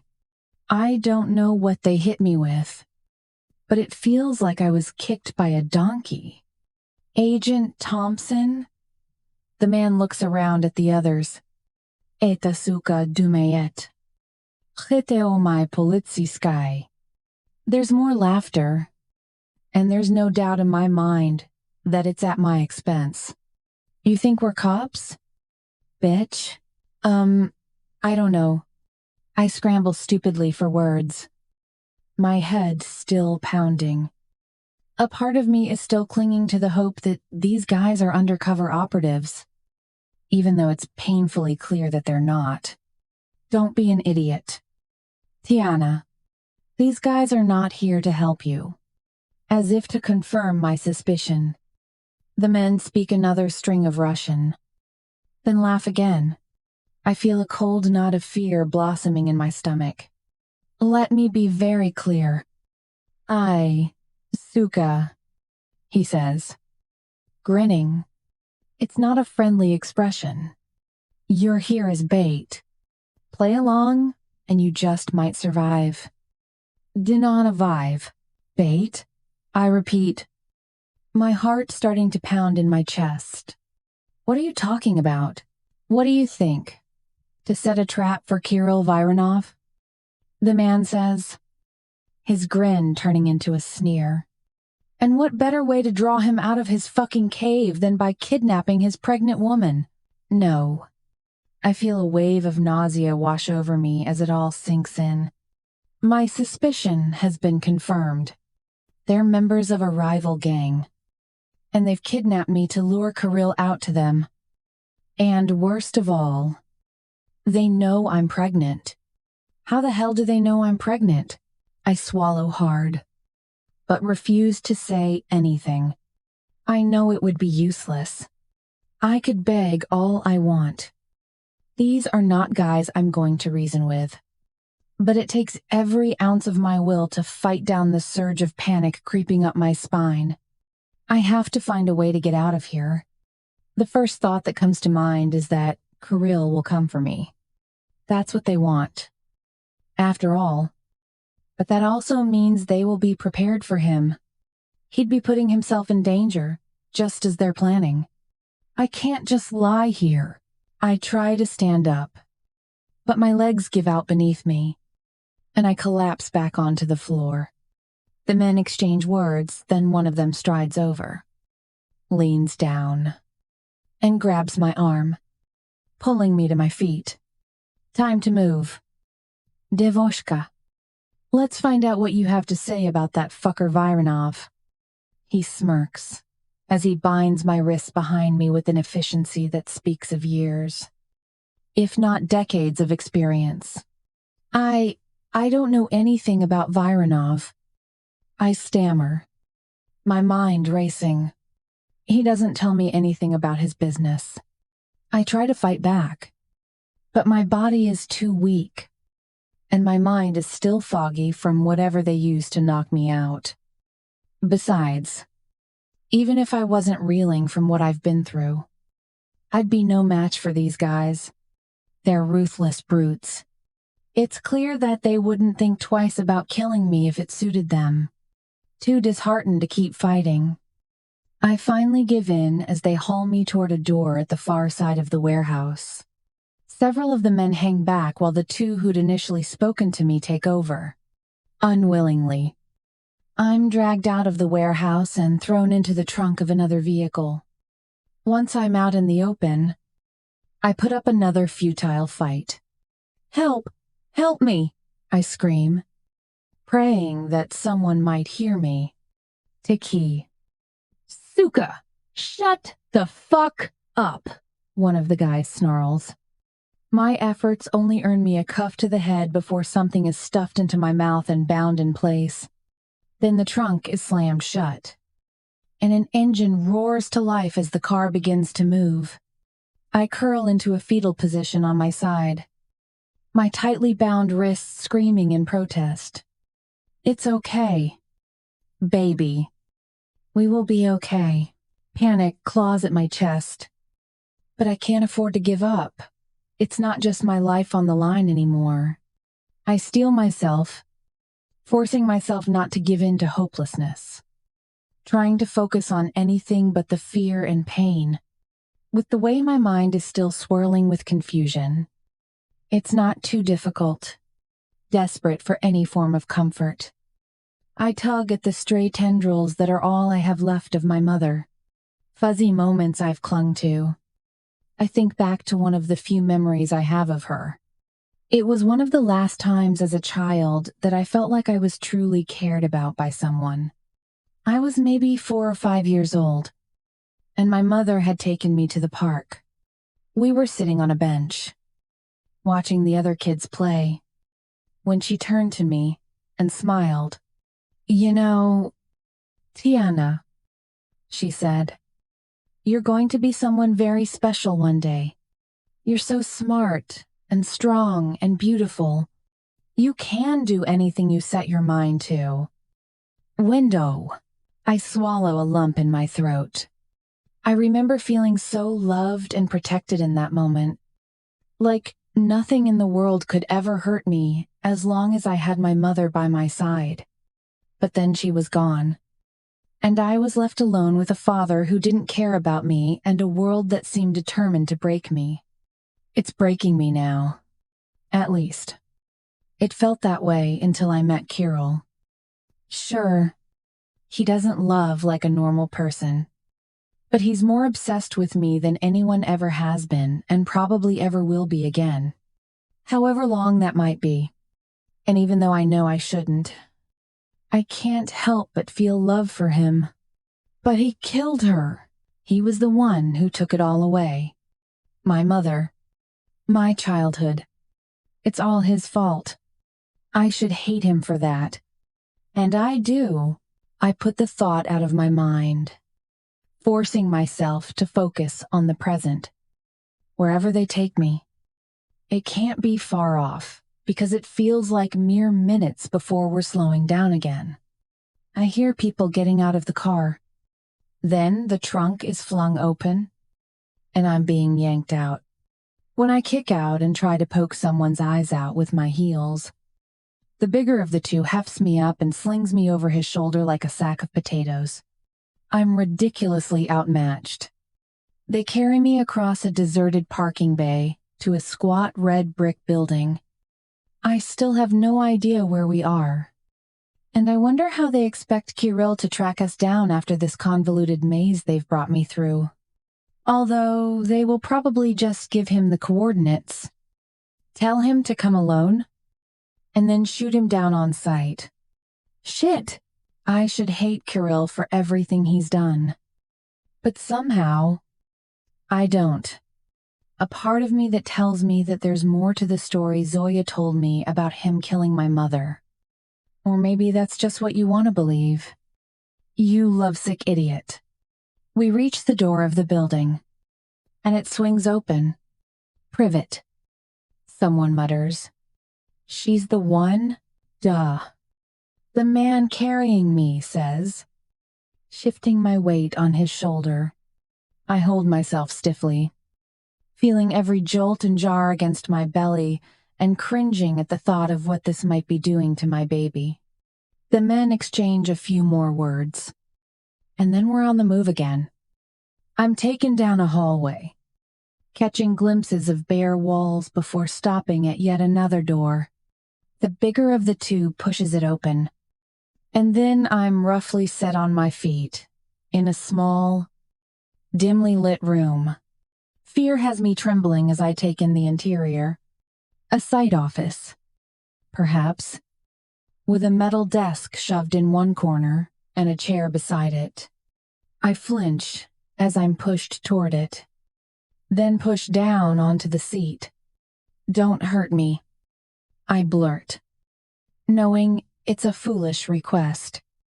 These men aren't exactly the type who will treat me like a lady. And they've made it clear what my purpose is. Use me as bait to take down Kirill. And if they succeed, I don't even want to think about what will happen to me and my baby after that.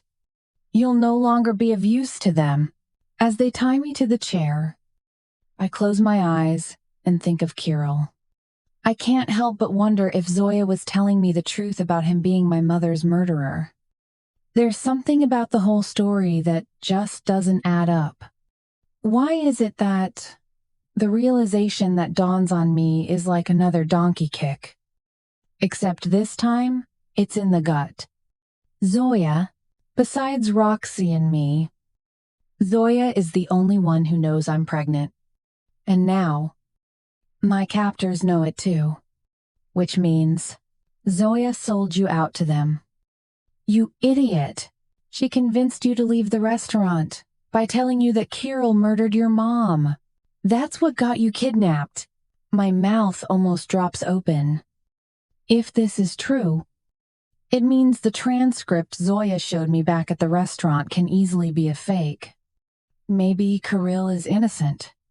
Innocent, huh? Yeah. Right. There are many things one can say about Kirill, but innocent is not one of them. Kirill Viranov is anything but innocent. Maybe he has it coming. Maybe he deserves his downfall. And maybe by these guys using me as bait to take him down. I am fulfilling my purpose in this life. Stop it. Girl, you can't think like that. I can't give up. I have to figure something out. Not for myself, but for the tiny soul I carry in my belly. I take a few deep breaths and force myself to stay calm as I try to think of a way out of this. Twisting against the ropes that bind me is a complete waste of time. Even if I get loose, there are two burly men bearing down on me. And more down the hall. I don't even know where they brought me. It's hopeless. Still giddy. I try to keep my head from lolling as one of the guys steps up to me. He has a knife in his hand, and he trails the tip of it over my cheek. I shudder at the sensation of the cold steel on my flesh. "All right, Suka," he says. "It's time to see how much information we can squeeze out of you while we wait for Viranov to arrive. Please, God, send help." Despite my conflicting emotions, I know that my only hope is Kirill. The only problem is that he'll be walking right into a trap. Chapter 12. Kirill. Dima and I stand outside the warehouse, surrounded by my loyal men. All the clues these fuckers have left behind lead us here. It is clear that they wanted us to find them, which also means that they will be expecting us. It also means they're using Tiana as leverage to get to you. Dolboyob. I know it's me they want. But the fact that Tiana has to suffer the consequences of that makes my blood boil. I dragged her into this shit. Then I fucking failed her. Over and over again. Bliad. I clench my jaw and force myself to focus on the task ahead. If I had my way, I would blow up the whole fucking place, with every spineless Petrov bastard inside. Except I can't do that. Not when Tiana is inside. The only way to get her back is to go in, kill anyone who gets in my way, and get her out. I grit my teeth as a surge of adrenaline courses through me at the thought. I'm on the hunt, and nothing will stop me from getting my woman back. Not even Vlad fucking Petrov. This is the place. I grit out. Dima nods, fixing his attention on the building ahead of us. You know they'll be waiting, right? Duh. Of course I know, but it doesn't bother me. I've been waiting to face these motherfuckers for a long time. In fact, my lust for their blood is drawing me like a rabid beast snapping at the end of a chain. Dima gives another curt nod, then raises a hand, gesturing to the men lining up behind us. Dozens of shapes flit through the shadows, circling the sprawling structure. Move in, I say under my breath a second before I spring to my feet and surge forward. I'm incensed. Out for blood. Enemy blood. I don't bother looking back to see if the others are following. I know that they are. Less than a minute later, we're in. We storm the warehouse, guns blazing. It only takes a few seconds for the bullets to start hailing down in response to our assault. It's a few seconds too long. The two men at the door go down without getting a chance to scream. I put a slug between the eyes of one while Dima slashes the throat of the other. Arterial blood spraying out in an arc. It spatters my face and my clothes, but I leave it, not caring that it dries on my skin as I bolt through the door. If anything, it's better that I'm covered with the blood of my enemies. It will take a psychological toll on any fucker who dares to stand up to me. There are more men on the inside. But I don't think that Petrov was prepared for me to come at him with full force. There can't be more than 20 of his thugs out here. One of them charges at me, a snarl on his face. I can see the madness in his eyes, the desperation. He's a cornered animal, and he's ready to fight to the death. I can respect that, but it won't save his life. I sidestep his clumsy lunga, my movements fluid and precise. He stumbles past me, his momentum carrying him forward. I don't give him a chance to recover. I grab the back of his head and slam his face into the nearest wall. I hear the crunch of bone and cartilage before he goes limp in my grip. I drop his corpse to the floor, already turning to face the next threat. Kirill. Dima's shout has me spinning in his direction. There are more of them now, pouring out of the shadows like hungry hyenas. With so many of our men milling about, it's not a good idea to be raining lead. So, I draw my knife, the blade glinting in the dim light. It's a beautiful weapon, perfectly balanced and razor sharp. I've taken many lives with it, and I'll take many more before this night is through. The first man to reach me swings a wild punch, but I'm ready for him. I manage to dodge the blow and counter with a swift strike to his throat, crushing his windpipe. He gurgles, clutching at his neck as he falls to his knees. I don't bother finishing him off. There are too many others to deal with, and he's not going to be a threat for a while. I sprint through the crowd, my knife flashing in the darkness. I take down one man after another, my movements a blur of violence and precision. It makes me feel alive, invigorated. This is what I was made for. This is who I am. But even as I fight, I can't shake the feeling that something is off. These men are well armed, well organized. but there are too few of them. They're not the usual rabble that Petrov sends after me. There's something more going on here.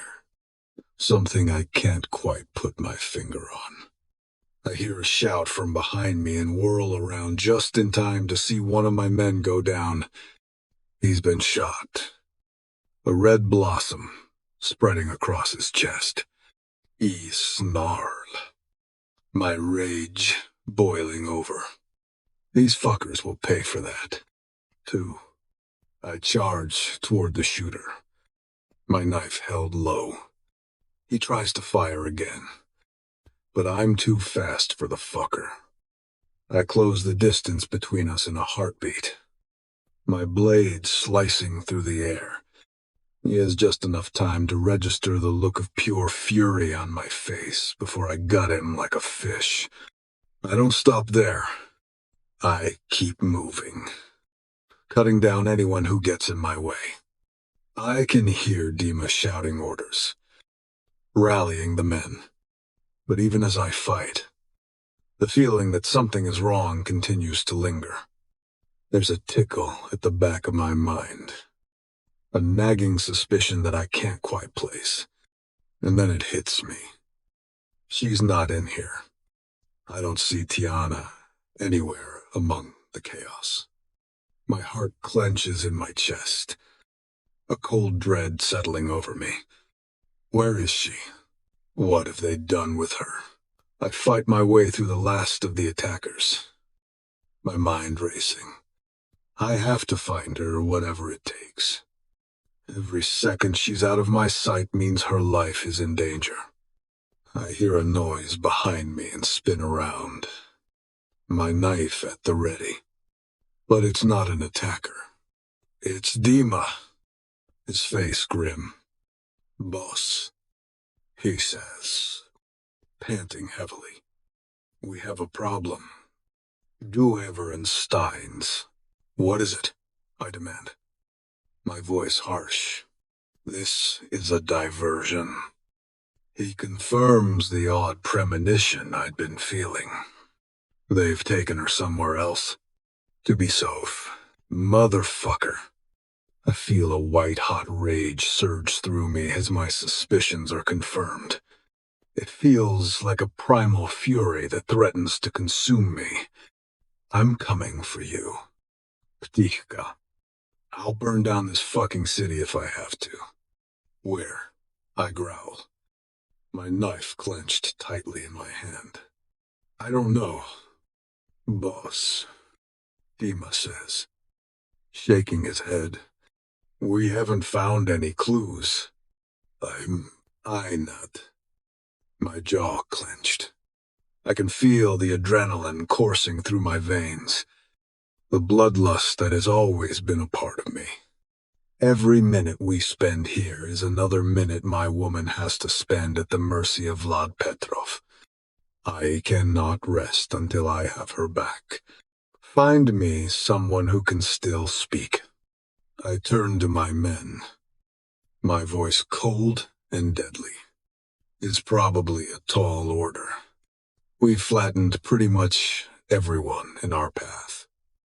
But it's not too long before I hear a strangled scream. There's the sound of a scuffle and then something being dragged across the bare floor. Yuri, my head of security, emerges from behind a pile of crates. He has someone by the back of his collar and is hauling the kicking bastard in our direction. Yuri dumps him at my feet, putting a foot on his chest to pin him to the floor. I stare down at the man cowering before me, his eyes wide with apprehension. He's one of the few still breathing in this warehouse, and he knows it.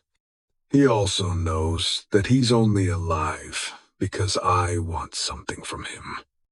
But there's a gaping hole in his gut, and I know he's not going to last much longer. I have to work fast. "Where is she?" I growl, my voice low and dangerous. The man's lips tremble as he tries to speak, but no sound comes out. His face is ashen. a gray tint to his skin hinting at devastating blood loss. I grab him by the collar of his shirt and haul him to his feet, my fingers digging into his flesh. He gives a sharp scream. "Where is she?" I repeat, my voice louder this time. The man's eyes dart around the room, taking in the carnage that surrounds us. He knows that he's next if he doesn't give me what I want. "Help me." He chokes out, trying to clutch a hand over his belly. "I need a doctor." Hey, I tighten my grip on his collar, my eyes boring into his. "Where is she?" The man swallows hard, his Adam's apple bobbing in his throat as he tries to draw breath. When he doesn't respond, I press my hand over his wound, pushing down roughly. He gives another hoarse scream. "Ah, Boshel Nahui. Vironov! Fuck you and your little bratva! You are going to die. Pizda. Iron. You know it. And I know it." I glance down at where blood is pulsing past my hand, and then meet his eyes again. "The question is, will your death be fast and painless?" I press down again. "Or slow and painful?" He's panting against the burgeoning pain. And then finally, he relents. "Petrov has another safe house. She was taken there," he says, his voice shaking. "He knows you are coming. Everyone. The boss. Lucky for us, we hardly suffered any losses. But the bastard isn't giving me anything I haven't figured out already." "Where?" I demand, giving him a shake. He yerks, gasping for breath. "I don't know. I swear." He only tells us what we need to know. I stare into his eyes for a moment, watching as the fight fades from them. "You are no good to me." Then I release him, shoving him away from me. He stumbles and falls to the ground, landing in a heap at my feet as he gurgles out his last breaths. I turn to Dima, who's been standing silently beside me. "Get the location," I say, my voice cold and emotionless. "Pull some strings if you have to. One of your contacts will know." Dima's ability to gather intel sometimes seems supernatural. He has more connections than anyone I know in this business. Without a word, he pulls out his phone and dials a number. He speaks quickly and quietly into the receiver, his eyes scanning the room as he does so. When he's finished, he dials another number, then another. About 10 long minutes and several phone calls later, he slides his phone back into his pocket and walks up to me. "I found it, boss," he says. "It's an old office block that belongs to one of Petrov's cover businesses, about a 30-minute drive from here." "Gross," I nod, my mind already racing ahead to what we'll find at the location. If they have harmed so much as one hair on her head, another swirl of rage rises. I've had enough of this fucking war. It's been going on for years. Ever since my time with Zoya, it's time to put an end to it. It's not even safe for my woman to set foot on the streets without being in danger. This bullshit has gone too far. I'm putting a stop to it today, even if I have to kill every last one of them. I look at Yuri. Clear this place out. Find any survivors. Leave no one breathing. Quote. He dips his head in assent without question and moves back into the carnage of the warehouse. Gunshots ring out.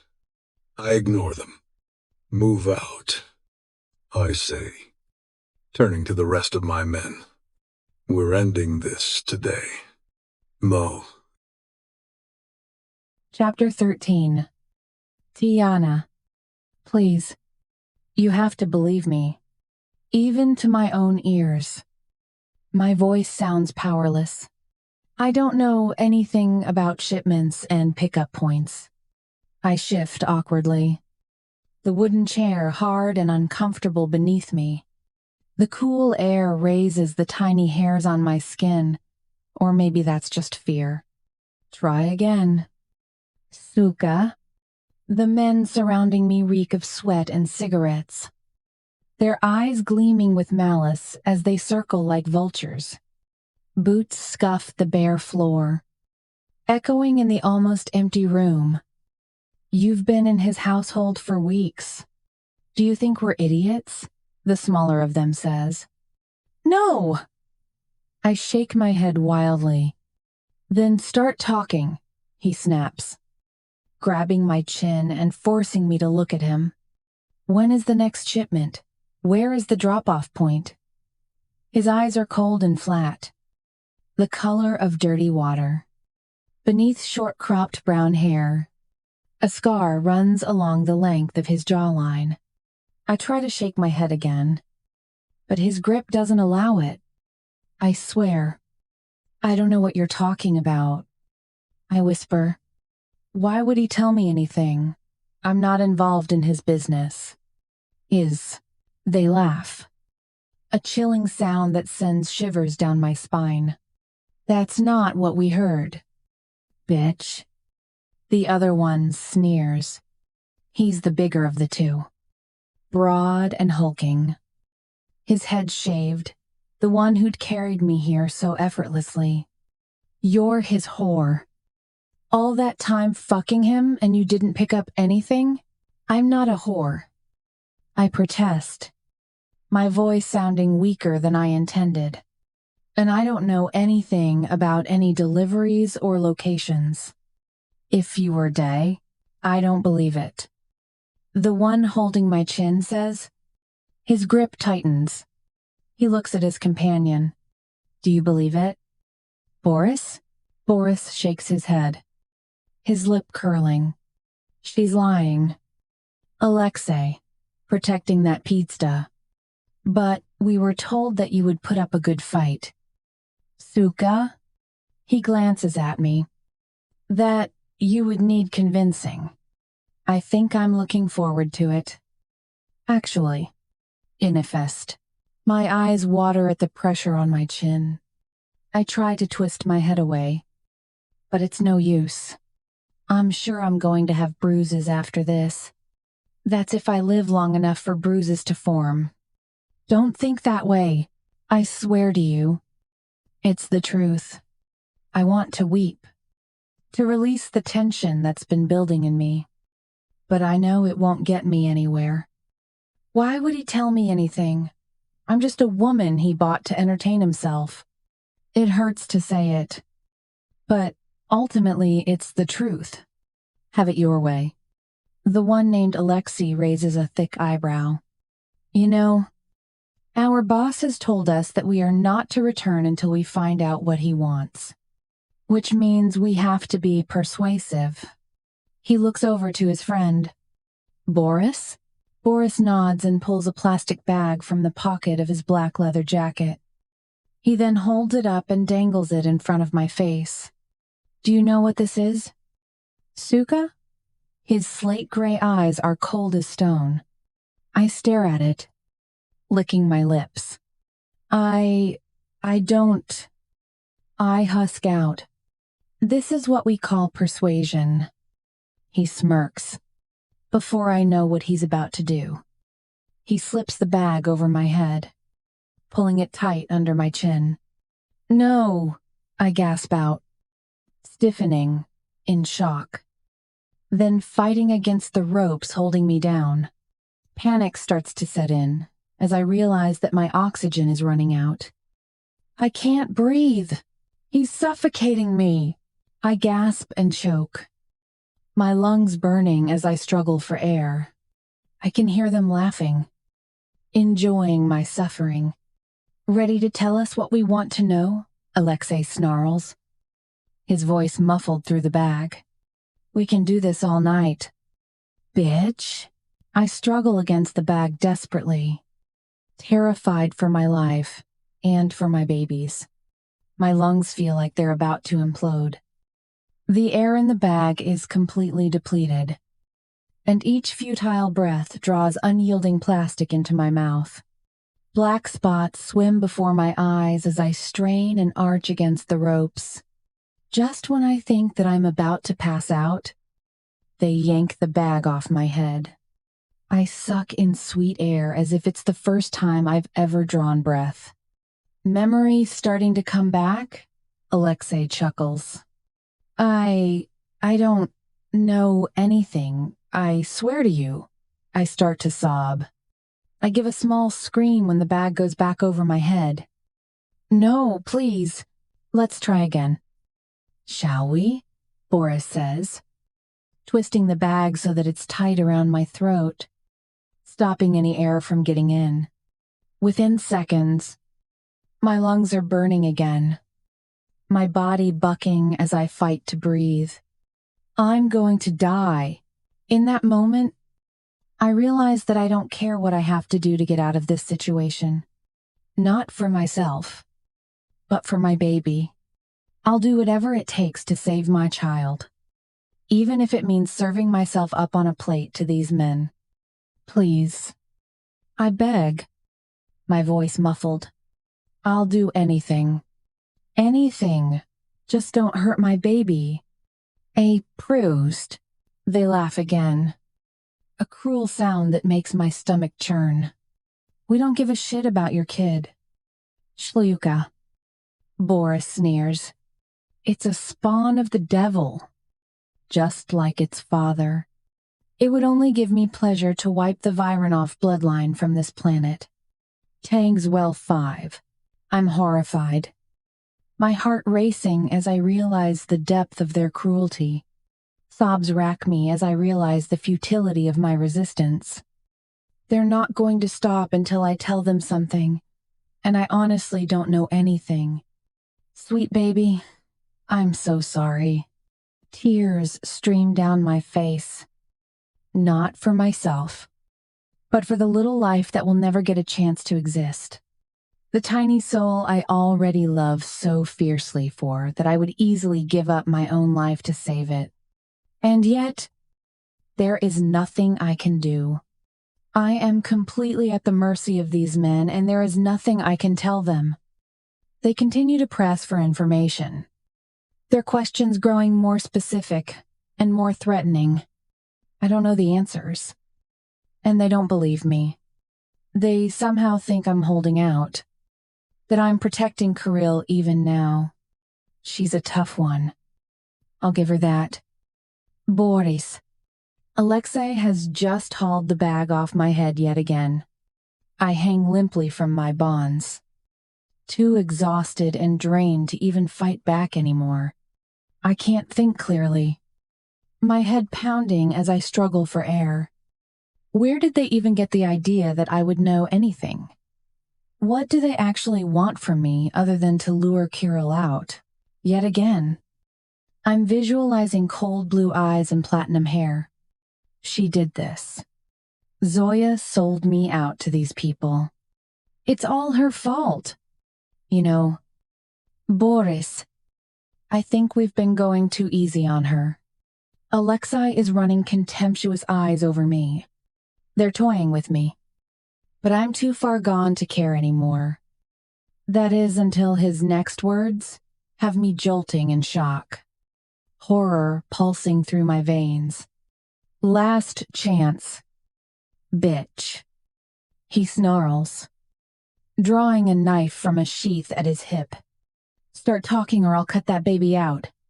It says, no.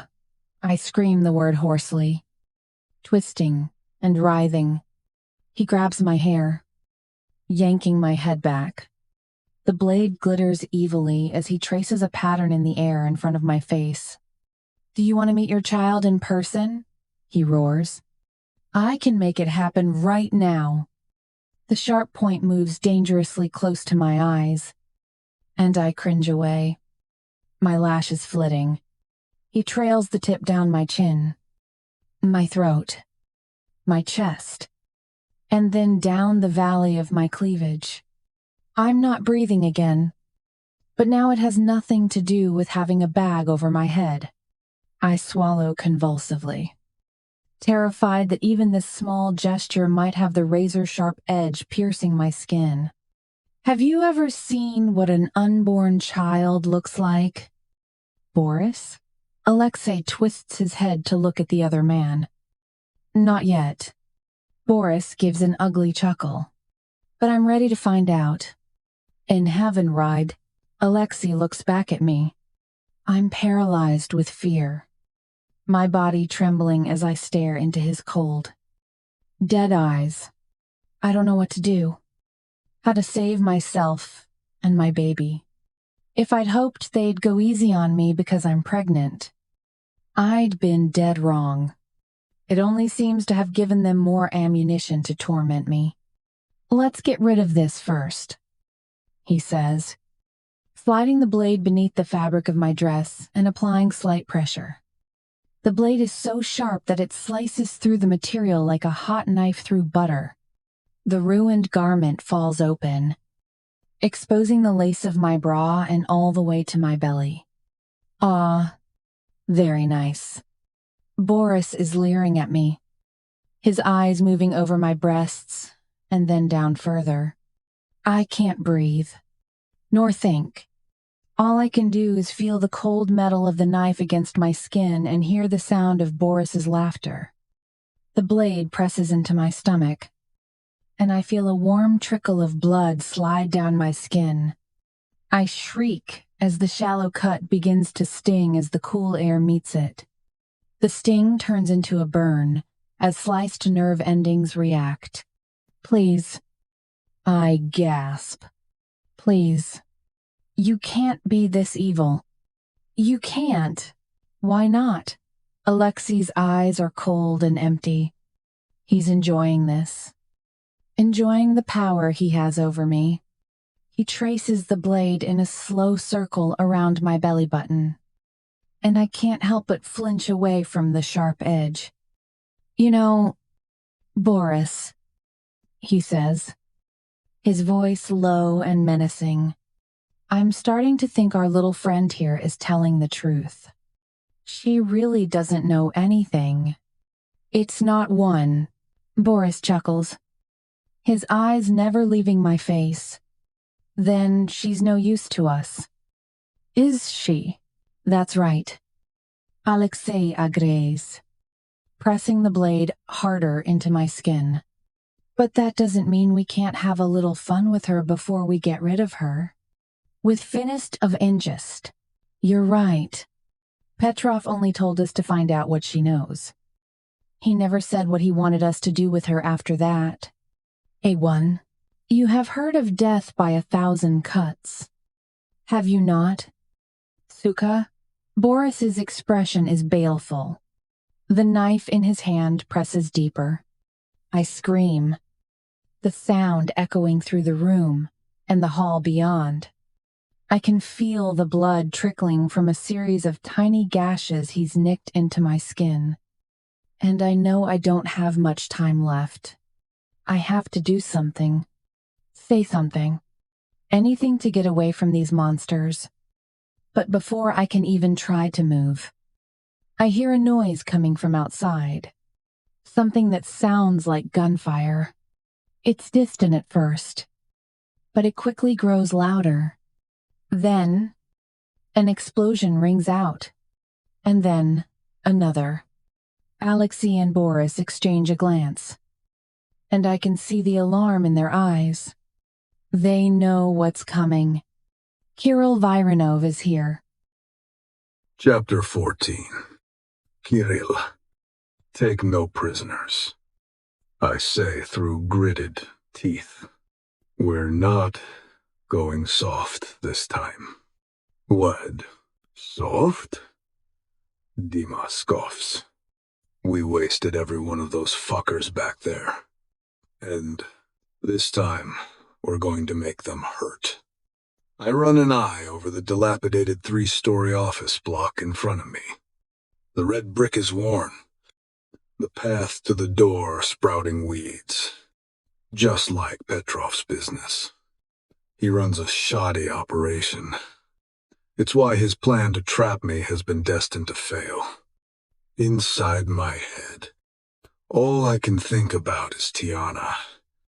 I must get her back. And make these bastards pay for everything they've done. This bullshit's gone on long enough. It won't be as easy this time. Boss, Dima adds, if those guys back there were a diversion, then this is where they'll put up a real fight. And so, Dima has a point. Those guys back there were used as collateral so that they can win time. Typical fucking Petrov. Sacrificing several lives just to get a small advantage over me. Too fucking bad it won't get him anywhere. They will if they know what's good for them. I flex my shoulders. Fingertips trailing over the cold steel of my Tokarev. Let's move out. Ist, yet again. We're encircling a building filled with Vlad Petrov's men. And yet again. I'm hoping he won't be expecting our numbers. The previous skirmish had hardly diminished our forces.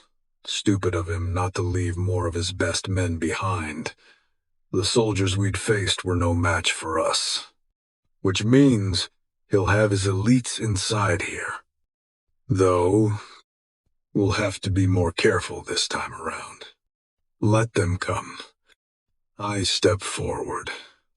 We can't go barreling through the front door this time. We already played that card. And it won't work again. Not here. While we've been waiting, a dozen men have silently made their way to the roof, preparing to rappel down and strike in through the top-floor windows. That will have Petrov's men distracted as they run up there while the rest of us go in from below. Yuri has a team armed with smoke bombs and grenades to slow them down before we get in there. It's a good plan. Inod et Dima, who radios the leader of the group on the roof. I don't need confirmation to know that they'll be doing exactly as instructed. I glance down at the Breitling strapped to my wrist, marking time. Seconds later. My confidence in them bears fruit, as the sound of breaking glass is followed by rapid gunfire.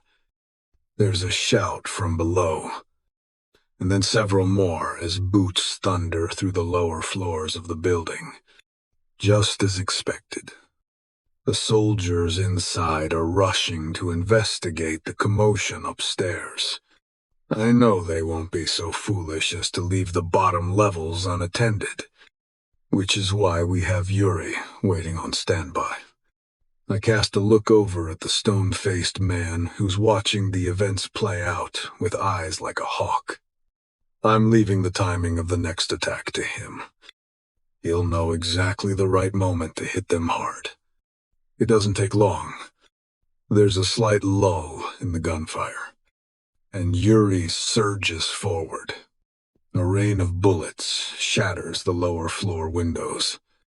And then he and half a dozen men are ducking low, rushing forward and hurtling their payload through the shattered glass.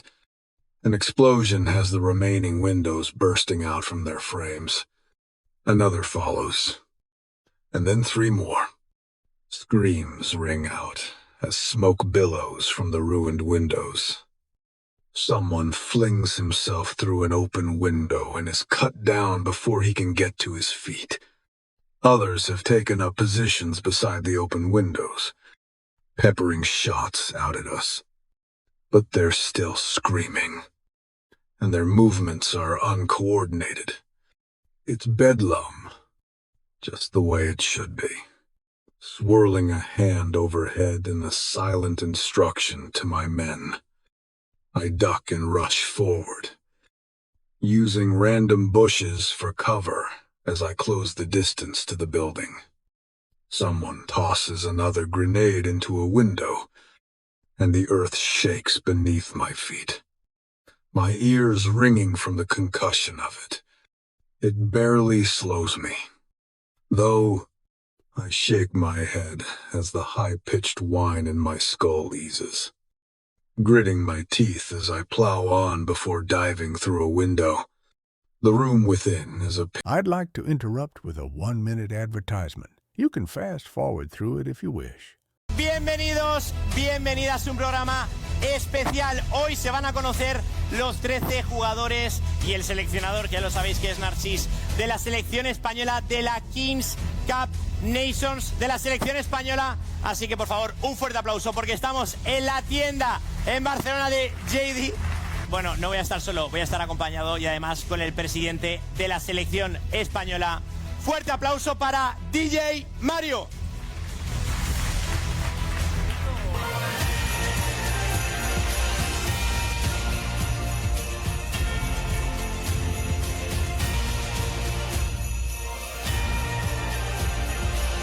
A ver. ¿Cuánta gente? ¿Qué tal, Mario? ¿Me has tenido regalos para mí? Ah, no es para ti. No me jodas. ¿Dónde los dejamos? Pues debajo del árbol. Es para luego. Sí. Venga, debajo del árbol, debajo del árbol. Vamos a darlo ahí. Pensaba que eran para mí, macho. No, luego lo vemos, luego lo vemos. ¿Estás tú como presidente de... The room within is a picture of devastation.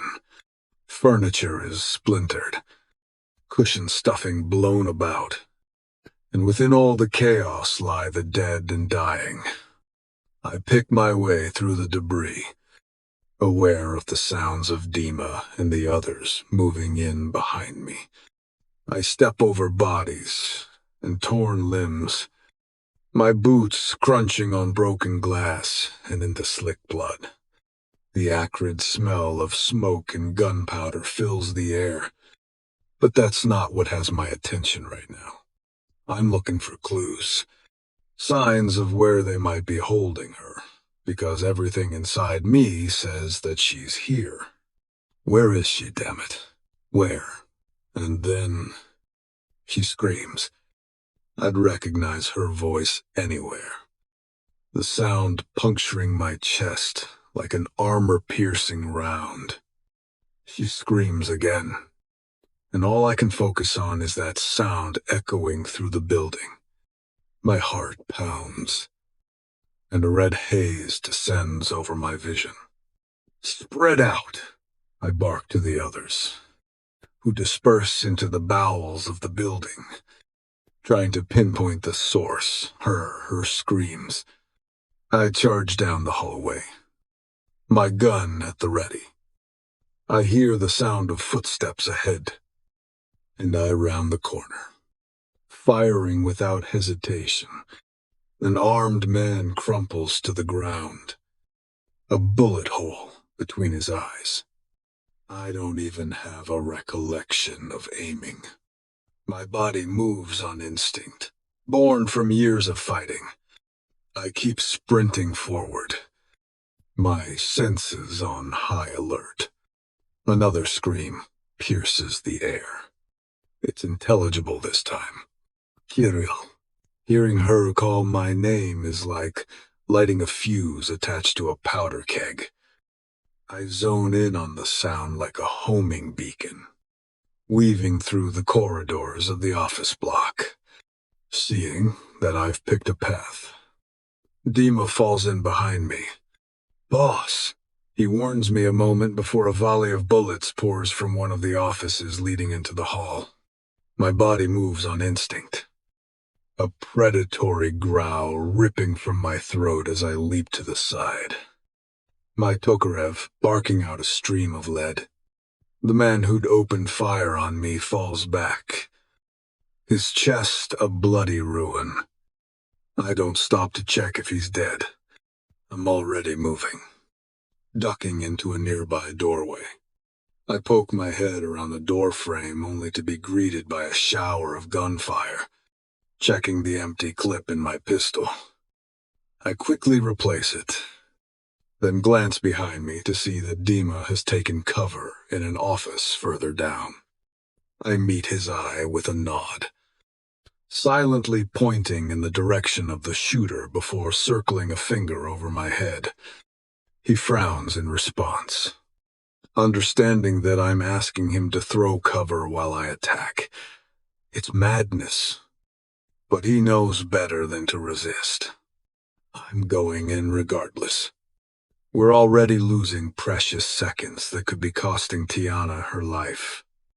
Her captors know we're on our way, and they're going to resort to desperate measures.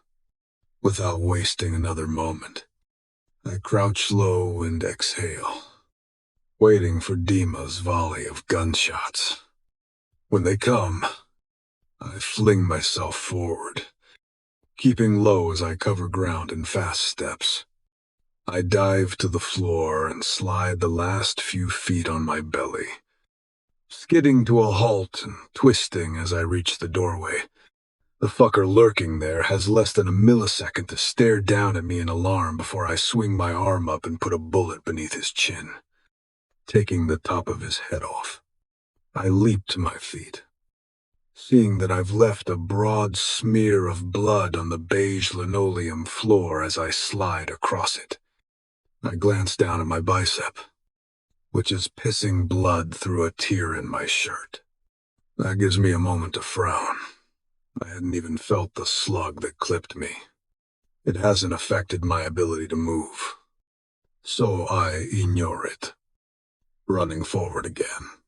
"Boss, wait," Dima shouts after me. But I don't listen. I'm too far gone, too consumed by rage and apprehension over what I'm going to find when I get to her. My haste is foolish because it leads me straight into the path of an oncoming gunman, still running full tilt. I raise my weapon, squeeze the trigger, and hit him center of mass. But not before I feel a flare of white-hot pain as a round sears past my ribs, ripping flesh on its way. Blinded, I clasp a hand over the wound, scowling at myself for being so impulsive. The next round might hit something vital, and then I won't be of any use to anyone. I pause, leaning back against the wall as I take stock of my injuries. Nothing life-threatening, but I am going to feel the blood loss at some point. I check my weapon, keeping my fingers clear of the barrel that's hot as fuck after several minutes of consistent firing. I am quick glances up and down the hallway, seeing only Dima in my wake before I set off again in the direction the screams had come from. "Hero!" The next scream comes from a door barely 5 yards away. I hit it at a run, crashing through it and into the room beyond. The sight that greets me is like a blow to the chest. Tiana is there, tied to a chair, her dress stripped open and her face twisted in terror. And standing behind her, a sneer on his face, is a wiry fucker with a blade to her throat. Well, he says, his tone dripping with malice. "Look what the cat dragged in." A fart. I take a step forward, my gun still raised. But he draws a line across her throat with the blade. Beads of blood trickle immediately, and I stop at once, frozen in place. I wouldn't do that. Vironov. He sneers. "Let her go." My jaw clenches as I hold myself back. "Why? So you can kill me? She's my ticket out of here." He eyes the door. "There's no way out of here. I'm going to kill you. Whichever way you look at it." "Well, And then what? You think you can keep her safe? He scoffs. We found her once. We can find her again. It's not going to end here. Right. It ends when I say it does. Pizda. And that is right now. I do. Pretty bold, considering I have a knife to your woman's throat. He chuckles. Not for long.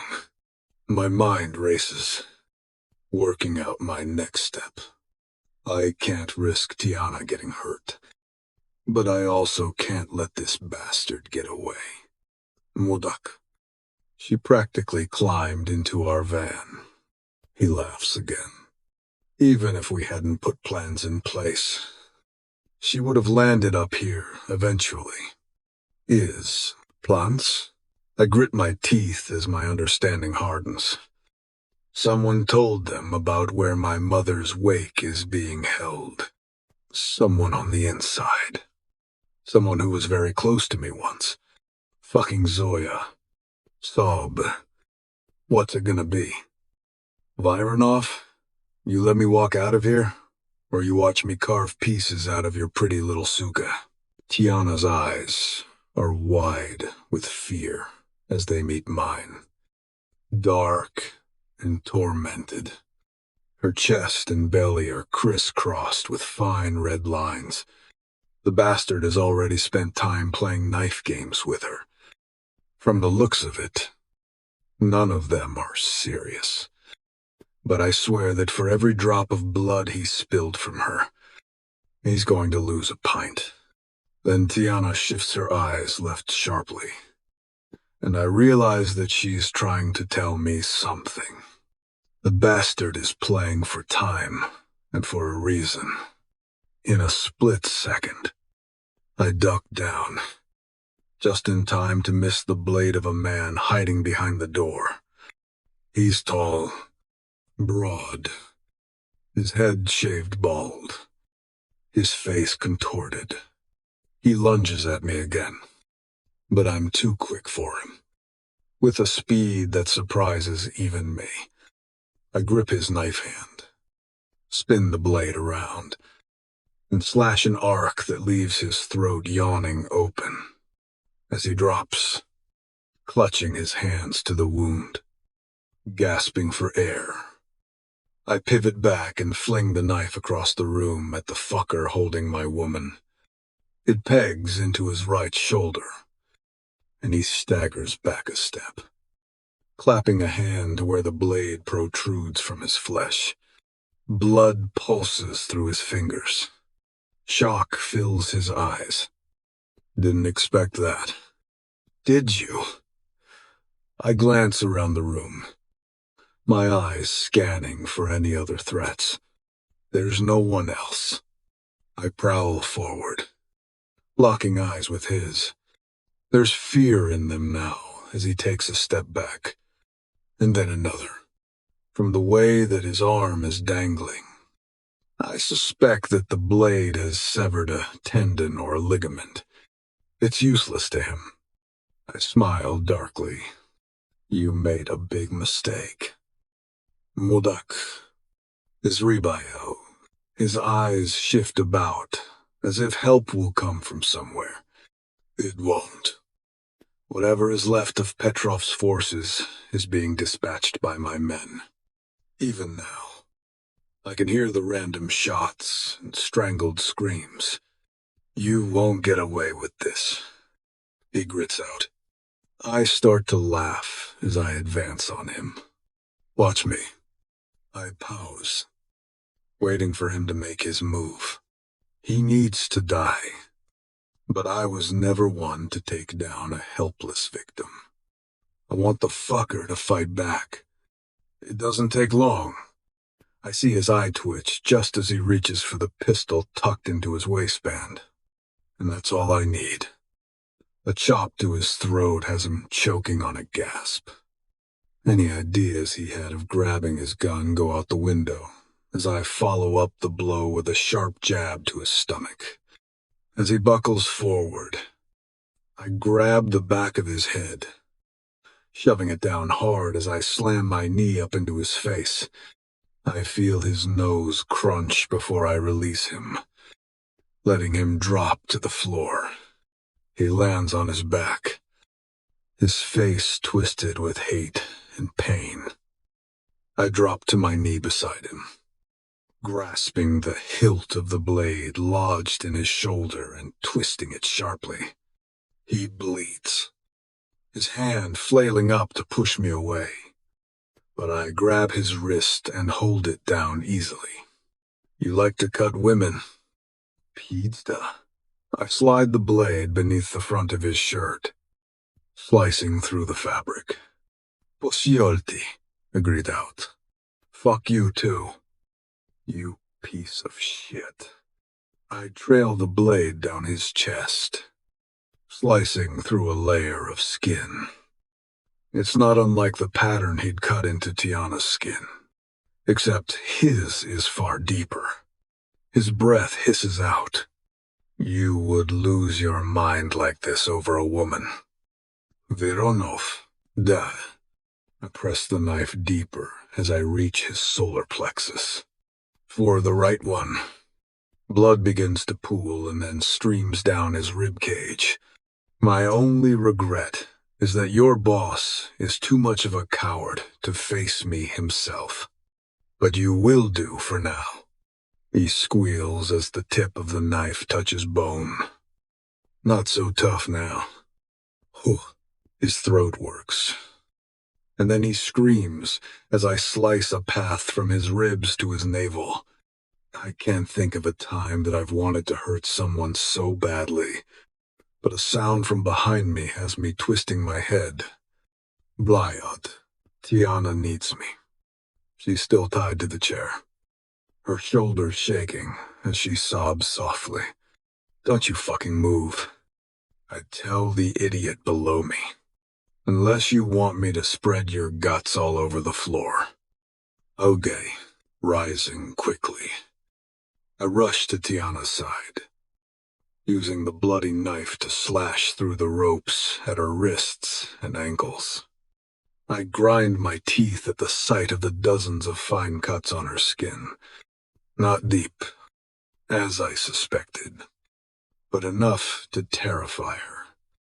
I'm sure. Sadistic motherfuckers. Her head lolls slightly, and I realize that there's a large swelling on the side of her head. A gash oozing blood. Concussion. Maybe. Her pupils look fine, but I'll have to move carefully. Ptika. I stroke her cheek. Her eyelids flutter as she looks at me. Her face crumples. Kirill. She sobs my name. I knew you'd come. I pull the front of her dress closed, then rise and lift her from the chair, cradling her against my chest. She nestles against me, warm and soft, but she smells of blood and fear. And now I'm wishing again that I had more time to dispense punishment for what was done to her. You're safe now. I murmur against her ear. I'll never let anything happen to you again. I swear it. Ice. She sobs against me, clutching my shirt in her fists. I feel her tears on my skin, and I feel my own heart break. I thought I was going to die, she says between breaths. I thought you were going to die. Too. The certain. I'm here now. I say, we're not going to die. It's, oh God. Oh God. She seems a step away from hysteria, which wouldn't be surprising. Shh, just breathe. Little bird. I hold her tighter. Kirill. It was waiting. Waiting! She stares up at me, her eyes wide. What was waiting? I stroke her cheek with the pad of my thumb. The van. Them. They were there. Her breath grows shallow, frantic as she clings to me. She's not making sense. Tiana, I need you to calm down. Try to breathe slowly. Can you do that for me? Clearly. She can't, because she's panting now. Her eyes rolling wildly. And then they roll back. And she goes limp against me. Bliat. She's fainted. I huff out a sigh, wishing I'd been able to get more from her, but knowing that she's already been through enough. I hold her closer, feeling the weight of her body against mine. She's so small, so fragile, and whatever just happened to her is all my fault. The door flies open, and Dima stands framed in it. Boss, he looks at me, and then to the corpse beside the door, and finally past my shoulder, his eyebrow lifting. I glance behind me, seeing the guy I left there writhing in a crimson lake. She okay? Dima looks down at the woman in my arms. I nod. She'll be fine. At least. Her body will. What's been done to her spirit will take longer to heal. We got trouble. I add. More than we already have. Dima cocks his head. I nod. The hit was planned. Petrov knew our movements. Knew how to find her. Someone told him. And Dima's face drops. His eyes growing steely. We got a snitch? I narrow my eyes in response. Duh. And I think I know exactly who it is. God. Chapter 15. Tiana. I inhale deeply, taking in the warm, comforting scent that's surrounding me. All male. It's tinged with smoke, sweat, and gunpowder. But it's still him. Still my man. My man. Just hours ago. I wanted to destroy him. I've been told so many things and have so many conflicting emotions that I don't even know what to think about him now. But one thing is for sure. He came for me. He put his life on the line to save me. And he doesn't even know that it's not just me he saved today. He saved our child, too. And right now, that's all that matters. Kirill. I murmur, dragging myself from what feels like a darkened pit. I don't know what happened, but for a moment there, I was out of it. I hyperventilated. Maybe. I never thought of myself as the type who goes around swooning in men's arms. Then again, these have been extreme circumstances.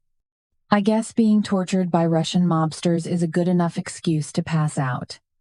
Kirill pulls in a breath as he looks down at me. You are safe. I fonded. You said that already. I half smile at him because I do feel safe. Even after watching him wreaking bloody hell in here, I know that I'm safe with him. We'd better get her out of here. Dima says to Kirill. Instinctively, I pull closer. I'll put up a fight if they try to take me from him. This is the man who saved my life. The father of my child.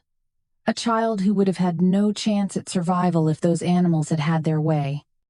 I turn my eyes to where Boris is sprawled on the floor. His throat slashed open. I'd watched him gasping for air as Kirill had taken down Alexei behind me. I should have felt bad for the man. But there was some sort of twisted justice in seeing him fighting to breathe after he'd spent the past hour suffocating me, torturing me. Not only had I not felt bad, I'd wanted him to suffer. Does that make me an awful person? I decide that this is not the time to think about it. But what I can't ignore are the conflicting emotions that are churning within me. Because as much as I want to cling to Kirill, there is something I must know. I must find out if what Zoya told me is true. All of this is making my head hurt. Between what I've just been through and what I was told about the man I love, I feel wrung out. My limbs feel weighted. I realize I've gone limp again when Kirill looks down at me. You okay? He frowns. I nod. Just tired. And confused. And angry. And relieved to be alive. And trying to find a way make sense of the man who just came to my rescue despite the danger to himself. I can see that he must have been through hell to get to me. His face is streaked with dirt and blood. And from the look of his ripped and bloody clothing, some of it is his own. I think back to that day my father died and how Kirill had been injured then. Too. It hadn't slowed him down. He took it in his stride. The man's a machine. I squeeze my eyes shut as pain threatens to overwhelm me. My chest tightening and my breath hitching. Except, it's not physical pain now. It's the hurt that comes from the warring in my heart. What if the transcript was telling the truth? What if he really killed my mother? I could never look at him again? Kirill and Dima are still talking. So I focus my attention on that, rather than waiting for my chest to implode. We can't let this pass, Dima is saying. He glances at me from the corner of his eye. He took your woman. We have to retaliate, and quick. Kirill's arms tighten around me. Today, Vlad Petrov threw down the gauntlet. He knew this would mean war. I cut of Grant. I listen to Kirill and Dima as they talk in hushed tones. Their voices low as they discuss their next move. It involves bloodshed. That much is clear. I know that I should be horrified. But all I can think about is how much safer we'll be when this Petrov guy is gone. My baby and I. The men who took me knew about my pregnancy. They know how to attack Kirill where it hurts the most, by going after me and our unborn child.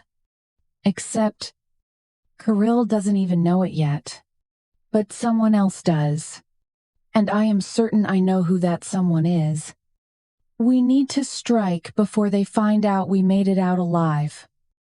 Dima growls, his eyes darkening with determination. We can't let them regroup. End quote. Kirill nods grimly, his jaw clenching in agreement. He probably knows already. He glances at me, his dark eyes softening for a moment, before hardening again. We will hit him at his compound, where he least expects it. If you form it, we'll need more intel first. Dima says, brows furrowed. Kirill sets me gently back onto the chair and straightens. I think I know where to start. Bratok. I swivel a little and see that he's looking down at Alexei, who's lying, clutching his belly, which is a bloody mess. I try not to gag. Dima gives a low chuckle. You left one alive? Doesn't for maid? Maybe I'm getting rusty. Kirill chuckles. Although I see now that it was fortunate. I fear. I watch as Kirill and Dima approach the man who had terrified me so much. Part of me wants to look away, but I don't. Alexei is still alive, but barely. Yet still, there's contempt twisting his features. He's tough. I'll give him that. Kirill stands over him, his eyes cold and deadly. Who told Petrov about where we'll be today? He growls. Alexei laughs. Or at least tries to. It comes out as more of a wheeze. You think that I would tell you? Kirill's face darkens. And he kicks Alexei in the chest. Who is it? He repeats, his voice dangerously low. Alexei coughs up some blood, but he still doesn't answer. Instead, he taunts Kirill again. You're a joke. Vironov, he gasps. Your empire is crumbling, and you don't even see it. Wiesing, that is not what I am asking. Kirill's foot settles on Alexei's chest. As he presses down, more blood pulses from the man's torn belly. Alexei screams. But through it all, he starts to laugh. The sound is more than a death rattle. You think you're so powerful, but you're not. They all hate you. He taunts. Your so-called soldiers. They're just waiting for the right moment to take you down. Kirill's fist tightens, and I can see the rage building inside him. He's about to strike again when Alexei finally speaks. The one you're looking for is closer than you think. His teeth are blood-stained when he laughs again. Who? God damn it, Kirill barks. He's putting weight onto his foot. I'm sure I hear something crunch. Boss, Dima says, raising a hand. Take it easy. We don't want to push too far. Or will. It's too late. Alexei's words are cut off by a gurgle as he chokes on his own blood. His pupils widen, then go still as he heaves out his last breath. He doesn't take another. Kirill stands there for a moment, his chest heaving with anger and exertion. Then he turns to Dima. We need a name. Dima, he says, his voice like ice. Time to make some calls. Find out who their informant is and how much of our organization Petrov has infiltrated. Is everyone on it? Boss. Dima gives a nod, his jaw tight. But we're going to have to take down Petrov's whole organization. No matter what I find, there will be no negotiating with him. And that means, I know, and I don't care. Kirill cuts him off. He made his position very clear with this latest offense. Disrespecting my mother's memory by attacking during her funeral, taking Tiana to get to me. This is no longer diplomacy. Dima, this is war. I'm Diver. Kirill walks closer and stares down at me. He reaches out a hand and gently brushes a strand of hair from my face. I have to look away from the tenderness in his eyes. How can he be so cold-blooded one moment and so gentle the next? You're right. Dima's nostrils flare as he exhales. One insult after another. If we don't wreak havoc, he'll think we are weak. Rumors will get out. We'll be facing off against every two-bit outfit trying to make a name for themselves. Then we are in agreement. Kirill's jaw clenches. You know what to do. And Dima nods and leaves the room. Kirill turns to me. His expression softer now. You okay? Ptichka? He asks, reaching out to touch my face again. Are you strong enough to walk?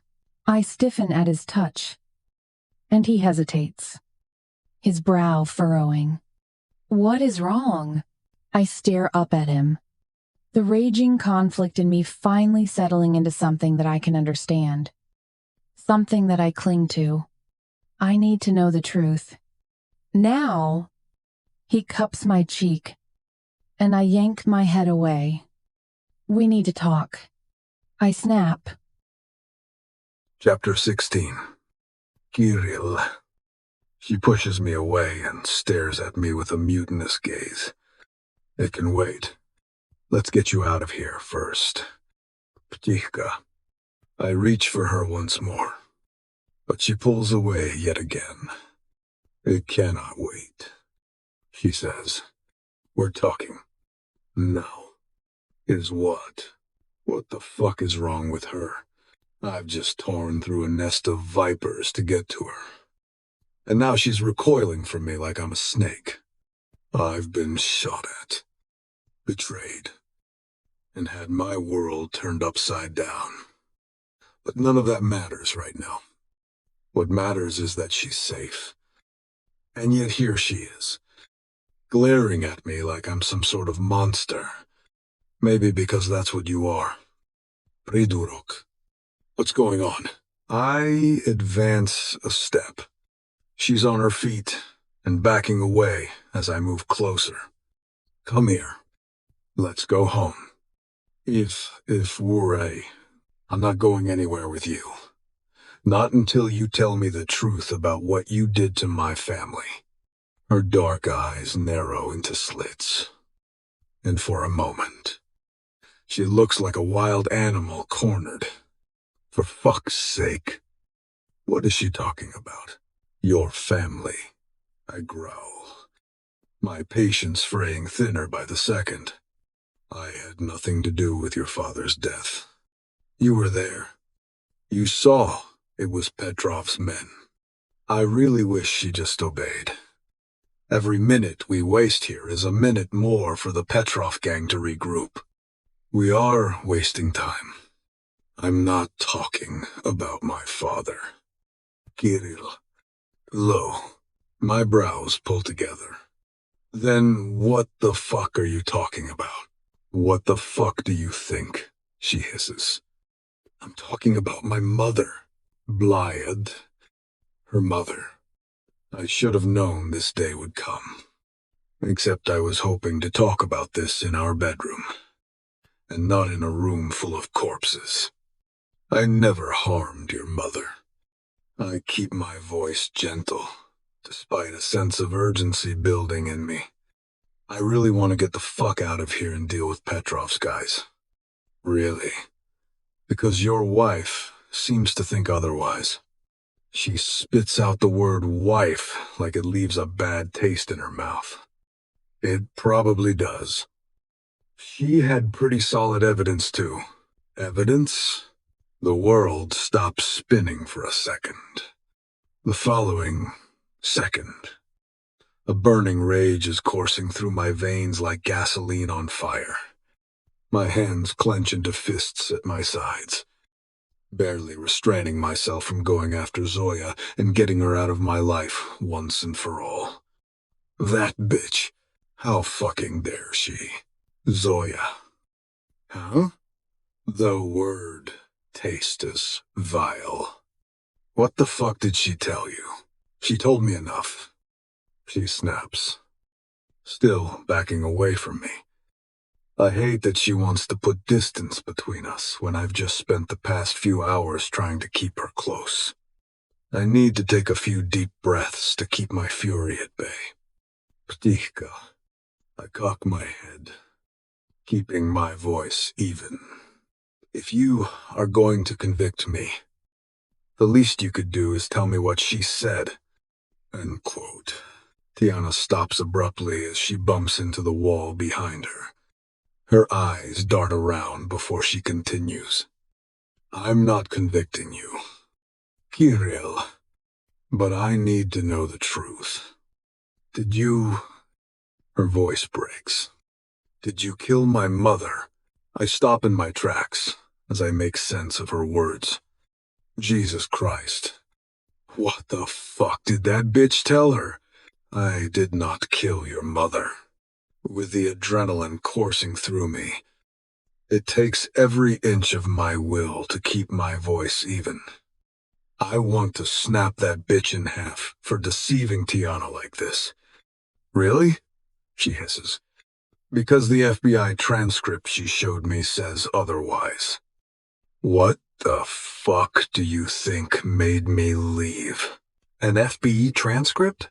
Jesus. Hysteria, Tiana. Trying to control my blood pressure as I put the puzzle pieces together. I already knew that Zoya was the one behind Tiana's disappearance. But I didn't know what she told Tiana that made her leave. First, she sold out to that fucker Petrov. Then she convinced Tiana that I killed her mother. Then she lured her out of the building so that Petrov's men could kidnap her and use her against me. Chatvos me. When I get my hands on that bitch, the woman is a snake. Worse than that. Her betrayal cuts deeper than I have ever imagined. But that doesn't change the fact that Tiana believed her. She thinks I killed her mother. Zoya lied to you. I growl through gritted teeth. I never laid a hand on your mother. Didn't it ever occur to you that she can forge the file and... Enough of the lies, Tiana snaps. I don't fucking care if the file is forged. Kirill. Her last words come out as a small sob. And despite my anger, my heart clenches. Tell me the truth. Did you kill my mother? Ptychka. It's not that simple. Oh, the truth. She cuts me off again. Now, roams. Blyad. I'm not getting out of this until I tell her the story. That much is clear. My blood is still boiling as I'm thinking of Zoya and her hand in all of this. The woman has interfered in my world for the last fucking time. Sit down. I tell Tiana. She shakes her head. No. I'm done with jumping every time you snap your fingers. Her jaw juts out. Start talking. Impossible goddamned woman. Even after all she's been through, she still gives me an attitude. I stand in front of her and fold my arms over my chest. Fine. I snap. I'm battered. Bleeding. And my patience is strung thin. I never killed your mother. I say, forcing myself to keep my temper in check. Yeah, right. And I'm just supposed to take your word for that? Yes. I note you are my woman. You should take my word above all else. What? Oh, really? She scoffs. Firstly, that's the most arrogant thing I've ever heard. And secondly, who says that I'm your woman? I do. I set my yav. But that is not what we are discussing right now. You want answers. And friend, yes, she glares at me, folding her arms across her chest in a mirror of my posture. It draws my attention to how her dress has been hastily pulled closed. I can still see the cross-hatching on her skin from where she was cut. I should have taken longer to kill those fuckers. Are you going to tell me? Or what? She's still glaring at me. In spite of her clothing being torn and her skin splattered with blood, she's the picture of defiance. I did not kill your mother. I say again. I loom over her, even though I'm pretty sure that I'm not intimidating her. You said that already. And I was told to target your father. I acknowledge, and lock my eyes with hers. My employer needed to keep him at bay. I decided it would be easier to manage him if I threatened those he loved, to use them as leverage. I could say that it wasn't my finest hour, but that wouldn't be true. I've done worse. Like my mother, she scowls at me. You bastard. I did not kill her. I unfold my arms and rake a hand through my hair. I had planned to get into your property, plant cameras, and take pictures of her going about her daily life, to show your father that I had been there and how vulnerable she was. But when I got there, she was already gone. End quote.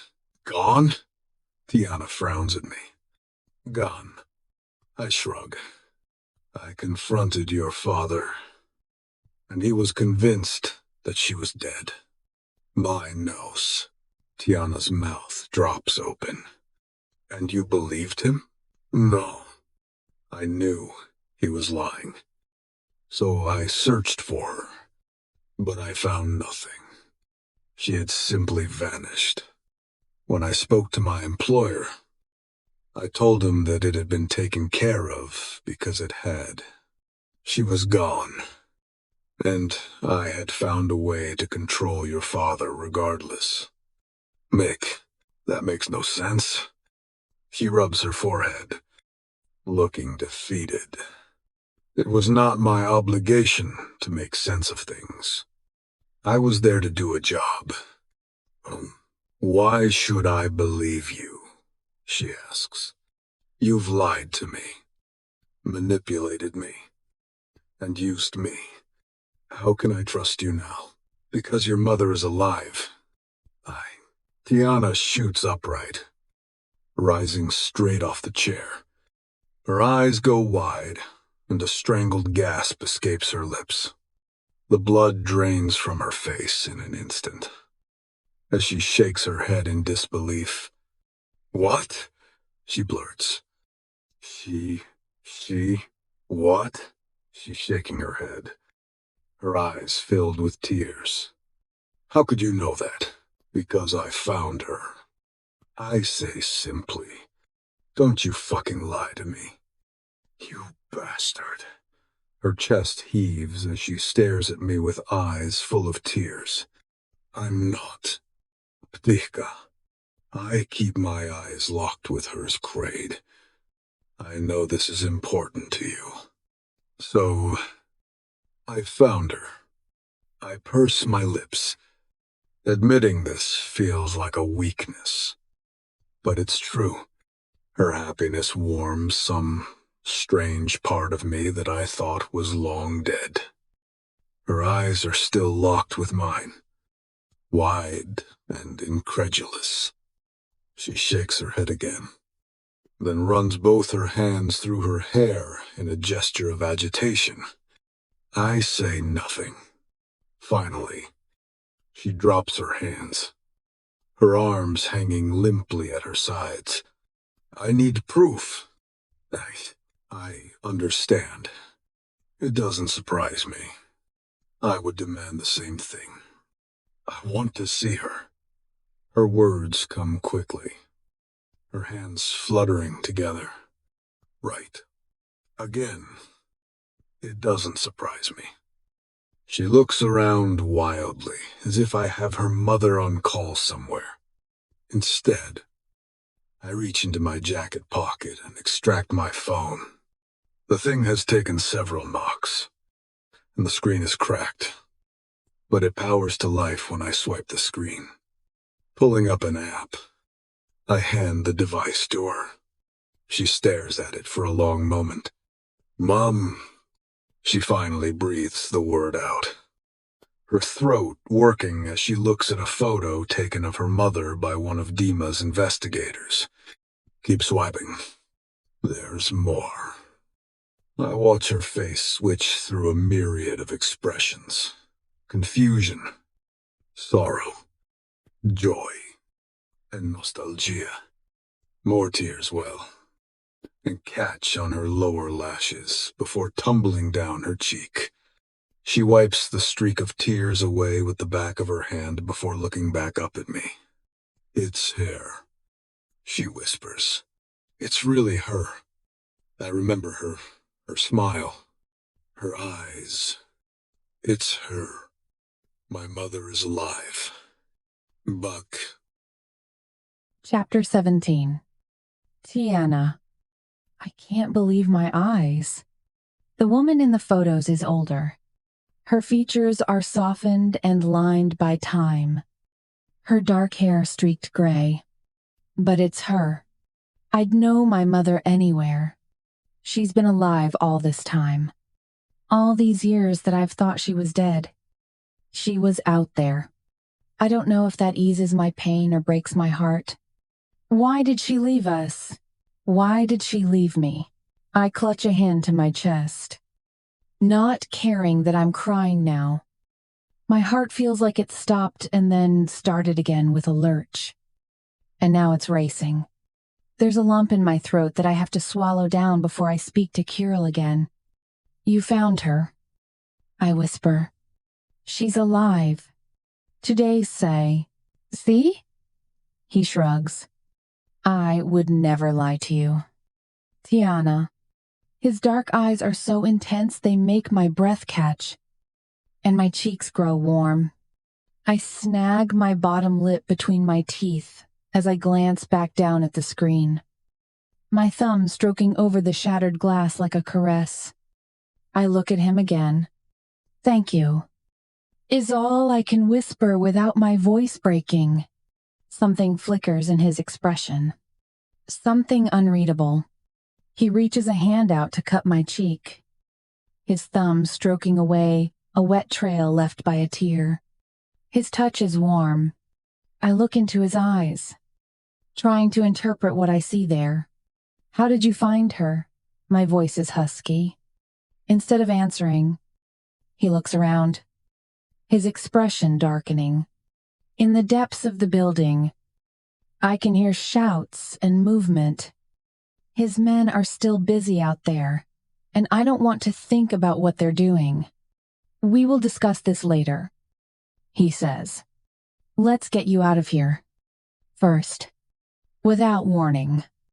He takes the phone and slips it back into his pocket. I don't get a chance to object, but I wouldn't have the strength anyway. He stoops, reaches an arm down, and scoops me up against his chest. Kirill, I yelp. He ignores me, walking across the room, kicking the door open, and striding down the hallway. Where are you taking me? You want to stay in this shit heap all day? I shake my head. He's right. The sooner I can put this whole thing behind me, the better. He keeps walking, moving quickly around rubble and lifeless mounds that I try not to look at. When we make our way into an area that appears as if it might once have been a reception room, I suck in a sharp breath. The place looks like the scene of a bloodbath. Bodies are scattered about, and smoke hangs in the air. Men glance up at us as they pick through the rubble. From their grim expressions, I'm guessing that they're looking for survivors. I don't want to know what they'll do with anyone they find. After the way Kirill and Dima treated Alexei, I don't think there's a lot of love lost between these factions. Kirill cradles me closer, so that my face nestles into the curve of his neck. I don't lift my head up until I feel that we've left the building. The air outside is cool, almost free of the stench of sulfur and gunpowder. I still have no idea where we are, but I no longer care to find out. I just want to get out of here. A dark SUV glides up, and a driver gets out to open the back door. Kirill leans in, deposits me on the back seat, and I heave out a deep sigh of relief. He moves around the vehicle and gets in on the other side, sharing a curt sentence with the driver in the front seat. The driver nods, and the car pulls off. I hear a muffled gunshot from outside, and instinctively I react, jerking sharply and clamping a hand over my mouth. There is nothing to worry about. Kirill assure me, Dima will not leave any of Petrov's men behind, and the car is armor-plated. He taps the window beside him with his knuckle, and it makes a dull thunking sound. Everything here is designed to protect you. Our eyes meet, and he doesn't need to elaborate. He'll protect me too. Another exchange of words between him and the driver has a thick, dark glass partition gliding up between us. It's soundproof, Kirill says. Whatever you wish to say in here will remain between you and me. To carry his action, what I want to say is that I want your phone back. I say firmly, holding out my hand. I want to see her again. He passes it to me without question. unlocking the screen and then watching as I open up the gallery of photos again. I can't believe it. I say yet again. It really is her. The photos are of my mother going about her daily business, walking out of a store, talking on her phone, sitting at a coffee shop, oblivious to the fact that she's being spied upon. I look at Kirill, who's half turned in his seat, watching me inscrutably. I still don't know why you did this. I ask him. It was important to you. He says it so simply he could be talking about the weather. But I know it had to take significant resources to get it right. How long has he been looking for her? Scrolling through the gallery. I see date stamps from 3 weeks ago. He's been doing this all that time? Why would that matter to you? My brows grow heavy as they lower over my eyes. He seems confused by my question. I want you to be happy. Ptishka, he says. You grew up without your mother. It broke your heart, and I hated that. I want what is best for you. We're Klein. I'm speechless for a moment. Kirill Vironov has managed to surprise me. Yet again. This hard, unfathomable man is so sparing with speaking about his emotions, until you realize that they're evident in all of the things that he does. He doesn't talk about his feelings. He shows them. And this is the most astonishing example. Thank you. I say through lips that feel so dry I have to lick them. He watches the movement, then raises a hand to trace his fingers down the side of my face. As he passes my cheek, I flinch. My head is still bruised from where they hit me, and the skin around my temple feels tender. His eyes narrow slightly. I see concern in them. Are you in pain? He looks down at my chest. And I drop my eyes too, seeing what he's looking at. Dozens of tiny cuts mar my skin. But with all that's happened, I'd almost forgotten about them. Chertovy, oblitki, he says under his breath. If I could bring those bastards back to life, I would kill them slower next time. Mand, it's okay. I try to reassure him, putting my hand over his. It doesn't hurt. I was just afraid. But I knew that you would come. His eyes search mine for a moment. The next moment he leans in, and his mouth brushes over mine. My breath catches in my throat. His lips move softly, and I close my eyes, letting the kiss deepen. His hands come up to cup my face, his fingers tangling in my hair. The leather of the car seat creaks as he pulls me closer, his lips devouring mine as if he's trying to absorb every last bit of me. The horrors of the day melt away somehow, and I feel like I'm floating, his warmth surrounding me like a shield. He breaks the kiss, pulling away slightly to look into my eyes. When are you going to understand that you belong to me? He asks softly. I understand that, I say huskily. You bought me. I hate being reminded. That is not what I mean. Little bird. He brushes the tip of his nose against mine. You are mine, Tiana, and that means everything to me. Don't you know that I would do anything for you? I don't know how to answer him. I feel like I already know the answer, but it scares the hell out of me. To admit that I belong to him means that he has complete control over me, and that terrifies me. But at the same time, it excites me. I want to be with him always, no matter what happens. I nod mutely, trying to take it all in. Thank you. I finally whisper, feeling like that really doesn't cover it. Why do you thank me? His face is still barely an inch from mine, his lips a whisper away. This is how it is. It is what I do. And his words sink in slowly and begin to take hold as 1,000 puzzle pieces start to fall into place. This man cares about me. In the only way he knows, truly and deeply. It's not simply some sort of ownership thing. Not a wild obsession. He cares. And that's irresistible to my lovelorn heart. It's what I've always wanted. Needed. Kirill, I trail off. The intensity of his eyes forces me to continue when I find myself hesitating. I love you. I whisper against his lips as he leans in again for another kiss. He pulls away again, tilting his head slightly as if in question. I mean, I really love you. I repeat, trying to sound more confident than I feel. I love you so much it makes my heart hurt and feel all warm both at the same time.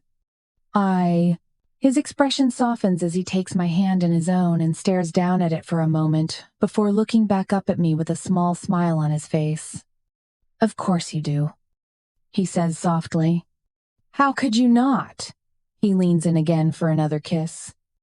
But this time it's different. It's deeper and more intimate than before. It feels like he's trying to show me something about himself. Something that he can't quite put into words yet.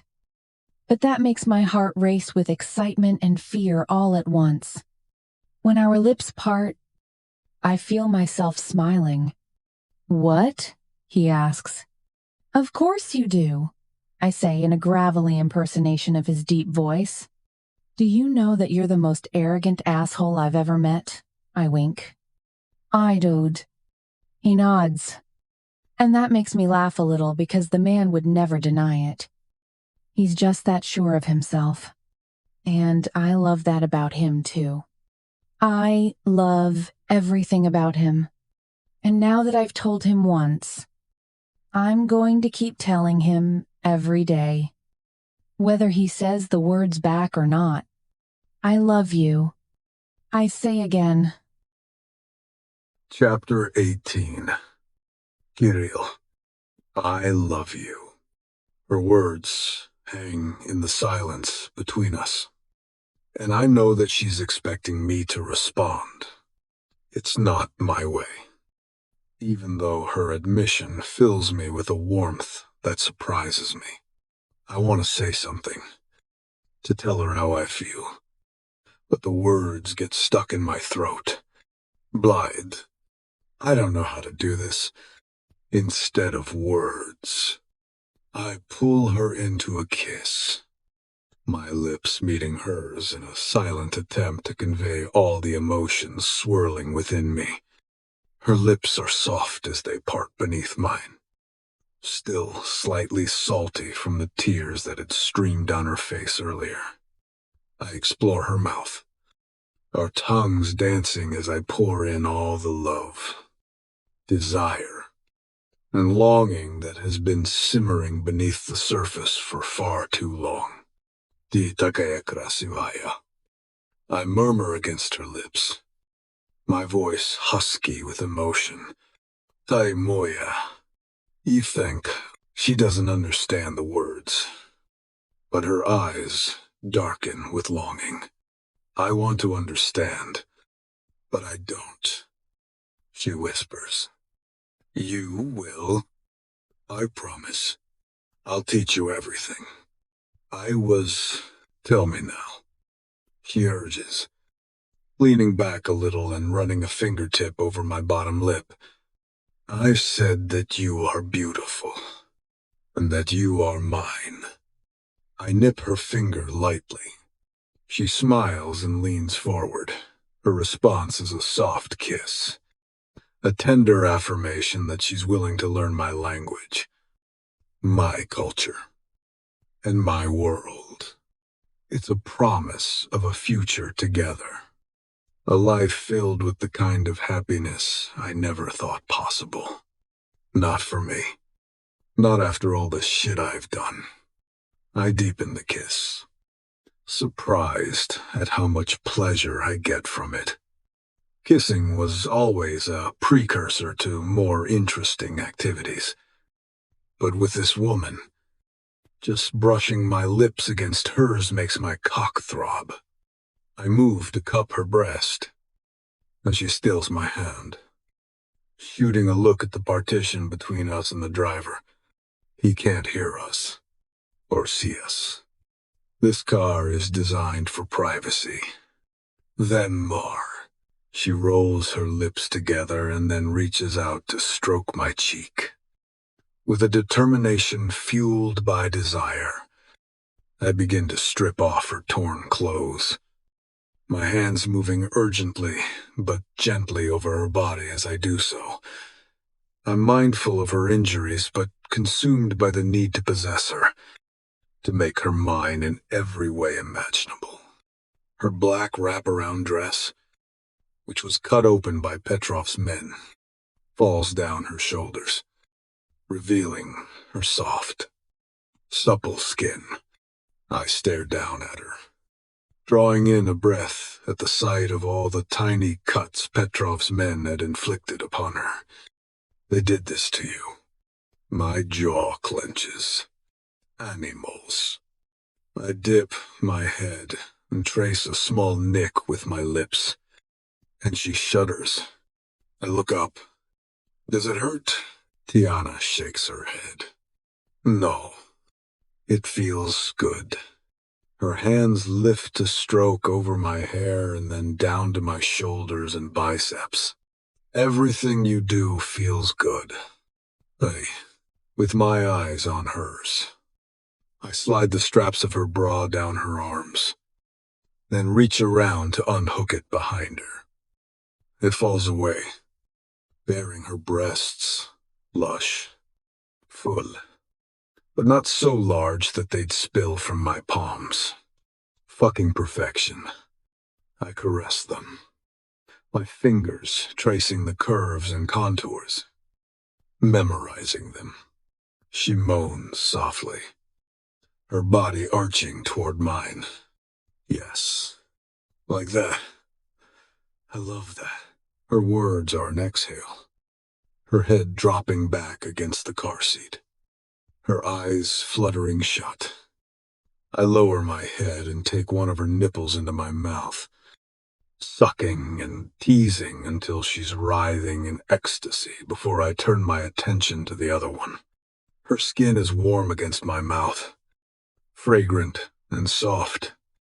I could bury my face in the valley between her tits and lose myself there. God, Kirill. She breathes again. A flurry of goose flesh has raised the tiny hairs on her skin, her nipples pebbled into tight pink peaks. I straighten, sliding my hand down her bare belly and then slipping my fingers beneath the elastic of her panties. The little strip of fur over her mound has been carefully tended. It makes me smile. She may have arrived in my world, naive and untouched. But since then, she's gone through a sexual awakening. Now, whenever I touch her, I find her ready and waiting for me. Her pussy lips part easily when I slide my fingertip along them. Slick and wet. I can already imagine sliding into her. How her folds would feel around my shaft. Pushing my finger into her heat, I feel her body open eagerly, her muscles tightening. When I trace my thumb over her clit, her hips buck up, the leather of the seat beneath her protesting with the sudden movement. You are always so wet, I murmur, watching her face as I slide my finger in and out of her slit. Her cheeks flush, her lips parting slightly as her breath comes quicker. Only when you're around. She manages to gasp out. Good, I tell her, picking up the pace. That is the way it should be. The wet sounds of her body fill the car, the scent of her arousal swirling around us. So arrogant, she chokes out. And this is a problem? Not that it would bother me, but it amuses me to taunt her. I love it. She squirms in her seat, dropping a hand down over mine, following my movements as I finger fuck her. I love all the messed up ways that you are. Her back bows, and her head drops back again, her hand pressing urgently over mine. Oh, fuck. I stop what I'm doing, and she mews a little. I want you, Tiana says huskily. Her pupils are blown, her eyes dark with desire. Then take me. I nip at her lips, feeling her breath coming faster. I want to be inside you when you come for me. Ptishka. She stares into my eyes for a second, and then her hands move down to my pants, unbuttoning them with trembling fingers. She slides her hand in, moving past my briefs and curling her fingers around my shaft. My breath hisses out, but I don't do anything aside from sitting there and watching her. She tugs at my pants, pulling them down, revealing my hard cock. When she glances back at me, there's an impish smile curling her lips. Are all men as big as you are? I don't know. I am not all man, and you will never need to find out. I slide my hand into her thick curls, pulling her head toward me. The thought of her thinking of any other man's cock has something clenching inside me. She keeps her hand on my shaft, slowly starting to pump her fist along it. I feel myself pulse and twitch in her hand. Now it's my turn to buck my hips up. A groan low in my throat. The things you do to me, little bird, good, she says. That is the way it should be. She's mocking me by using my own words on me. I respond by trailing my fingers over her lips. Her eyes widen as she tastes her own juices on them. That's me, isn't it? That's how I taste. I know it. You taste of lust, like heaven. Why, heaven, she whispers. That's where you take me. I want you to take me there now. Awkwardly shimmying out of her panties, she climbs on top of me, straddling me with a confidence that takes my breath away. Dark waves tumble over her shoulders as she looks down between us, guiding my shaft along the seam of her pussy. Then, without waiting any longer, she impales herself on me, sliding down slowly, exhaling a moan as she settles onto my lap. Blyat. I'm one. So good. I brush her hair over her shoulders, framing her face with my hands. Fuck me. Ptishka. I tell her. She gnaws on her lip, her eyes locked with mine as her body starts moving up and down in a rhythmic motion that sends shockwaves of pleasure through me. I grasp her hips, guiding her movements as we both lose ourselves in the pleasure of the moment. The urge to drive into her like a man possessed almost consumes me, especially when she starts moving faster, her rhythm becoming jerky. But that's not what I want right now. I want to savor this. I want to feel every inch of myself being engulfed by her. Feel the clench and flutter and spasming of her pussy along the length of my shaft. Slowly, I tell her, steadying her hips. I watch as she stares at me with lust-glazed eyes, gnawing on her lower lip.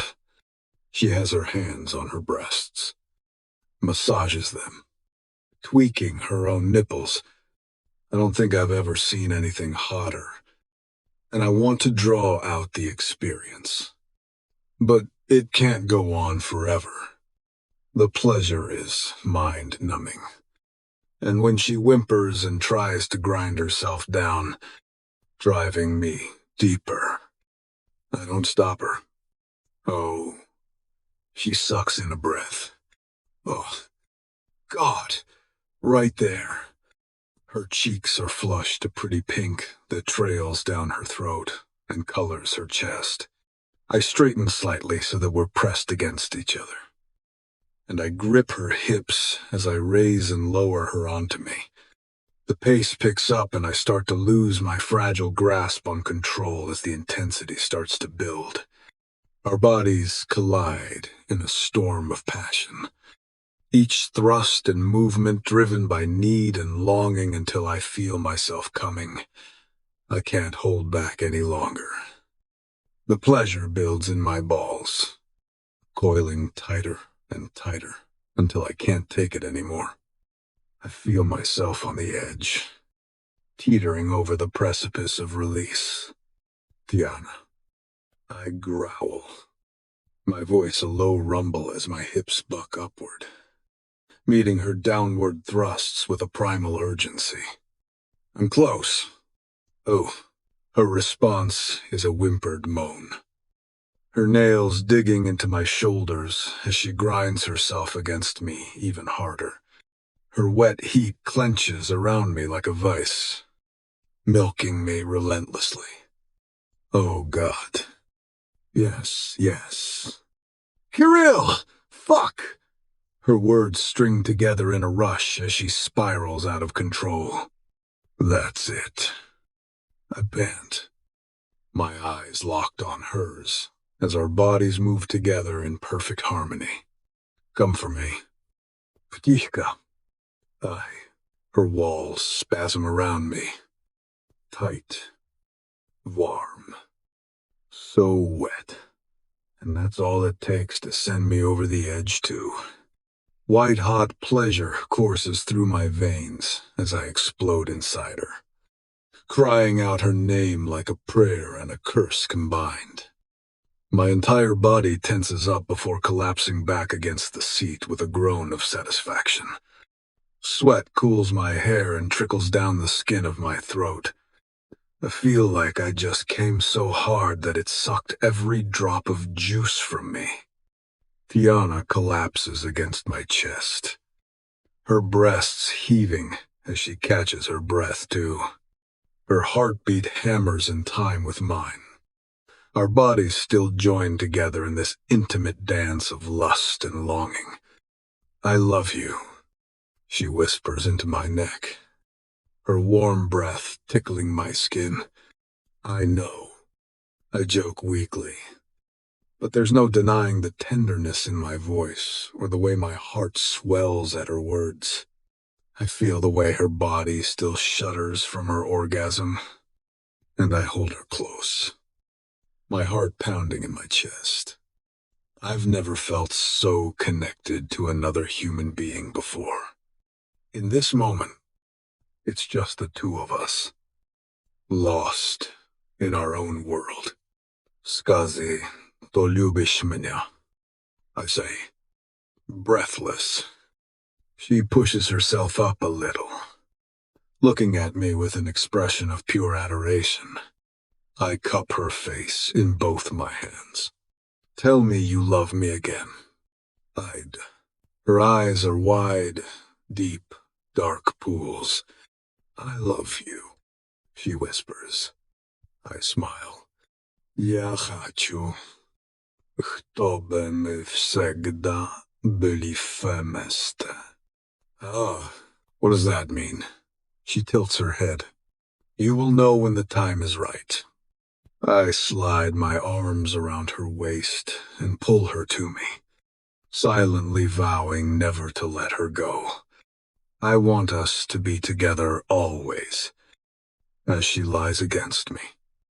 Both of us silent as our breathing gradually slows. I can't help but think about sharing a future with this woman.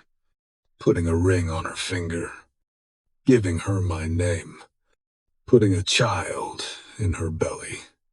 We'll raise a family together, build a life I never thought possible. But now it seems within reach. Once Zoya and Petrov are out of the picture, the world will be safer for her again. Then I will feel better drawing her into my life. I look down at Tiana, her eyes filled with an emotion that probably matches mine. It's a moment that's almost overwhelming. A moment I never thought I would experience. A moment that I never want to end. I smile at her once more. I do a lot of smiling around this woman. It's a new sensation, but I think I could get used to it. Looking at me from beneath her lashes. She licks her lips, her teeth snagging the bottom one. She takes a deep breath, then starts speaking quickly. Kirill, there's something I need to tell you. Chapter 19. Tiana. I take a deep breath, my heart pounding in my chest. I can still feel Kirill, hard and hot inside me. It's both comforting and terrifying. But there is one thing I'm certain of. Whatever happens, I have to tell him the truth. Maybe if we're still connected this way, he'll be less inclined to react badly. You need to tell me something? He presses, brushing away stray strands of hair that are clinging to my damp face. The smell of the leather seats of the SUV mingles with the scent of sex hanging heavy in the air. The engine rumbles beneath us, a constant reminder of the world outside that's waiting to tear us apart. Well, a number of things, I whisper, my voice shaking. It's important. If you can... He doesn't say anything, but I can feel him tense up against me. He knows something's wrong. He nods for me to go on. I was approached by the FBI, I say in a rush. They picked me up that night I left the estate. Oh, the night you ran away. He says it as a statement of fact. It was a mistake. I know. I was an idiot. I gnaw on my lip, waiting for him to say something. He doesn't. First, I thought they were there to rescue me. They knew about the auction. What my father had done. They knew that I hadn't gone to you willingly. I stroke his face. But that's different now. You need to know that. It is, I did. His voice is expressionless, but a muscle flickers in his jaw. But they weren't planning to get me away from you. Quite the opposite. They wanted me to go back to you. I hate this part, to spy on you, to get information so they could make a case against you. I pause, waiting for Kirill to say something, to explode, to lose it. He doesn't do any of those things. He does nothing, which is worse. I didn't want to do it. I swear I didn't. Fear has me babbling, but they threatened to prosecute me if I didn't cooperate. They said they had enough evidence to charge me as an accessory. I have Cressley. An accessory? His eyebrows furrow. They told me it was a flimsy case and that it wouldn't stick. But they said that your organization wouldn't believe that I hadn't turned you in. So I'd be targeted. Doctor. Kirill continues to be silent. But I can feel his touch tighten on me. He's trying to hold back his anger. But I have to keep going. They offered me protection if I turned state's evidence against you and the Bratva. They said you would want me dead if you found out, and that I would need to go into witness protection. Maid, I would want you dead? I can feel tears starting to well up in my eyes, and I take a deep breath to steady myself. I was scared. I didn't know what to do. I didn't want to betray you, but I didn't want to go to jail either. I didn't know who to trust. Different. Kirill shifts. And again, I can feel how he's still inside me. But there's a stillness to his posture that's scaring me. I can feel his heart beating against mine. And I know he's trying to process what I'm saying. I'm sorry. Kirill, I never wanted to hurt you. I stroke his damp hair from his face, searching his eyes, desperate to find the intensity of emotion we'd just shared. I didn't know what choice I had. I kept hoping that I'd find a way to get out of it. And you need to know that I never told them anything about you or your business. Instead, you know nothing about my business. He replies smoothly. Exactly. I told them that from the start. But they didn't believe me.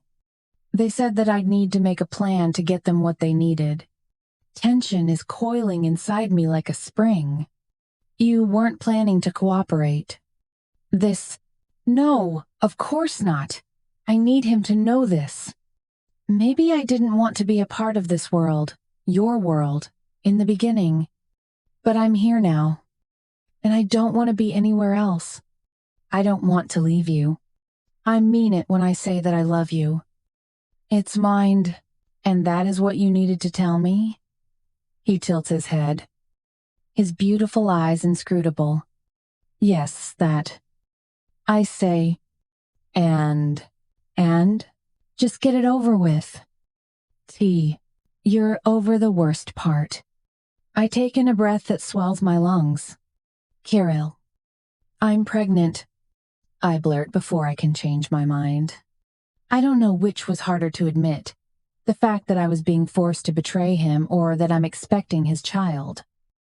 His dark brows pull together, and I hold my breath, trying to figure out what's going on in his mind. Again, he doesn't give any clues. Instead, without speaking, he shifts his hands to my hips and lifts me off of him. I feel a small pang as I feel our bodies disconnect. It's like he's cut a bond that held us together. Kirill, he glances at me while adjusting his clothing, putting himself away, and zipping his fly. I flinch when he leans down and then reaches past me. But he's just handing me my clothes. You should dress, he says before dropping my bra in my lap. It's bundled with my panties, which are still damp and fragrant with my juices. Fine, I say hoarsely, fumbling to get my clothes back on. I feel my face heat as I get my panties halfway up my legs, then lift my hips to pull them up. He's watching me. He keeps watching as I hook my arms through my bra straps and reach behind me to do up the clasp. It's only when I've managed to do a makeshift job of getting my dress closed around me that he turns away and wraps firmly on the dividing window. It glides down silently, and he snaps out a string of Russian words to the driver, who keeps his eyes fixed on the motorway ahead of us. The man nods curtly, then takes the next slipway, guiding the car in the opposite direction. Kirill, I'm sorry. I should have told you before. Anxiety is surging within me. I didn't mean. He raises a finger, stopping me as he puts his phone to his ear, seemingly waiting for a call to ring through. A tiny voice comes over the line, and then he's rattling off in Russian again. I still don't know enough words to make any sense of it. I could kick myself. In the weeks that I've been with him, the only thing I've picked up is Ptichka, which I think means little bird, and that to Moya means you're mine. He ends the call and puts his phone away, leaning back against the seat and looking straight ahead. His jaw is tight. I hold my breath until he slants a look at me. What did Petrov's men do to you? He asks. I I wave my hand in the area of my chest. They cut me. It stung. But it wasn't unbearable. It was mainly to scare me, I think, and to amuse themselves. But I don't go into that. That was all? He's still looking at me. They put a plastic bag over my head and stopped me from breathing. I say hoarsely. The thought still makes fear surge in me. The helplessness. The terror. Kirill's expression darkens. His hands, which are resting on his thighs, clench into fists. Then he nods and leans back in his seat again. What does this mean? Is he pleased that it wasn't worse? Does he care? I wish I understood what he's thinking right now. I can't pick up even a hint of what's going on beneath his impenetrable exterior. For the next few minutes, I sit in silence, casting furtive glances at him, my heart pounding as I try to figure out what's about to happen next. But some tiny part of me is starting to develop some troubling suspicions.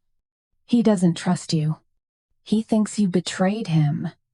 And I have no doubt about what Kirill does to traitors. He kills them. Chapter 20. Kirill. I'm seething. My fists clenched so tight, my knuckles are white. My jaw is locked, teeth grinding together as I try to contain the rage coursing through me.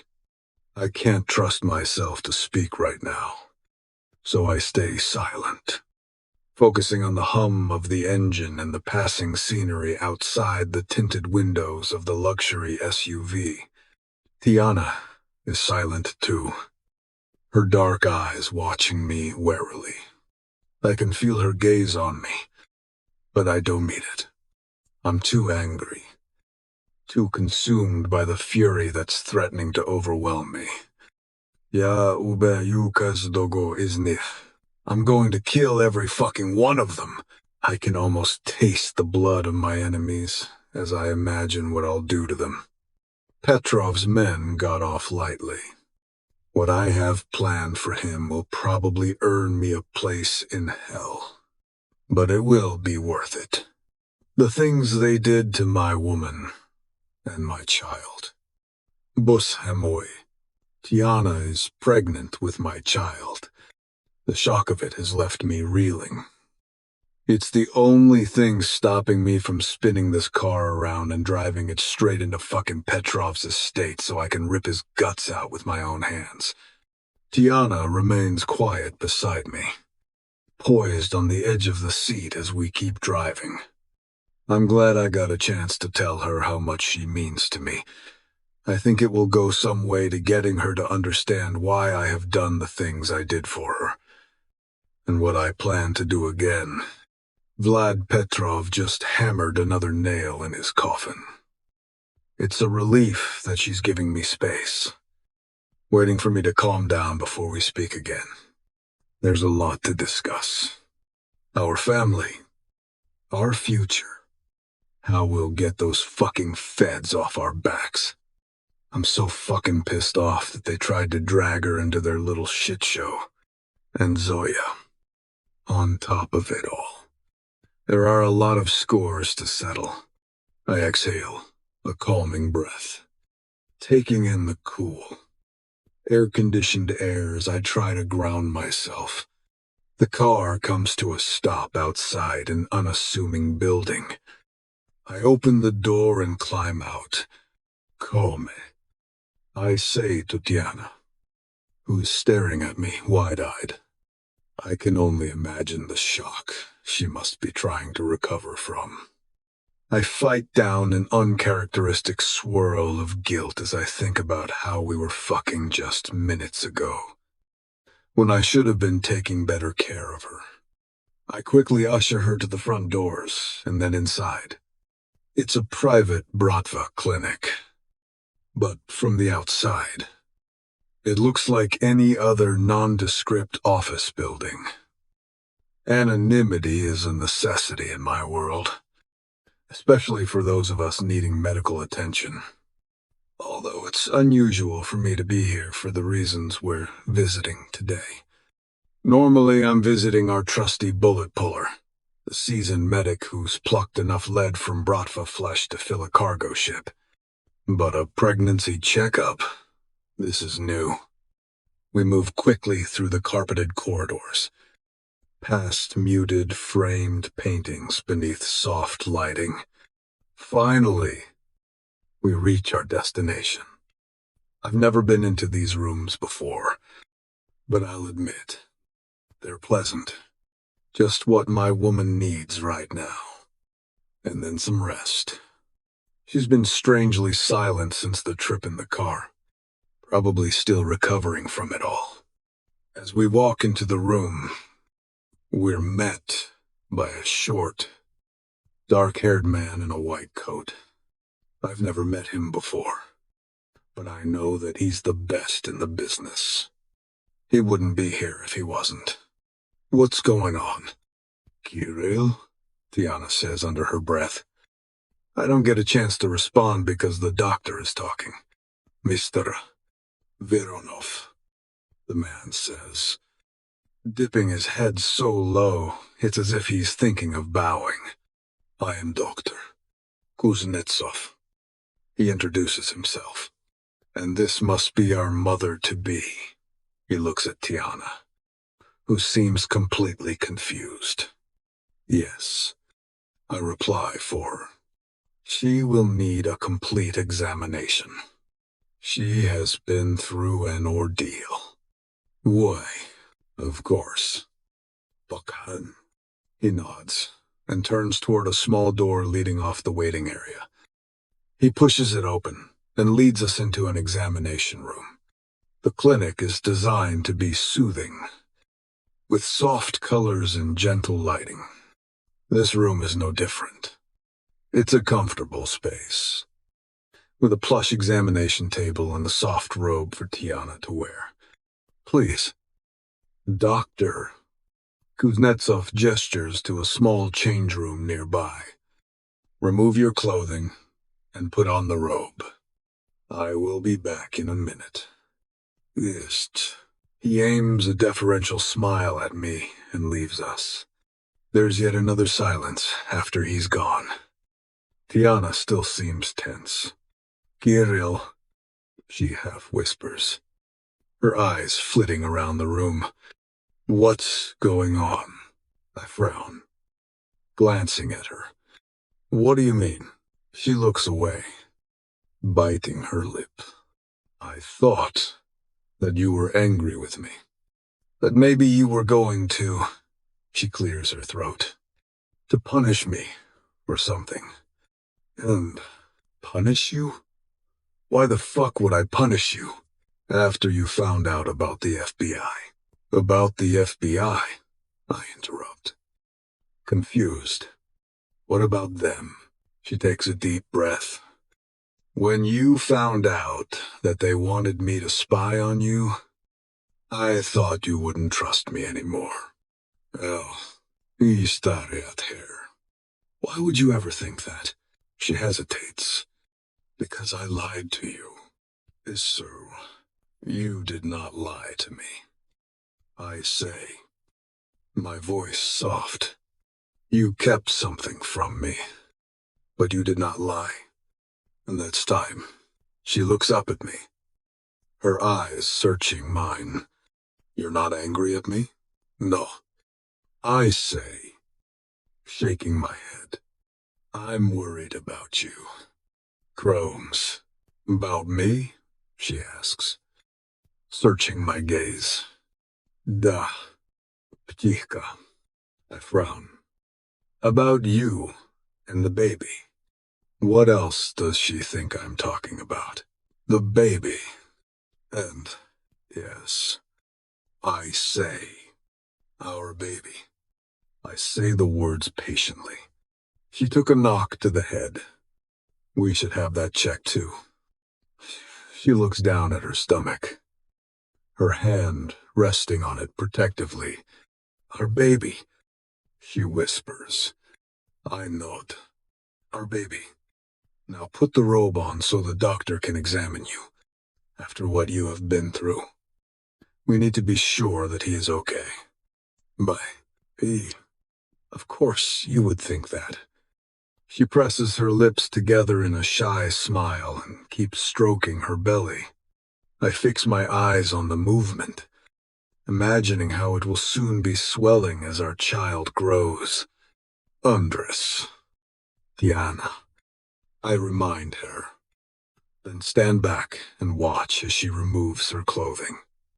I don't think I'll ever get tired of seeing her naked. It's a pity when she slips the robe on. But the doctor is tapping discreetly at the door, and I want to get on with it. Ready. My dear, he smiles at Tiana. She gives a tight nod, then sits on the bed when he tilts his head toward it. I watch and force myself to wait patiently as he runs through a series of tests, examining her from head to toe. The doctor tuts and frowns as I give him a brief overview of what Tiana has lived through today. It's the sort of thing our doctors have to deal with often, but I suspect that as an OB-GYN, Kuznetsov doesn't have too many patients who've just survived torture. Good news. Miss Avance, he says when, at last, he's finished, aside from some superficial injuries. You're in good health. And Tiana beams. Thank you, doctor, she says. I feel a flood of relief. But now, for the most important part. He indicates a machine standing beside the bed. While I'm confident that your pregnancy hasn't been compromised, we'll confirm it with an ultrasound scan. Really, Tiana's throat works nervously, and she reaches for my hand. I take her fingers in mine and hold them firmly, feeling the slight clamminess of her skin. Okay, she husks out. If you'll lie back. The doctor glances at me briefly as he opens her robe. I realize that I've made a low, threatening sound in the back of my throat. I take in a breath and straighten. Calm yourself. Dolboyob. I watch as Dr. Kuznetsov applies the cold gel to Tiana's belly. My heart pounding in my chest. I can feel her tension, her nerves, as she lies back on the examination table. I squeeze her hand gently, watching as the doctor moves the ultrasound device over her skin. The image on the screen is blurry. It's hard to make out anything. But the doctor seems to know what he's looking for. After watching the screen for a minute, he points to a blob. There's your baby. A sprayed. I stare at the shape. It's hard to see much now. But that there is the head. And here you can see the legs. He continues, pointing. Everything looks in order, he says, a smile on his face. You're about 6 weeks along. Tiana and I exchange a glance, and I can see the relief in her eyes. I feel it too. A weight lifting off my shoulders. The doctor continues to move the device over her belly, and then he adjusts the sound. Suddenly, we can hear a rapid beeping noise. It's the sound of our baby's heartbeat. My fucking heart leaps. I feel a surge of emotion. A mix of pride and awe and tenderness. I've never heard anything so incredible in my life. But then the doctor pauses, his brow creasing. I feel a twinge of concern. Is something wrong? I ask. My voice gruff. If he tells me something is wrong, The doctor adjusts the sound again. And then I hear it. The second heartbeat. There are 2 babies. He says, "You're having twins."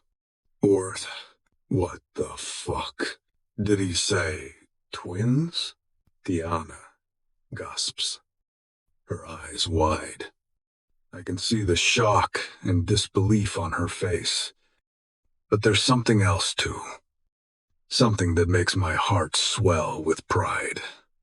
It's elation. She just lived through torture. And still, she can feel this joy.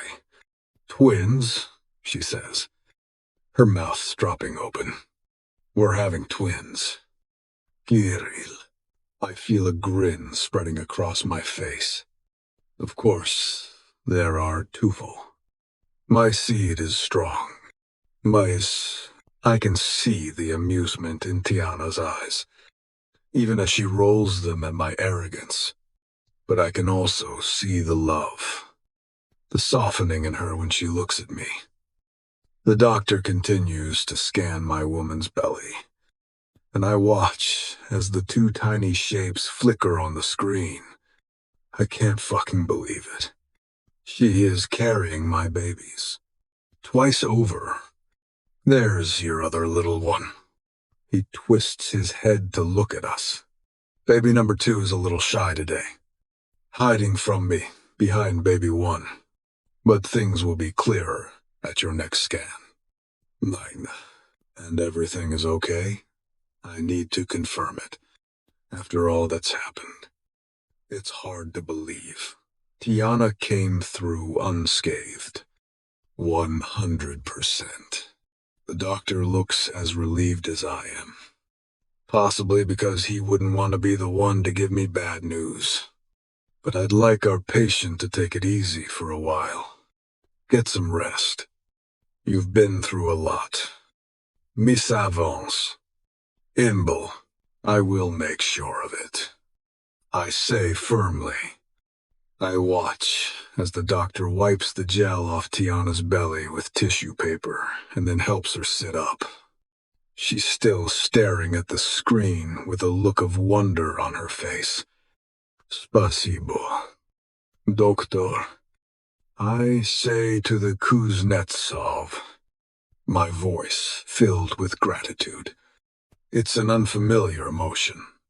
He nods, a smile on his face. "Pozaluista. Bakhan." It's my pleasure. Congratulations to both of you. He adjusts Tiana's robe and then puts his hand on her shoulder. "I'm going to give you a prescription for some prenatal vitamins," he says, "and I want you to come back in for a checkup in 2 weeks. Thus, making was. She will be here. I'll make sure of it. Thank you, Doctor," Tiana adds. She's staring back at the screen. So am I. I want to commit this image to memory. The doctor inclines his head at me and then leaves the room. Tiana turns to me, her eyes sparkling. I sense that there are 1,000 unspoken words behind them. "Did I tell you I love you?" she asks. Beaming. "Yes. Man. Batia. Well, I'm telling you again. Her smile is as playful as radiant. It's a smile a man could love. I should know, because I love it. I'm taking you home." I reach for her hand. "Now. But what about the others? Aren't there things you need to do? Dima will take care of things. Everything else can wait. But now, you need to be in bed. You need to rest. You heard the doctor say, Mark, but I feel fine. Don't argue with me." "Woman." I pull her closer against me, then graze my lips over hers. You have already been through too much, all because of me. You will rest. And while you do that, I will make this world safer for you and our children. Mos. I say the words with a quiet conviction because that's exactly what I plan to do. I know, she says. I know everything's going to be okay. Why? Chapter 21. Tiana. My head spins on the car ride back to the mansion. So much has happened that I don't even know what to focus on. We still have so much to talk about. So much to go over. And I don't even know where to start. But Kirill's hand is warm on my knee. And that grounds me. That's all that matters right now. So, you're really not mad about this whole FBI thing? I ask, for the umpteenth time. I've changed into a pair of sweats and a t-shirt that Dr. Kuznetsov managed to uncover from one of the nurses' lockers. I'm swamped in the clothing, but at least I've managed to ditch the ruined dress. I'm not. Ptichka. He looks at me. You told me about it. And that tells me whose side you're on. That's all that matters to me. His jaw works. Although, I should make them pay for targeting my woman. Is a mother. Make them pay.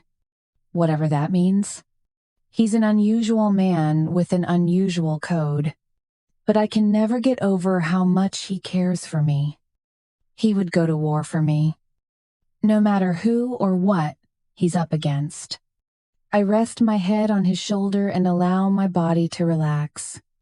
It's a moment of peace that I've not had enough of lately. I make a mental note to have more peaceful moments in my life. I must remember that I have not one, but two tiny souls to care for. Unfortunately, for me, my peace doesn't last very long. As we pull up to the mansion, something prickles at my nerve endings. It's a sense of something not being right. By the time Kirill and I walk up the steps to the mansion, my heart is already pounding in my chest. The feeling of unease that I started to have in the car has only grown stronger. Something is off. Where are the guards? As we reach the door, Kirill's hand tightens on mine. Dima is not here. He's picking up on it too. His eyes narrow and his nostrils widen. Like a predator picking up on the smell of blood. I swallow hard and nod silently. My throat too dry to speak. He looks down at me. His dark eyes filled with concern and focus. Stay behind me, he says, in a low voice. I can feel the adrenaline pumping through me as Kirill takes a step and pushes the door open. And that's all it takes to find out what caused the sense of unease. As soon as we step into the foyer, my heart plummets. We're looking straight down the barrels of half a dozen semi-automatic weapons. Men are everywhere. Their guns at the ready. The walls and floors are peppered with bullet holes. Chunks of wood and marble strewn about. My throat tightens at the sight of blood splattered on the creamy tiles. No. Kirill's face darkens with anger as he pulls me closer to him. What the fuck is this? He growls. One of the men casually steps forward. A smirk on his face. He's short and squat. A toad of a man with a shaved head and tattoos on his scalp. Welcome home. Mr. Vironov, we've been expecting you. Ingmor. My stomach twists into knots as I put together what must have happened. Petrov. While Kirill came to rescue me with most of his men, the Petrovs must have come back here to take over the place. Kirill probably had this figured out before I did. His hands are clenched into fists at his side. I can see the muscles in his jaw working as he grinds his teeth. Where is he? He demands. The man's smirk widens. Mr. Petrov waiting for you in the study, with a gun aimed at Kirill's head. He walks closer and pats him down. I'll take that. He pulls a pistol from Kirill's belt, then dips slightly and slides a hand down each of his thighs.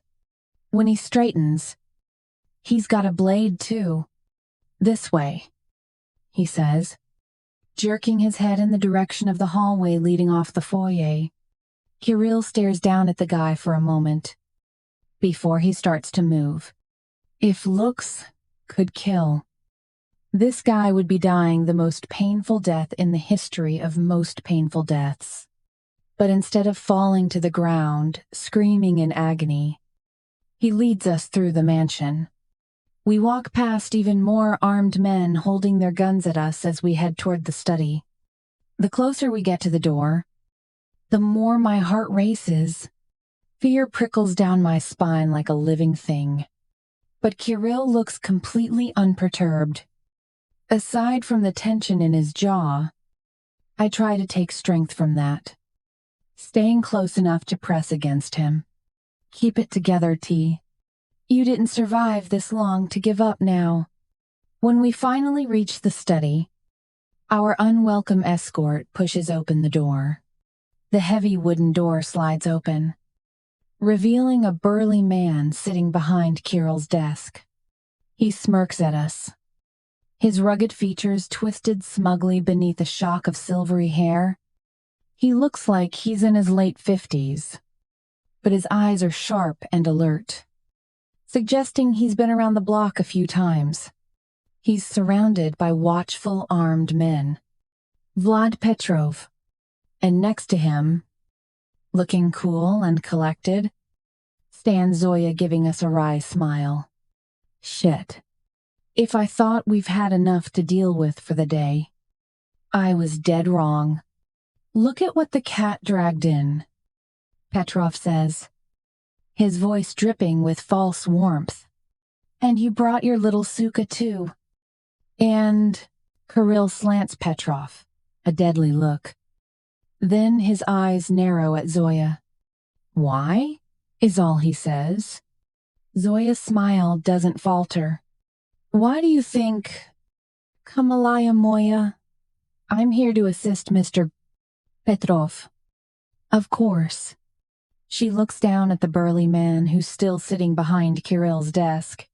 Kirill's hand clenches into a fist again, and I can see the rage building inside of him. Fucking traitor. He spits out. Zoya shrugs. What?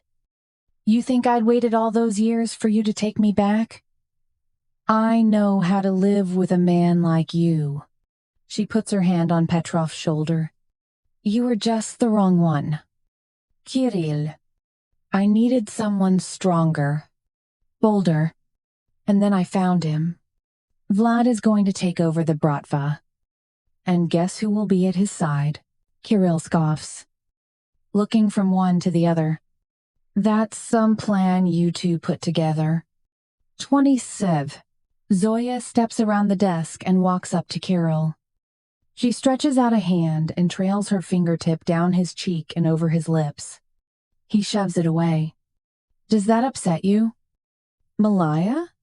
Knowing that you'll never have me? She slants a smug look at me. I know she's trying to get under my skin, but I refuse to let her. I just shoot daggers at her with my eyes. I already had you. Remember? Kirill smirks. And was glad to see the back of you. Contention. Something flickers in Zoya's icy eyes, and I half expect her to snap back at him, but she keeps her composure. Well, that's too bad. My love, she huffs. Either way, I'll be the one who takes over your empire and stamps out your legacy once and for all. I spent too many years hating the life you forced me into. Vasid, I never forced you into anything. You chose to run. Kirill's nostrils flare. As for my legacy, what about my son? Who's Stepan? She scoffs. He's not your son. You idiot. He's just a kid Vlad pulled out of one of his slave shipments. He was my ticket back to you, and it worked better than I thought. You didn't think twice about letting us right into your home. And you? She looks over at me. Stupid girl. You were so fucking easy to manipulate. Petrov snorts out a laugh from where he's still sitting behind the desk. I have to admit, I wasn't sure that would work. Lyubimaya. But sure enough, the minute we got our hands on her, he went charging off like some fucking knight in shining armor, taking every good man he had available. End court. I don't say anything. Maybe Zoya is right. Maybe I was too naive to believe her and run away from Kirill. And the thought that my stupidity put us all in danger is now weighing down on me. I should have seen it coming. I can't believe they tricked me like that. And now we're here to face the consequences. It was always going to work. Glupaya devchonka. Zoya snorts, and she looks at me. Just look at this naive little girl. It only took a convincing transcript to set her on her way. Like a stupid donkey following a carrot. You people are fucking animals. I spit the words out. I know it probably doesn't mean anything to them. But I can't stay quiet anymore. Kirill squeezes my hand, and I snap my mouth shut. What do you want? Petrov? He fixes the man with a stare. What do you think? Vlad Petrov is up and walking over to Kirill, his features turning grim. He only stops when his face is inches away from Kirill's. I want your fucking life. Vironov. He sneers.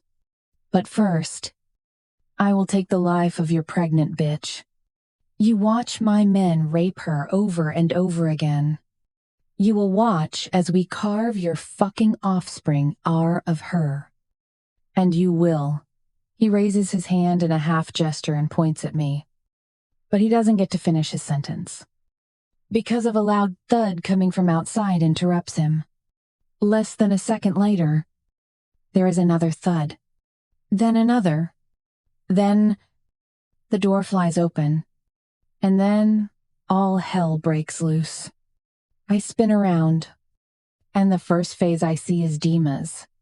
He hurtles in, raining bullets in an arc, taking out Petrov's 2 guards stationed by the door. He's followed by a contingent of men, all of them armed to the teeth. They waste no time opening fire on Petrov's mercenaries. The room erupts into chaos as bullets fly and bodies drop to the floor. I don't even get the time to panic.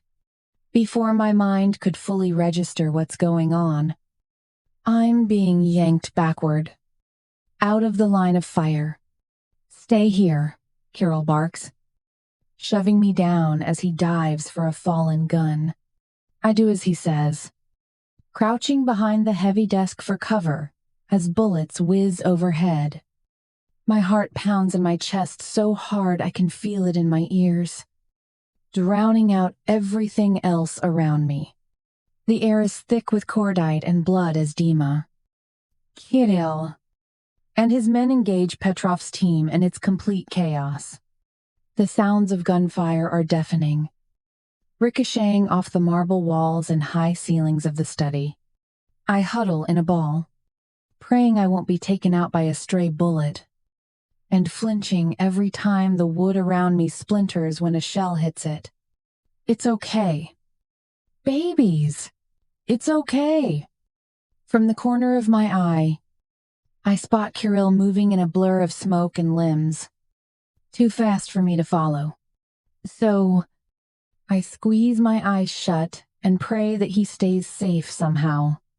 Moments later, I'm being hauled to my feet and I feel an arm being hooked around my neck. I gasp as a cold blade presses against my stomach. The arm around my throat is smooth and slender, too feminine for a Russian mobster. Zoya, do as I say. She hisses in my ear, her breath hot against my skin. One wrong move and you're both going to die. My breath catches in my throat. I stay still like a statue, not daring to breathe in fear that the knife may pierce my skin. It is aimed at the soft swell of my belly. "Drop your fucking weapons," Zoya screams, her voice shrill enough to cut through the gunfire. "Drop them, or I'll kill her and that fucking baby." The fighting dies down in an instant and the chaos of the room turns into an uneasy silence.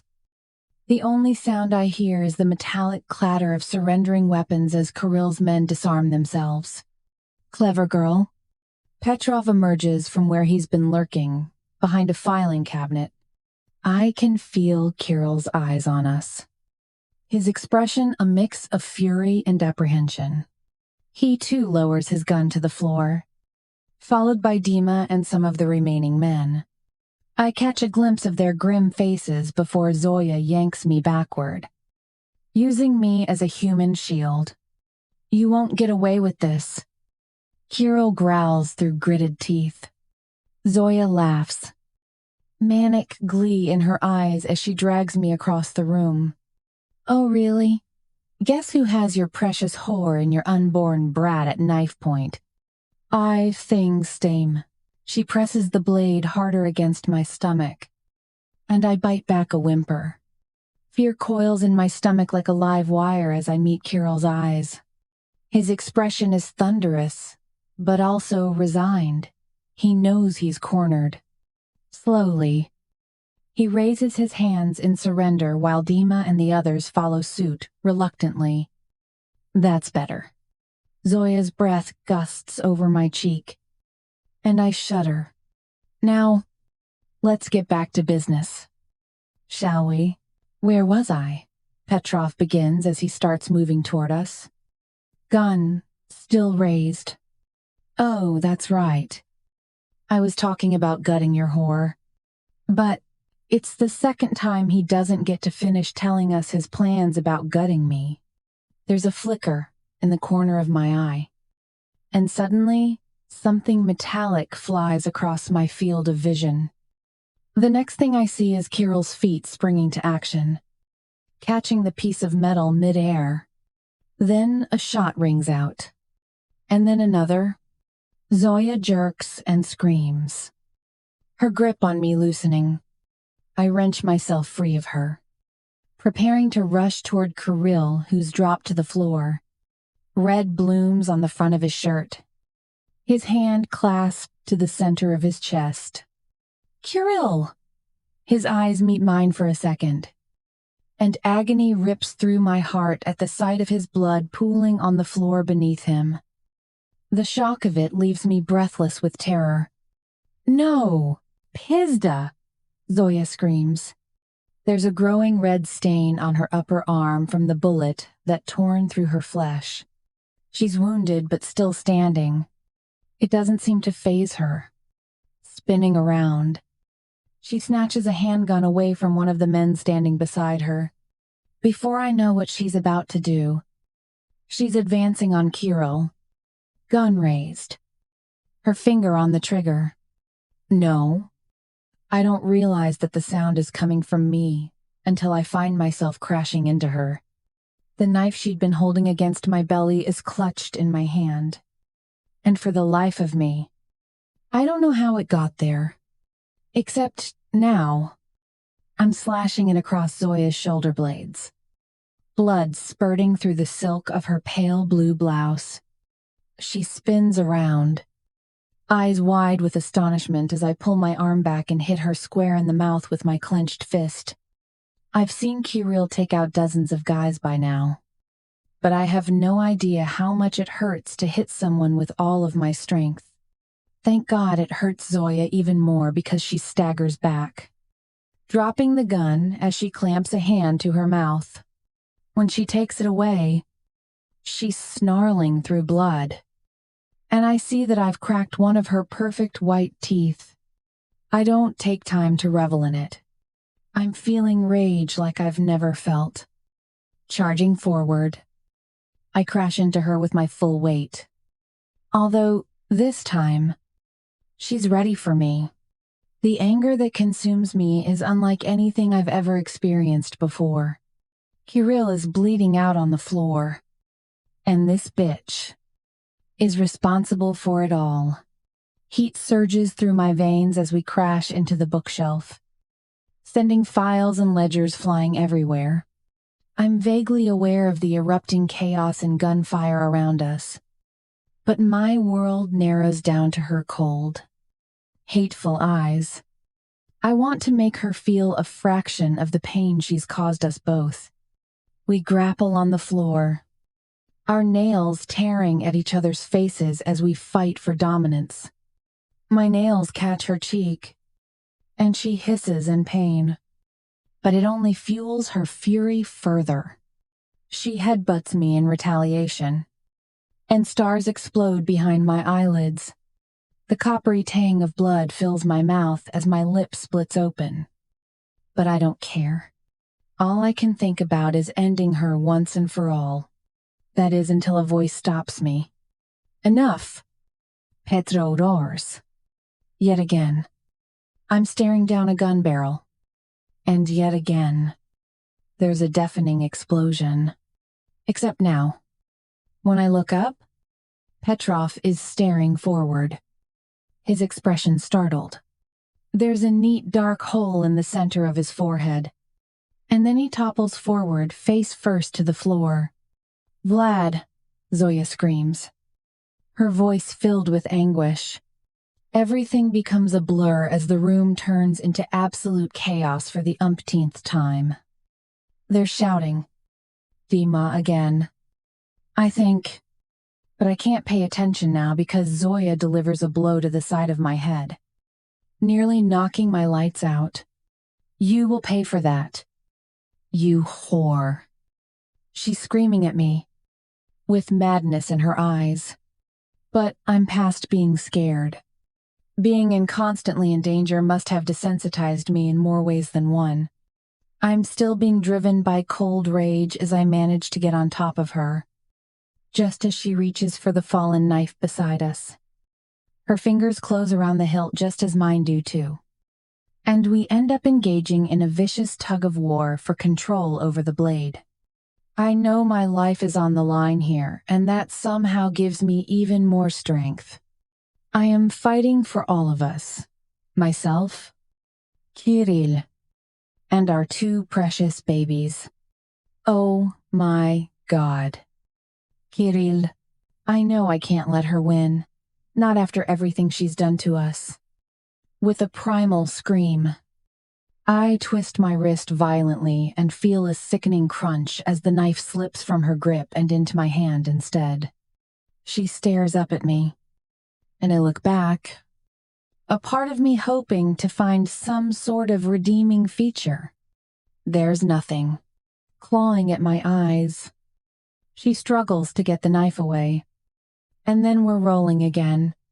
She grabs a fistful of my hair, trying to smash my head into the floor. I drag myself away. But she's wiry, strong, and she fights dirty. I recoil as she spits into my eyes and then wrestles me onto my back. Now she's on top of me, and we're still fighting for the knife, panting as she bears her weight down on me. She grasps my wrist, trying to angle the blade back at me, but as she presses it ever closer to my throat, I bridge my hips, unbalancing her as I shove back with my hands. She topples forward, the blade wedged between us. I'm still clutching it, feeling the butt of the knife pressing against my breastbone with bruising force. I don't realize the sharp end of it is angled similarly at Zoya until she lets out a sharp gasp. I shove hard. I shove with all my might. Her own weight becomes her enemy as she pitches forward. Her eyes widen in shock as the blade thrusts into her chest. And then they glaze over. Her breath wheezes out, and she goes limp on top of me. She doesn't move again. It takes me a moment to gather my surroundings and understand what I had just done. I should be glad. but the horror of my actions immediately start to consume me, sobbing for air. I shove her off of me as Dima rushes over to help me up. You did good, Tiana. His blunt tones are almost soothing as he brushes my hair from my face, examining it for injuries before leading me away from Zoya's lifeless body. Oh, God, is all I can pant out. I look around wildly. Petrov's remaining men are on their knees, their hands laced behind their heads, held at gunpoint by Kirill's security team. And Kirill is still on the floor. My heart leaps into my throat as I rush over and fall to his side. Kirill. I can't breathe as I take in the sight of him.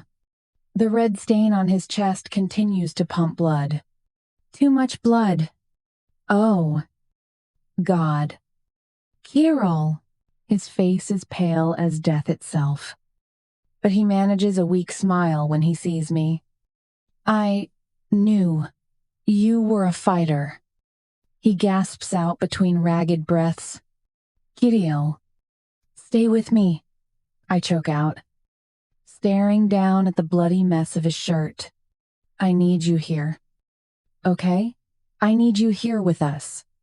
I press a hand over his chest, trying not to gag as I feel how my fingers press into the hole there. Kirill, please, please. I don't know what I'm asking for. But I repeat the word over and over again as his eyelids droop shut, and he goes deathly still. Chapter 22. Kirill. We're at war, and it's not looking good for us. Vlad Petrov's private army infiltrated my home, blew up parts of the building, and killed several of my men in the process. They came in with guns blazing, and left nothing intact. Those bastards. Shootouts in confined spaces usually happen in a short amount of time, but not this one, despite the fact that we're in my study. We've been trying to kill each other for over half an hour. That's a lot of time to be constantly shot at. And as much as I had hoped that we can finish off every single one of these motherfuckers for good, the whole thing just keeps dragging on. I saw multiple of my men go down in a rain of bullets, and I know there will be more. I am wounded too. My flesh has been pierced in multiple places, and I bled all over my shirt. But I don't care. Not as long as they didn't hit anything vital. And so far, they didn't. Time is not on my side. Though, I know I am going to start feeling the blood loss very soon. But before I fall to the ground and heave my last breath, there is something I must do. Tiana. She's all that matters. I need to get her to safety, whatever it takes. She is pregnant with my heir. My heirs. She carries not one, but two of my offspring, and it is my job to protect them at all cost. It is my only goal right now. My study continues to echo with the cacophony of gunfire, the metallic tang of blood heavy in the air.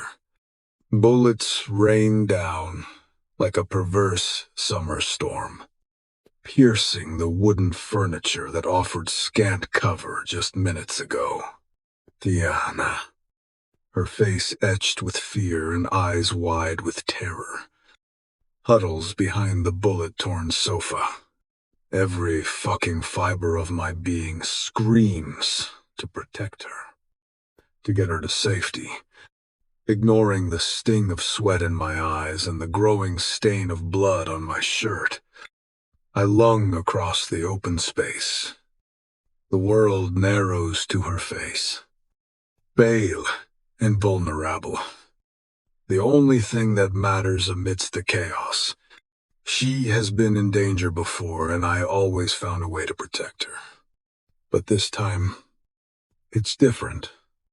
As I fly through the open space, a searing pain erupts in my chest, hot and insistent. My body lurches, momentum failing me as I crash to the floor a scant meter away from her. Blight. So much for protecting your woman. Modak. I immediately know what happened. This is not my first close encounter with death, but it may well be my last one, because this time I've been hit in the chest, right where you don't want to get hit. The circle-shaped red stain coloring the middle of my shirt is proof. The first thing I see after my body hits the floor is Tiana's face. Her eyes are locked on mine, a whirlwind of emotions swirling within them. Terror, disbelief, fear, and a realization that I've been shot. But that's not what worries me the most. You failed her. Dolboyo, I, who had sworn to protect her, lay here useless, blood blooming crimson on the white of my shirt. I fight for air, but it doesn't seem to come. Tiana's face is now a blur, but she reaches for me and screams my name one last time. Then, the world goes black. That's when something or someone gently slaps me. What the fuck? Confusion gnaws at me. It's still dark, but I'm no longer in my study. I'm not feeling the metallic tang of blood either. My body throbs with a dull ache, but it feels distant, unreal. Then, another slap follows, this time sharper, and another. AudioBook. My eyes, heavy like lead weights, crack open, bringing the world back in ragged pieces. But what comes into view is not the chaos that took place in my study just minutes ago. Blurry shapes swim into focus, coalescing into the stark white of a ceiling. Then, I hear the steady beep of a heart monitor, the hum of machines, and muffled voices. My eyelids feel like they're made of lead, but I force them open. The beeping continues as I take in my surroundings. Pain shoots through my chest as I try to sit up, but a hand on my shoulder pushes me back down. What the fuck? That's when the understanding dawns on me. I was dreaming. I'm in a bed, a hospital bed, and above me is the face I saw in my dreams. Her eyes are red and puffy from crying, but relief washes over her when she sees me staring up at her. Tiana. Kirill, she whispers, her voice breaking. You're awake. Tears spill down her cheeks, and I try to reach a hand up to brush them away, but my arm won't cooperate. Motherfucker, I'm weak as a kitten. What happened? I croak out. My voice feels ragged and distant, like I haven't spoken in weeks. I look down at my chest, which is swathed in bandages. I have needles and tubes everywhere. You saved my life. You took a bullet for me. Her words choke off. She pauses a moment, a hand at her throat as if trying to physically find her voice again. I figured that much out. Ptishka. I smile at her. I know it's feeble, but it seems to make her happier. What happened after? The bullet grazed your heart. You spent hours in surgery before they managed to remove it without causing more damage. Her throat works. It was touch and go. When was that? I frown, looking around. Over a week ago. For a week, I want to sit up. But still, I can't. This is bullshit. And you were here all that time? Her clothes are rumpled. Hair lank and stringy. And yet she's still beautiful. Please lie back. My love, you're going to hurt yourself. Her hand is on my shoulder again, and I barely have the strength to fight it. Breathless, I slump back against the pillows. I need to get up. I mutter. I don't think there's ever been a time in my entire life that I've been flat on my back for an entire week. I don't plan to start now. You will do no such thing. Her pretty face hardens with determination. She's fucking adorable, especially when she's angry. You're going to stay right where you are until the doctor gives the all clear. American. I will make him give the all clear. Where the fuck is he anyway? I look around. The room is empty aside from us, although I can hear voices in the hallway outside. He'll be here soon. I pressed the buzzer to the front desk when I saw you wake up. But he's not going to let you out of this place until he's absolutely certain that it won't put any strain on your heart. And my heart is fine. I feebly start tugging at the stupid tube in my hand. Kirill, stop it. She puts her hand over mine, stopping me. Please. You have to give yourself time to heal. You're not out of danger yet. Fear creeps into her voice.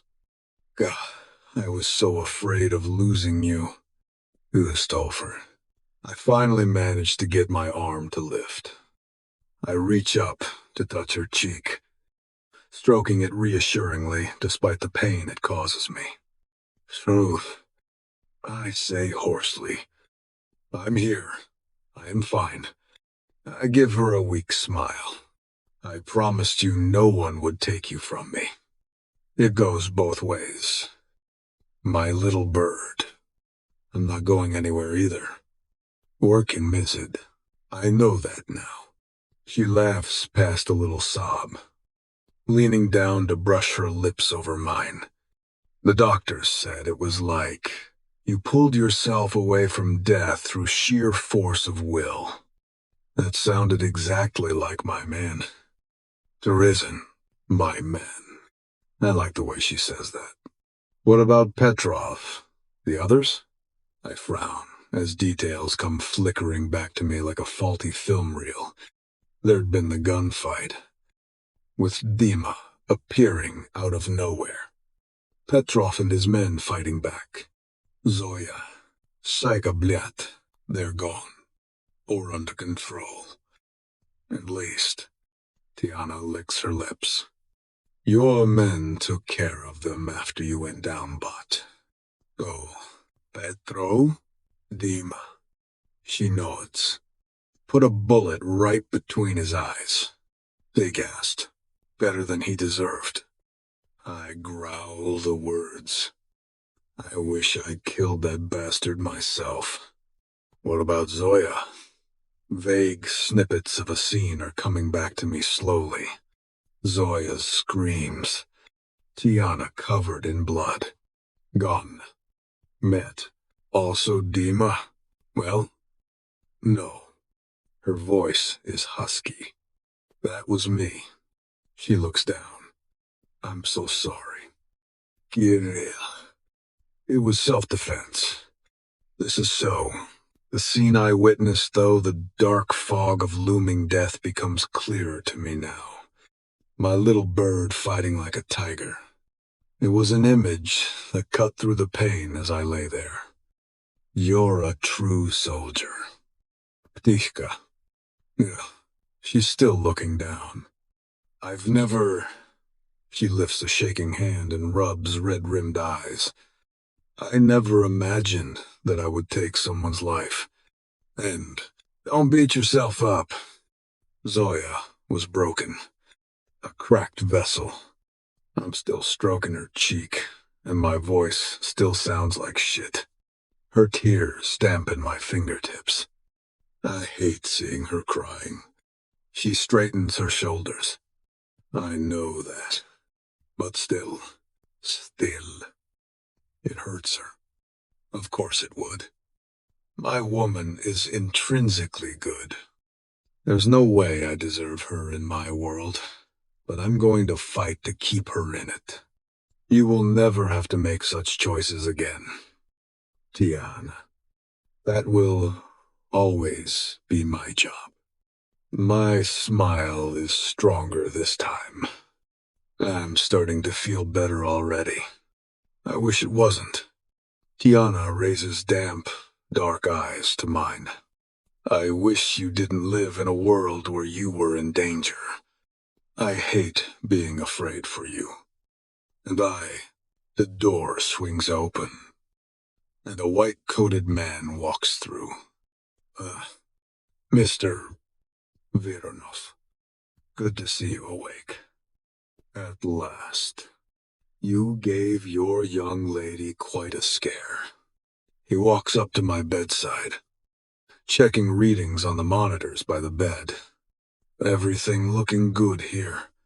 He nods approvingly before looking more closely at my face. I scowl at him. When can I get out of here? He chuckles and looks up at Tiana. He's just the way you said he'd be. Mine. Hey. Mudak! I snap a hand around his wrist. I am talking to you. Mine. The doctor flinches. Seems like my strength is coming back. I feel a swirl of satisfaction. We'll need to run some tests first. He cautiously extracts his arm from my grip. But I don't see you leaving for at least another week. The surgery. Fuck the surgery. I managed to raise myself, even though it hurts like a bitch. I will not be stuck here for another week. I look around again. Where the fuck is Dima? Your assistant. The doctor pinches his lips. Assistant. That makes me chuckle dryly. Dima's been waiting for you too. Kirill. Tiana. Shimizing. We've been sick with worry. Mel. My chuckle turns into a laugh. Which fucking hurts. Dima sick with worry. Now there's a picture. Muddy Lease. As if hearing his name, my assistant pokes his head around the door, ready to see me. Boss? Blyad. He looks like a pile of shit. Maybe he really was worried. Yes. I push myself further up the pillows. Tell me what's been happening while I have been in here. Loved. He comes to stand beside Tiana. Everything is under control. I've been running. Mr. Vironov. The doctor doesn't seem to like this turn of events. I am trying to examine you. This isn't time for a business meeting. Quote, am I dead? I look at him. Well, no, but he looks flustered. Then your work here is done. Go. But Mr. Vironov, the man waves his hands about, as if that would change my mind. Are you gone yet? I turn back to Dima when the man doesn't answer. Finally, he backs away. As the door closes, I gesture for Dima to continue. Petro is done. Boss, finished. We cleared out his holdings and dispersed the rest of his team. They scattered like rats. Raid and the shipments? Back on track. Dima's lips quirk into a mirthless smile. He thought we'd never get to the root of it. But it didn't take long. Your wife, Zoya, fed them intel. They got more from... He slants a look at Tiana. Theo avant. But that dried up when they took him out. The rest was scavenged wherever they could find it, on the street. Tapping calls, but there was no sign of another mole. Petrov overplayed his hand. This excellent. I'm pleased. Finally, some good fucking news. Kirill, do you need to do this now? Tiana interrupts. Her hand on my arm. I like it there. I turn my head to face her. Business is business. Ptichka. It needs to be dealt with. And wood. She heaves a sigh. I'm guessing this is my life now? Not all of it. There will be a lot of good moments, too. I wink at her. Can I have some of those moments now? She's right. I pose, looking up at Dima. Thank you. Bratok. Yes. Dima looks at me. Then Tiana. And moves out without question. I turn my attention back to my woman. I'm sorry. I owe you more than that. Of course, you don't owe me anything. I just want to be able to fit into your world a bit more. She gnaws on her bottom lip. Uncertainty flickers over her face. Reaching out to cup her face. You stare into her eyes. You are my world, Tiana. The best part of it. Am I now? She smiles, covering my hand with her own. I tilt my head. How could you not know that? I have told you that you are mine, and that means I am yours. I'm mine? Her eyes grow huge. You're mine? Forever. Why else would I say I would never leave you? You hold my heart in these hands. I take one and press my lips to her palm. But she looks confused. You've never said that I love you? The words come out a lot harder to say than I expected. But I mean them. Yes. That. You've never said it. She whispers. Well, I am saying it now. I love you, Tiana. It's a little easier to say now. I love you like my next breath. And I will walk through hell and back if you need me to. Oh no, Kirill. She sniffs and holds my hand closer to her heart. I don't need you to go through hell. I just want you to be by my side. I want you to be there for me and for our babies. Dilm. My heart swells at the thought of the two tiny lives growing inside her. I will be there for that. I will be there for all of it. Taking in a breath, I go on. Ty widzisz zamóż zamienił. What does that mean? Her brow furrows. I pull her hand to my chest and fix her with a look. I'm asking you to marry me. I know my smile is gentle, which is probably why it feels odd. Marry you? She stares. You already told me that I had to ace. You crazy man. I know. But now I am asking you. This is your decision. Little bird. My words are barely out before she's nodding vigorously. Yes, of course. Yes. The words come out in a rush. And then she's wiping tears away again. Oh my God. She makes a hiccuping sound. You must think I'm an idiot. If Wyos, I think you're perfect. Now come here. I tug her wrist. I need to hold you. Chris, I'm going to hurt you. And, quote, you'll hurt me if you don't come here right now. I tug again. She gingerly lowers herself to hover over my chest. I pull her down more sharply until I can hold her against me. Maybe it hurts. I don't feel anything aside from her warmth seeping into me. Her soft curves against me. The scent of her. This is all I'll ever need. This is everything. Chapter 23. Tiana. I don't know why you didn't let me pick a dress with a lower neckline. You can barely see my tits in this thing. I'll never find a guy at this rate. Roxy holds her bouquet and adjusts her bodice with the other. Rox, we are literally walking down the aisle to my soon-to-be husband. Can you stop thinking of picking up men for at least 1 second? I say to her beneath my breath. Guests in the pews are turning to look at us as the wedding march starts to play. Shit. I'm sorry. Babe. She hisses back. I promise that's not all I ever think about. And you know, I was totally out of line with that Kirill thing, right?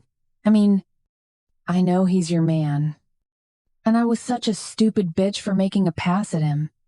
In the faded, I know you're sorry. I believe you. I really do. My bestie has practically groveled for forgiveness for hitting on Kirill to a degree which really wasn't necessary. I know what her life was like. How desperately she wanted to get away from her dickhead family. Since I wanted to get away from Kirill at the time, she thought a man like him would be her ticket out of there. Clearly a terrible move. But typical Rox. Although, if she pulls that shit again, our friendship is history. I'm so relieved because she's still talking.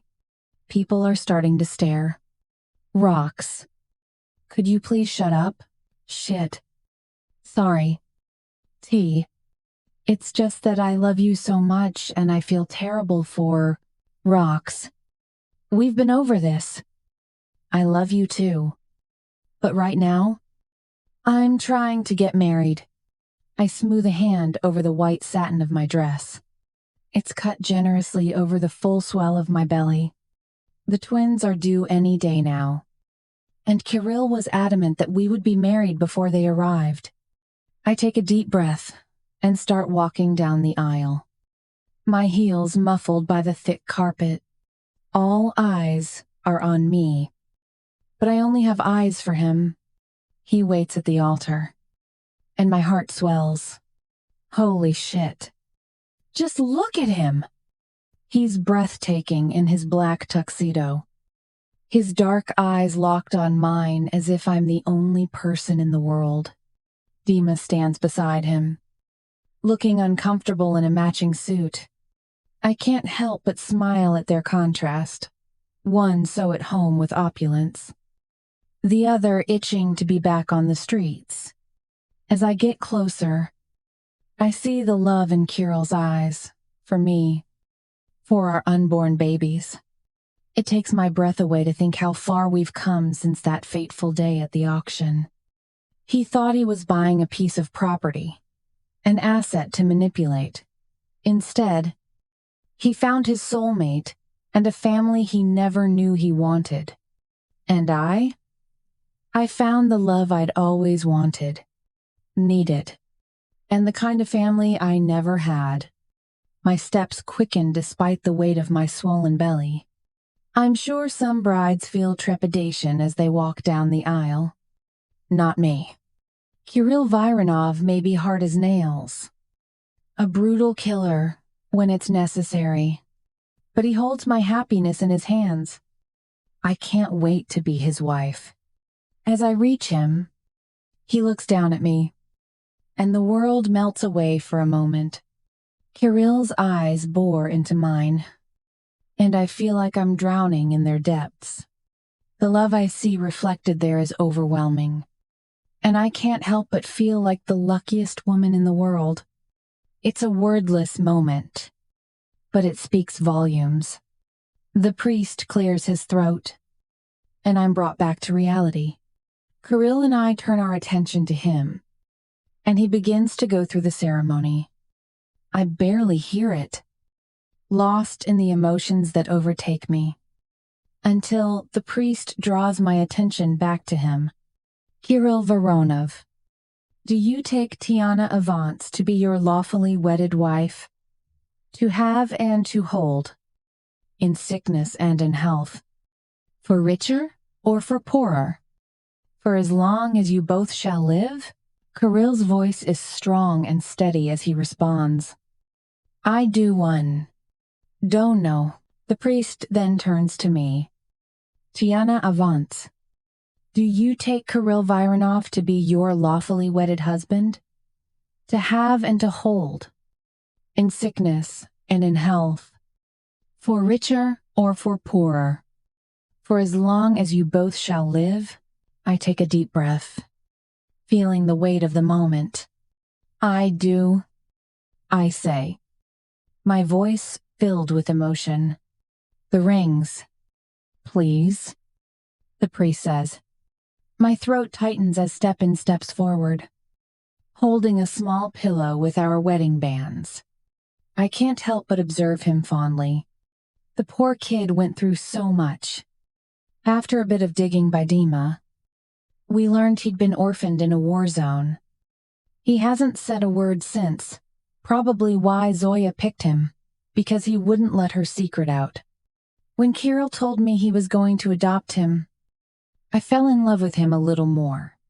He can act as tough as he likes, but I know beneath the surface, there's a heart as deep as the ocean.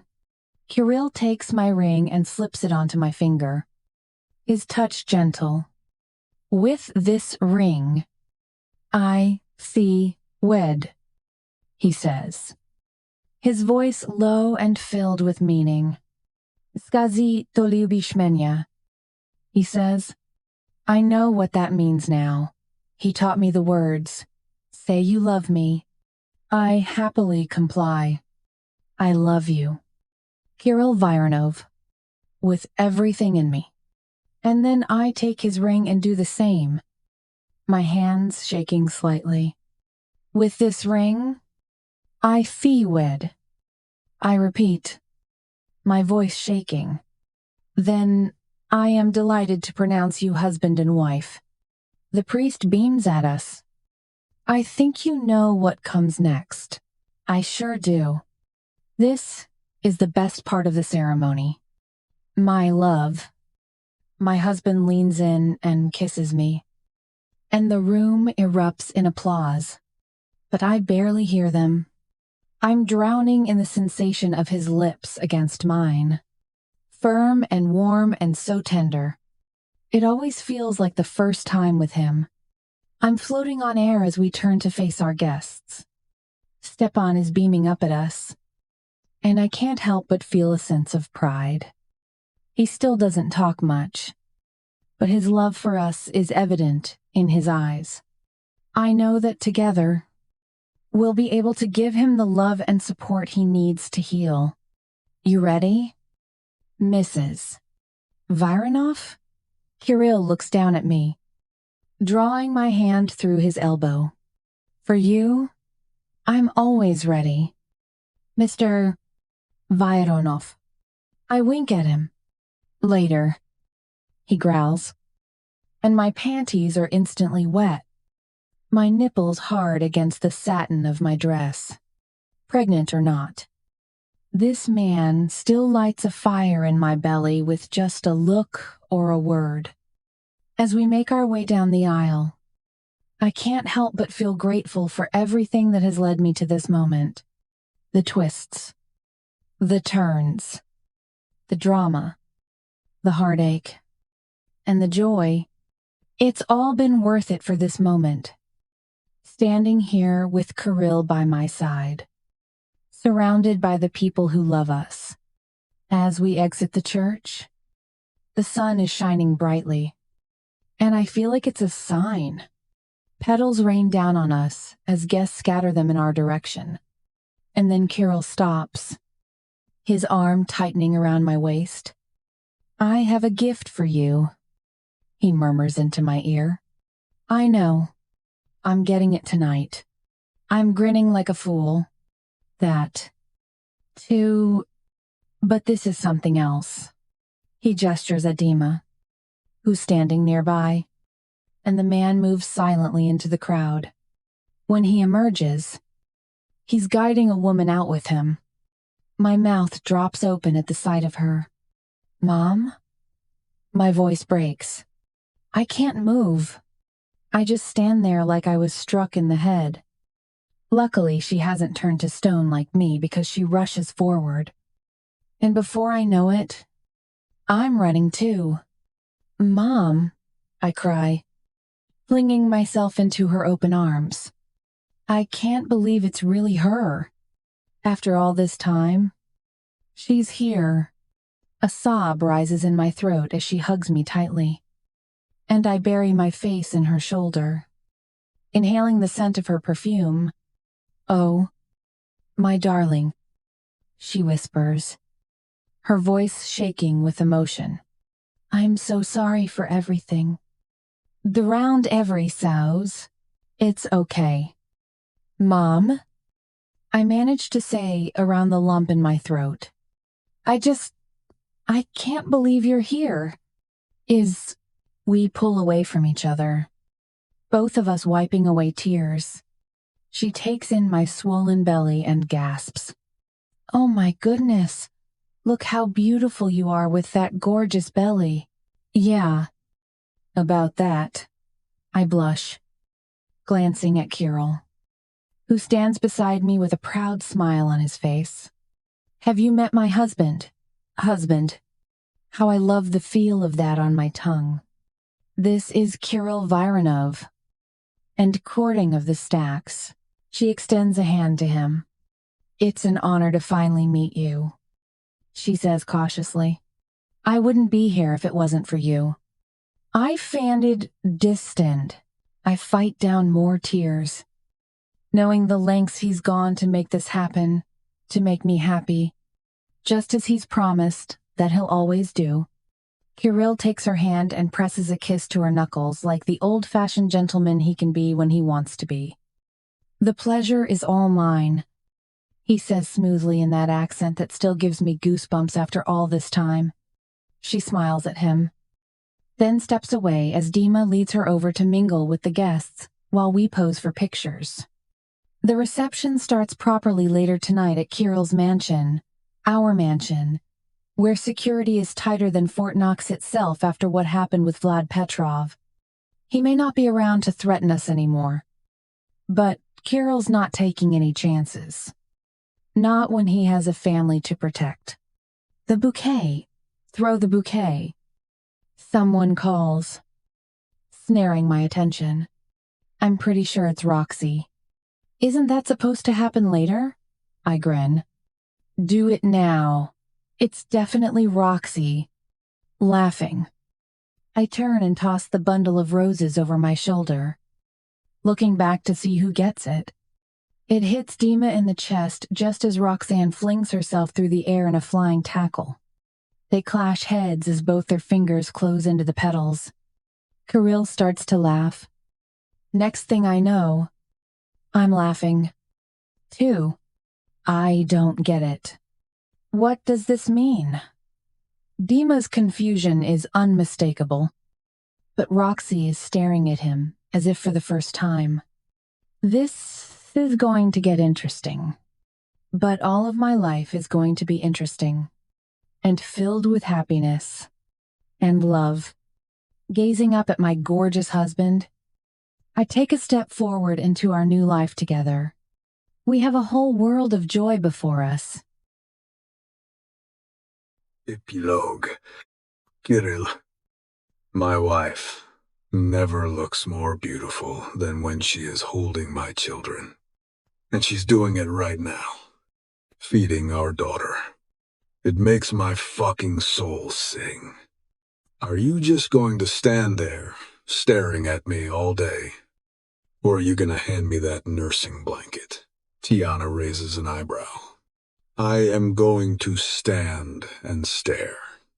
I fold my arms over my chest and wait for her to unhook her bra. It's one of those hideous contraptions that allows her to nurse without getting undressed. Somehow, it still looks good on her. Everything looks good on her. Vasily just woke up. Carmen walks into the sunroom holding my son. Tiana's mother has been a permanent fixture since our wedding. Almost a year ago. It doesn't bother me. Family is important. I'll take him when I'm finished with Elena. She's almost done, says Tiana. Aren't you, my little angel? She coos down at the infant in her arms, tired of standing.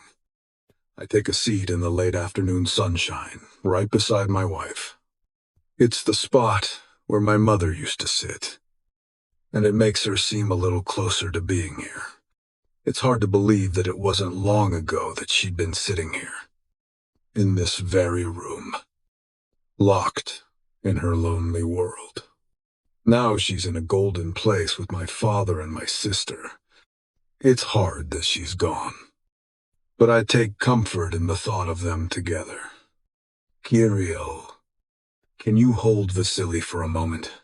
Carmen is holding the squirming child out to me, and I reach for him, cradling him in my arms. It's so strange to look into his tiny face and see my own eyes looking back at me. You'll be a good fighter one day. Boy, I can see it. I stroke his downy head with my fingertip. Oh, no. He will not, Tiana objects. He'll be a doctor or a lawyer. No son of mine will use his hands for killing. I think she does not know yet. I murmur to him. I heard that. Tiana is adjusting her shirt, exposing the globe of her other perfect breast. They're fuller now. I like them. I know you did. It still won't change anything. I tell her, lifting Vasily and setting him against my shoulder, my hand supporting the back of his head. Incorrigible mansai. She huffs and then giggles. Hey, are you checking out my boobs? Yes. I stare openly. I love your tits like this. And I will be doing more than just staring as soon as I get you back to our room later.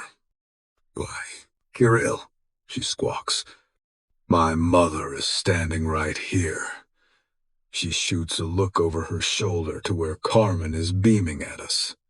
I'm no stranger to this sort of thing. Darling, she chuckles. I breastfed you till you were 1.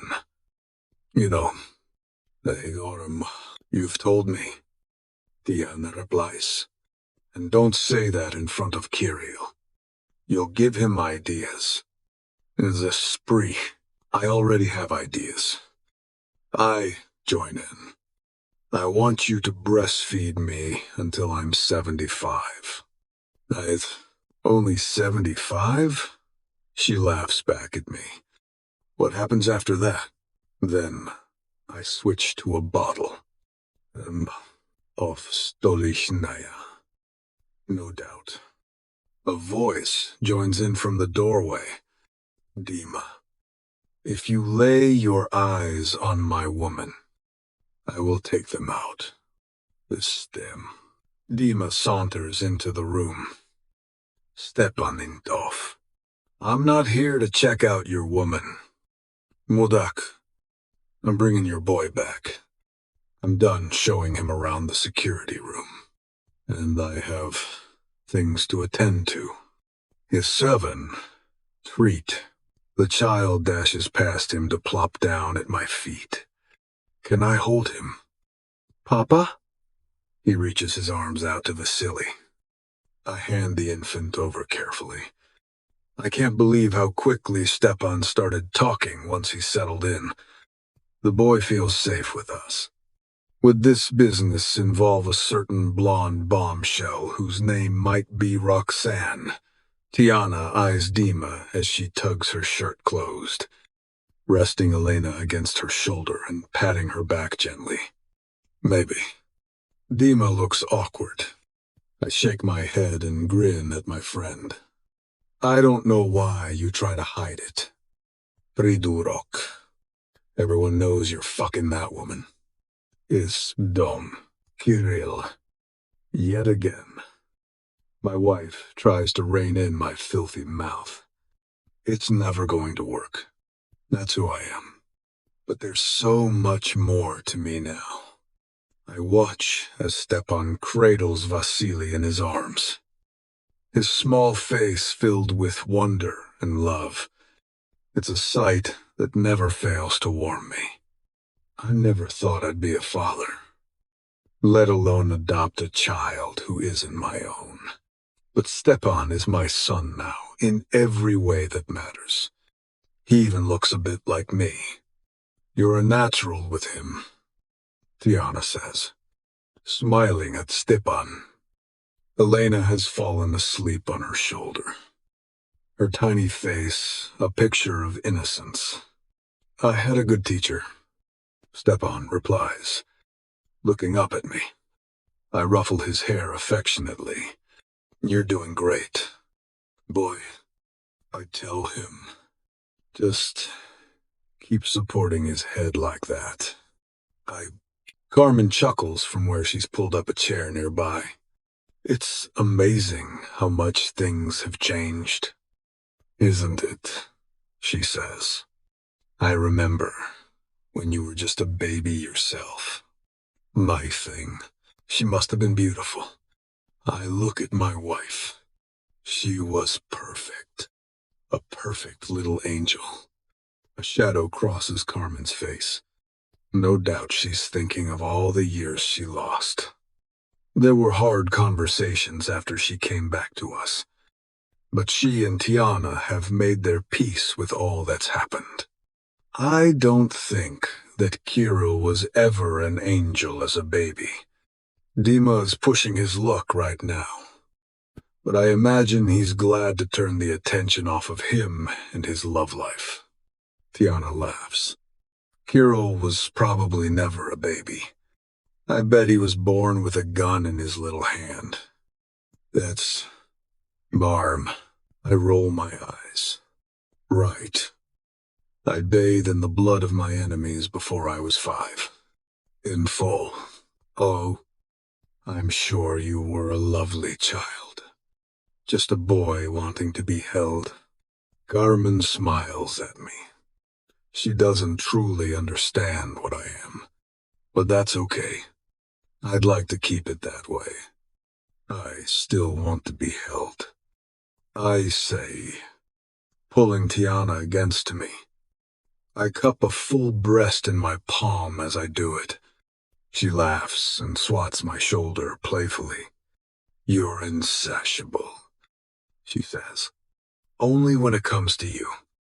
I lean in and kiss her softly on the lips. Stepan looks up at us, a curious expression on his face.